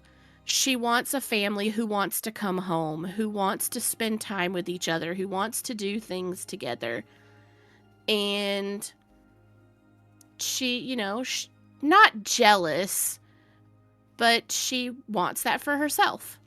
And so she wants to move out into the woods and start her own pack. How does she feel when Riven comes calling? He was the sniffing one, right? the one that Boasty gave the evil eye to. Yep. The red howl. I mean, she was interested in him. They just never really had time during game to, get to know one another. It was, hey, we're running from bad things in the woods, or hey, we're fighting hell creatures, or I mean, yeah, she was interested in him. He's a member of the Pact just like her. And so they have that commonality, and she made heart eyes at him. And he likes the way she smells. Well, that was another question. That was another question in our 30 questions. What is your character's scent? And my answer, campfires and fresh-baked cinnamon rolls. That's Who true. can I've been say saying no? that about her. I've been saying that about her, that she smells like that. Who doesn't like the smell of campfires and fresh-baked cinnamon rolls? Hello? When the Iron Veil Pact offers her a position as an Ironhide, what does she say? Oh, God. I gotta see what that rank is. That is one of the Council of Elders, an advisor to the Lord Ironclaw. You said Ironhide? Mhm. Oh, gosh, that's number 2.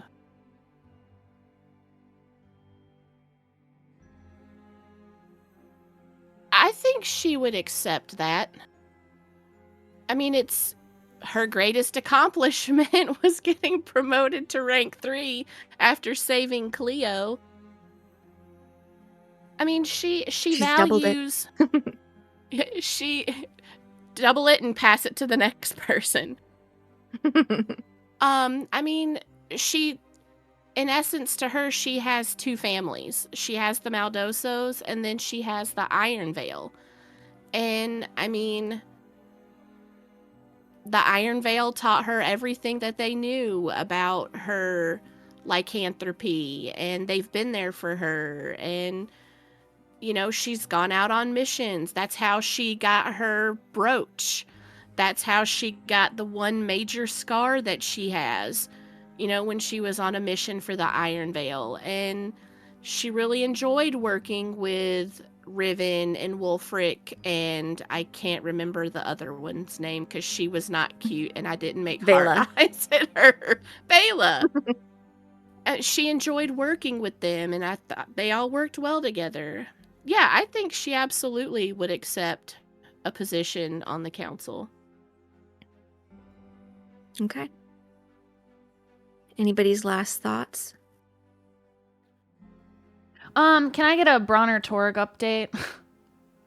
I was gonna say, as a wedding present for or if they end up getting married or whatever, I would like to continuously use divine intervention so I can locate Bronner Torg.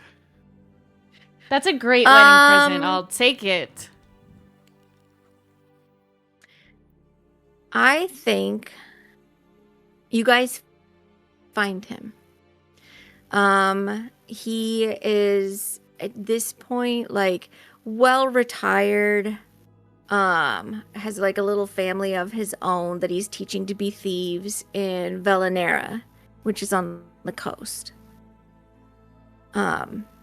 He seems to have given up the life.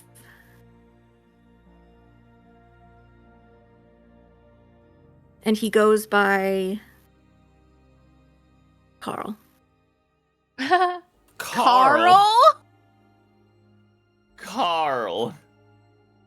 How long? How long since what? What? Within the 10 years or after the 10 years we find this fucker? Within the 10 years. Good. I just wanted to make sure it's guys before do Vosti anything? leaves. Oh, we kill his ass. We burn his house down while he's in I it. ain't never met another fucker named Carl With his that ain't ever family? been doing shit. In it too? Yes. No, well, Well, no, I'm not. I don't I mean, know. but I like, think maybe with that's the- not his- I think I with just the turned his power off. context of like starting her own family, Vary's like, I'm just gonna give him nightmares every once in a while. Okay, I'm gonna how use about my this? I'm gonna use my Just dream lifelong powers to torment. terrify him. Yeah, I think we knock on his door. All of us standing outside his door. Uh-huh. And I'm going to only assume that he recognizes who the fuck came knocking. Yeah. And we pull him to the side. And because he has a family, and because at that point we probably Mhm. all have families, Mhm. we tell him that he's to stay in this town and never go anywhere else until the day you die. Or like He's And on I'm house telling, arrest. yeah, here. I'm telling him too. Like, if you get any sort of like amulet, ring, something of protection that protects you from the dreams I'm fucking sending you, I'm coming back. Yeah, we're gonna knock again. So you live your life, but it ain't gonna be great. Winks at Very, but you're gonna get to live. And the second you step out of this town, we'll know, and your days are numbered.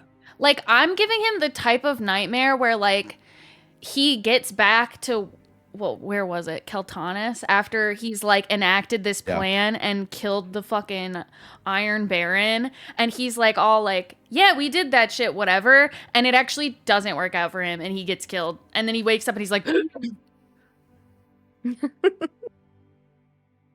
Right is Okay. Alara can tell that the conversation with Bronner, well, with Carl, Uh-huh. is coming to an end. She points a finger at him and says, because nobody fucks with the Maldosos. Again, I have a different Valerius is in the dad. back, and he like drops both of his hands and goes boom, but he doesn't like say it. He just does that behind her. Yeah, and then Very gives like the nightmares rotate Yeah, like, around at one of us. Like yeah, and at haunting some him. point, like It's a the different person every husband's time. helping come up with fucked up ideas too. He's like, no, I got this.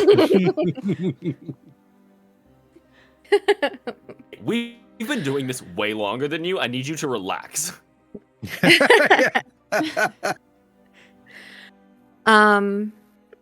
Dakin walks up to Bronner while they're all there and goes, "You don't know me, but I helped them find you." Speaking of Sakal. Oh yes, Sakal. I keep calling myself Dakin, so I'm too used to calling myself Dakin. Yeah. So you didn't even realize it at first that like this like tinnitus that you've been experiencing for a couple of months was growing worse, but it wasn't until like the last several moments that you fully recognized the scraping of nails across chalkboard and shattering glass falling on glass, sort of skin crawling noise that is reaching out to you across vast differences.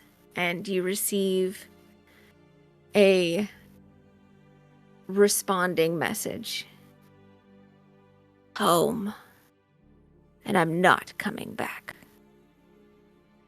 What happened, though?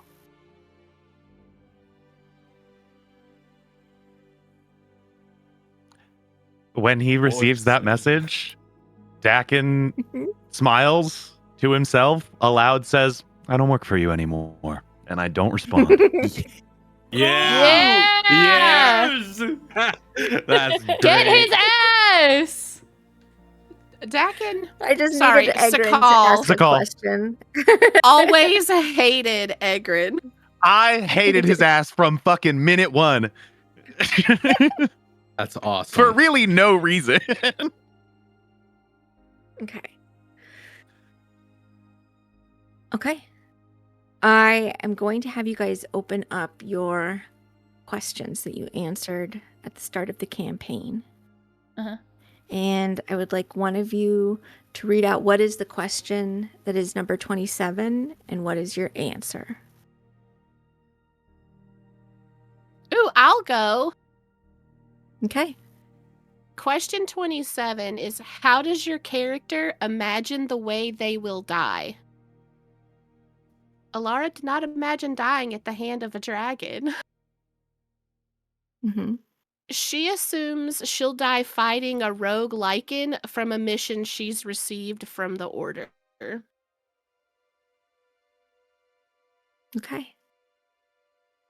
Who do you want to pick on? My sister. This is bleak. It just says she does not imagine a specific scenario, but is plagued with the idea that she will not make it much longer in life.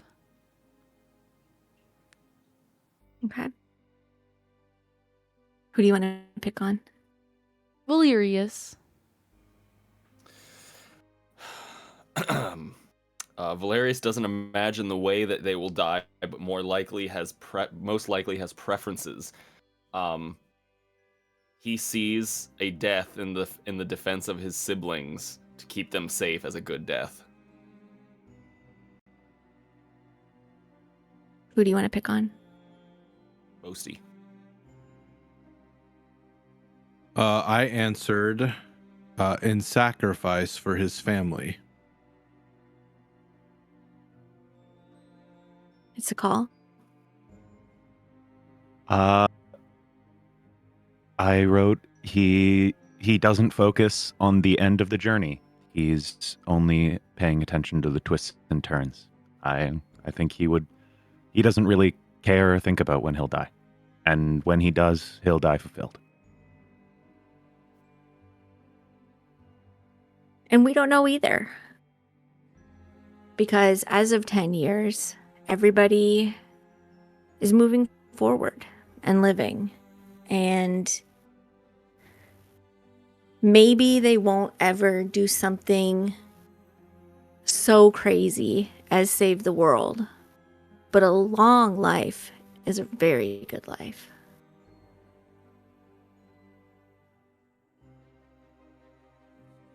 And that's where we're going to end our campaign. Oh. Oh. I am so happy to have been able to play this game with you guys. It's been one of my favorite experiences ever with tabletop storytelling, and honestly just a complete privilege. So thank you very, very much for telling the stories of your characters. Thank you for running, Gwen. Yeah, thanks for running. Let's do it again. Yeah, I think we will. I don't know. I gotta think about that. I love you guys. Pretty busy. We love you. We I love love you Yeah, you I guys, guess I love too. you guys too. Yeah, you guys are all right, I guess. Stop being I think nonchalant. you guys Say you are love just me. normal.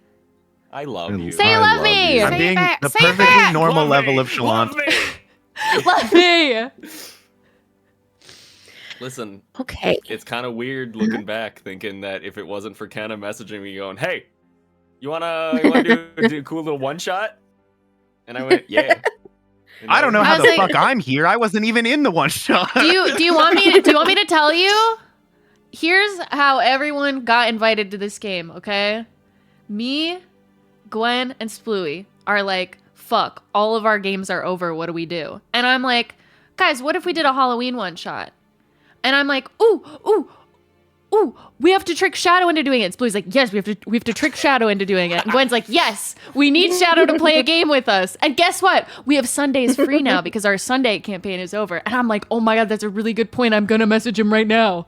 And then bam, there's the four of us, okay? And we're talking about it. We're like, yeah, we're going to do this one shot. And I'm like, guys, it would be really nice if we had another girl, like as a player. Don't you think so? Wouldn't that be fun? And so then we were like, I was like, we've played with like other girls. And then everyone was like, well, remember when we did that one shot for Christmas and Arya was playing? And I was like, oh, can you guys reach out to Ari? Like, let's play with Ari. And then we did the one shot. And then I think we were all just like, well, what if we had another player? Does anybody know anybody else who would want to play? And then we were like, oh, Tenta. And then bam. Mm-hmm. Yeah, I think when we had Shadow, it was pretty much like I remember having a conversation with Gwen, not in Discord but in person, and I think at that point she was leaning towards like, well, I have been mulling over some ideas that we can do for like a short campaign or whatever.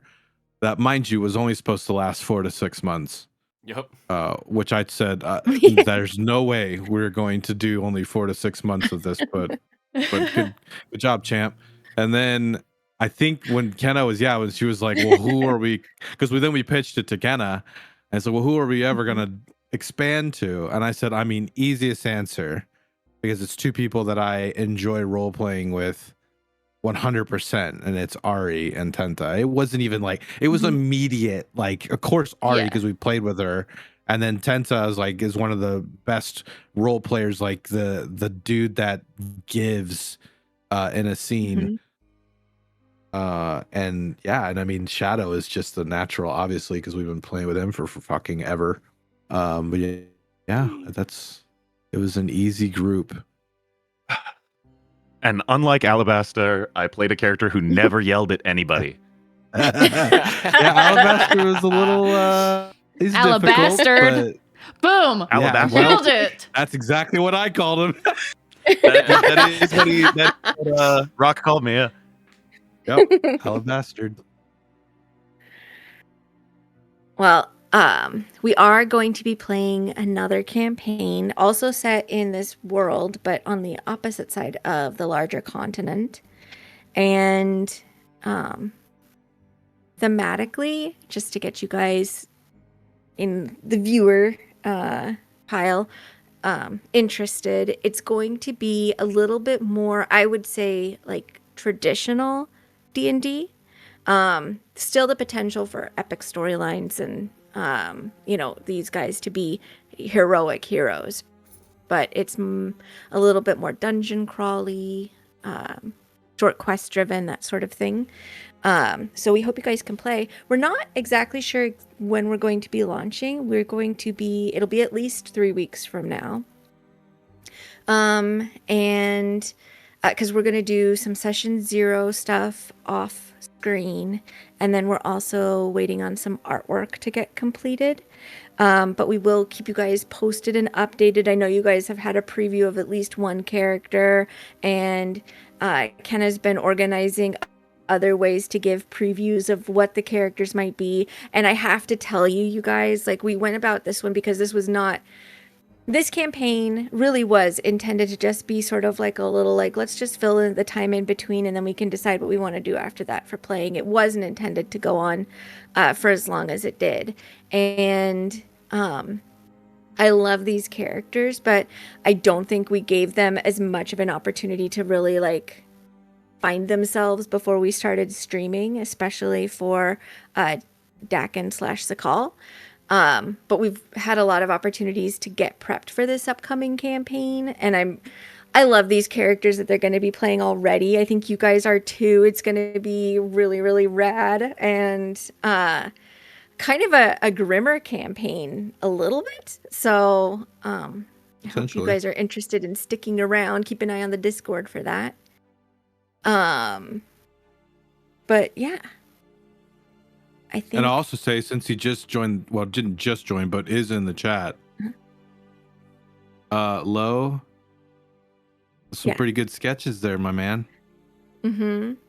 Yeah. And I will hint, but there's gonna be more Lolo art that I've Oh! sought out Oh! for campaign 2. Ooh. And he's been showing me updates on it, and it's so freaking rad. So I'm excited for you guys to be able to see that too. Cool. Yeah, join us in the Discord. If there is anything that we're going to do in the meantime, I don't know. I'm not going to make any promises, but we'll announce it there if there will be anything. And feel free to to jump into, we've got that spoiler chat there. So if there's any questions you guys end up thinking up that didn't really get resolved, then you can ask me or the players or anybody, and we'll come up with some answers for you. Do you guys have anything else you want to add? Thanks for watching, Guys, I rolled- guys. I rolled a nat 1 on the D20 roll to. Is Save that why you Daviana. laughed? Oh, Yeah, that's why I Yes. laughed out loud. I rolled a 2. I rolled a 2. Oh, I The rolled a triplet saved us. 13. The triplet saved us. I rolled a like I an rolled a 18 or 10. something. I can't remember what I rolled. Yeah. Hey, the triplets. The OGs. Oh, yeah. I hit a nat 1 and I could not hold the laugh in. I Yeah, instantly you went. laughed and I knew it. You laughed and I knew it. I like immediately the grimacing emoji, like I know that's what my face did. I immediately, like, it even turned yellow. So yeah, I was just like, uh-oh, and then everything else went okay, and I was like, phew. Yeah. We get there. We get there. One last thing I will say to my friends and everyone is thank you for letting me stream it to people. And This is live? do all that stuff because I know Stream? like some people were really nervous when I first asked if that would be okay, but I think it was a really good experience to share with everyone. So thank you. 100%. Yeah, and thanks for all the work you put into diehards. setting it up. Oh my god, yeah, the style is just beyond professional even. A lot of all the work compliments that on you that put shit. in the background that no one not even us see at times.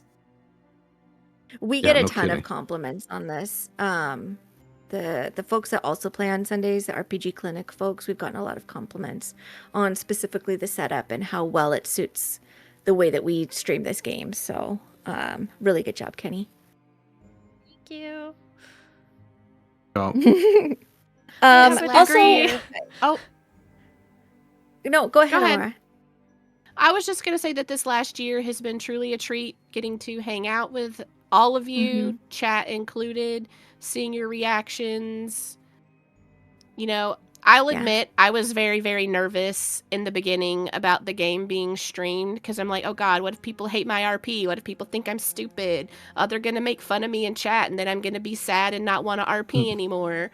And nobody has made me feel like that. Even when I cry, you guys don't make fun of me. I mean, Shadow makes fun of me, but you know, like, and I cry a lot. I can't help it. But it makes me really happy that like I mean like I know Lo's like a really big fan of Alara. It makes me happy that like there's someone that's like watching that like really supports your character too, because I feel like that like that's so nice because you were so like nervous about it, and so I'm just glad that like someone saw Alara and went, yes, I rock with her. That's my girl. yeah, I really love the chatters, the diehards that have stuck Yeah. with it, and plus Ari's sister that is like, you know, living on all of the stories that she's telling her. Even though I don't know if she's still in chat. She sometimes comes in, but like she was active for a while. But at least she's like running sidecar with you. Yep. Nope. She's still caught up on everything that's happening, and she just okay. She used to have to come downstairs and watch the dog while I was gaming, and she would watch it on her phone while she was down here. But then you would hear the phone, you would hear the stream. So she stopped watching downstairs. Because she's what she already knows so much about my upcoming character. Like she is all in on all of it. So she loves us to death, and she tells people she works with about it. She tells people she works with about the stream. Like she loves us to death. Yeah. Yeah, and just the commitment from Osab and Weirdness being across the ocean. And still sticking around. Although, wait, is Osab? Yeah, Osab's over there, aren't they? But anyways, I don't know. Osab's really private, and I reckon I support that.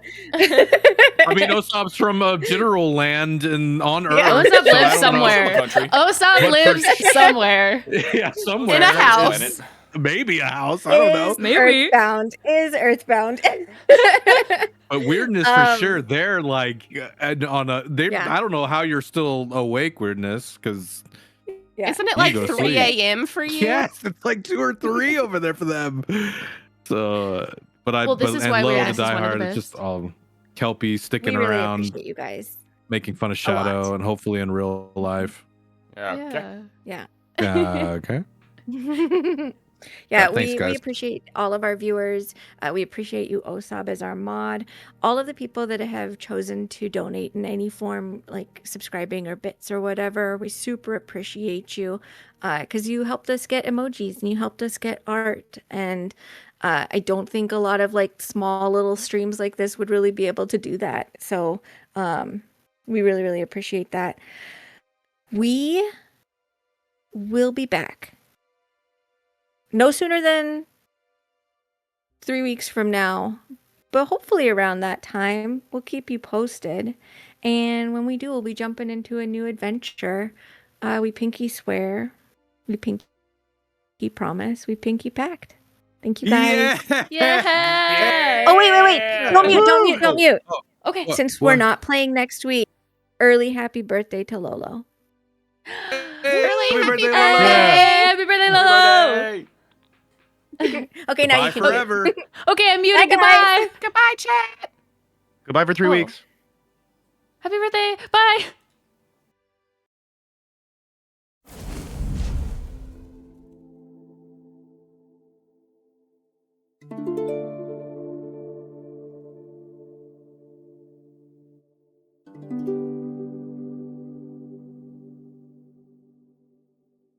Leave.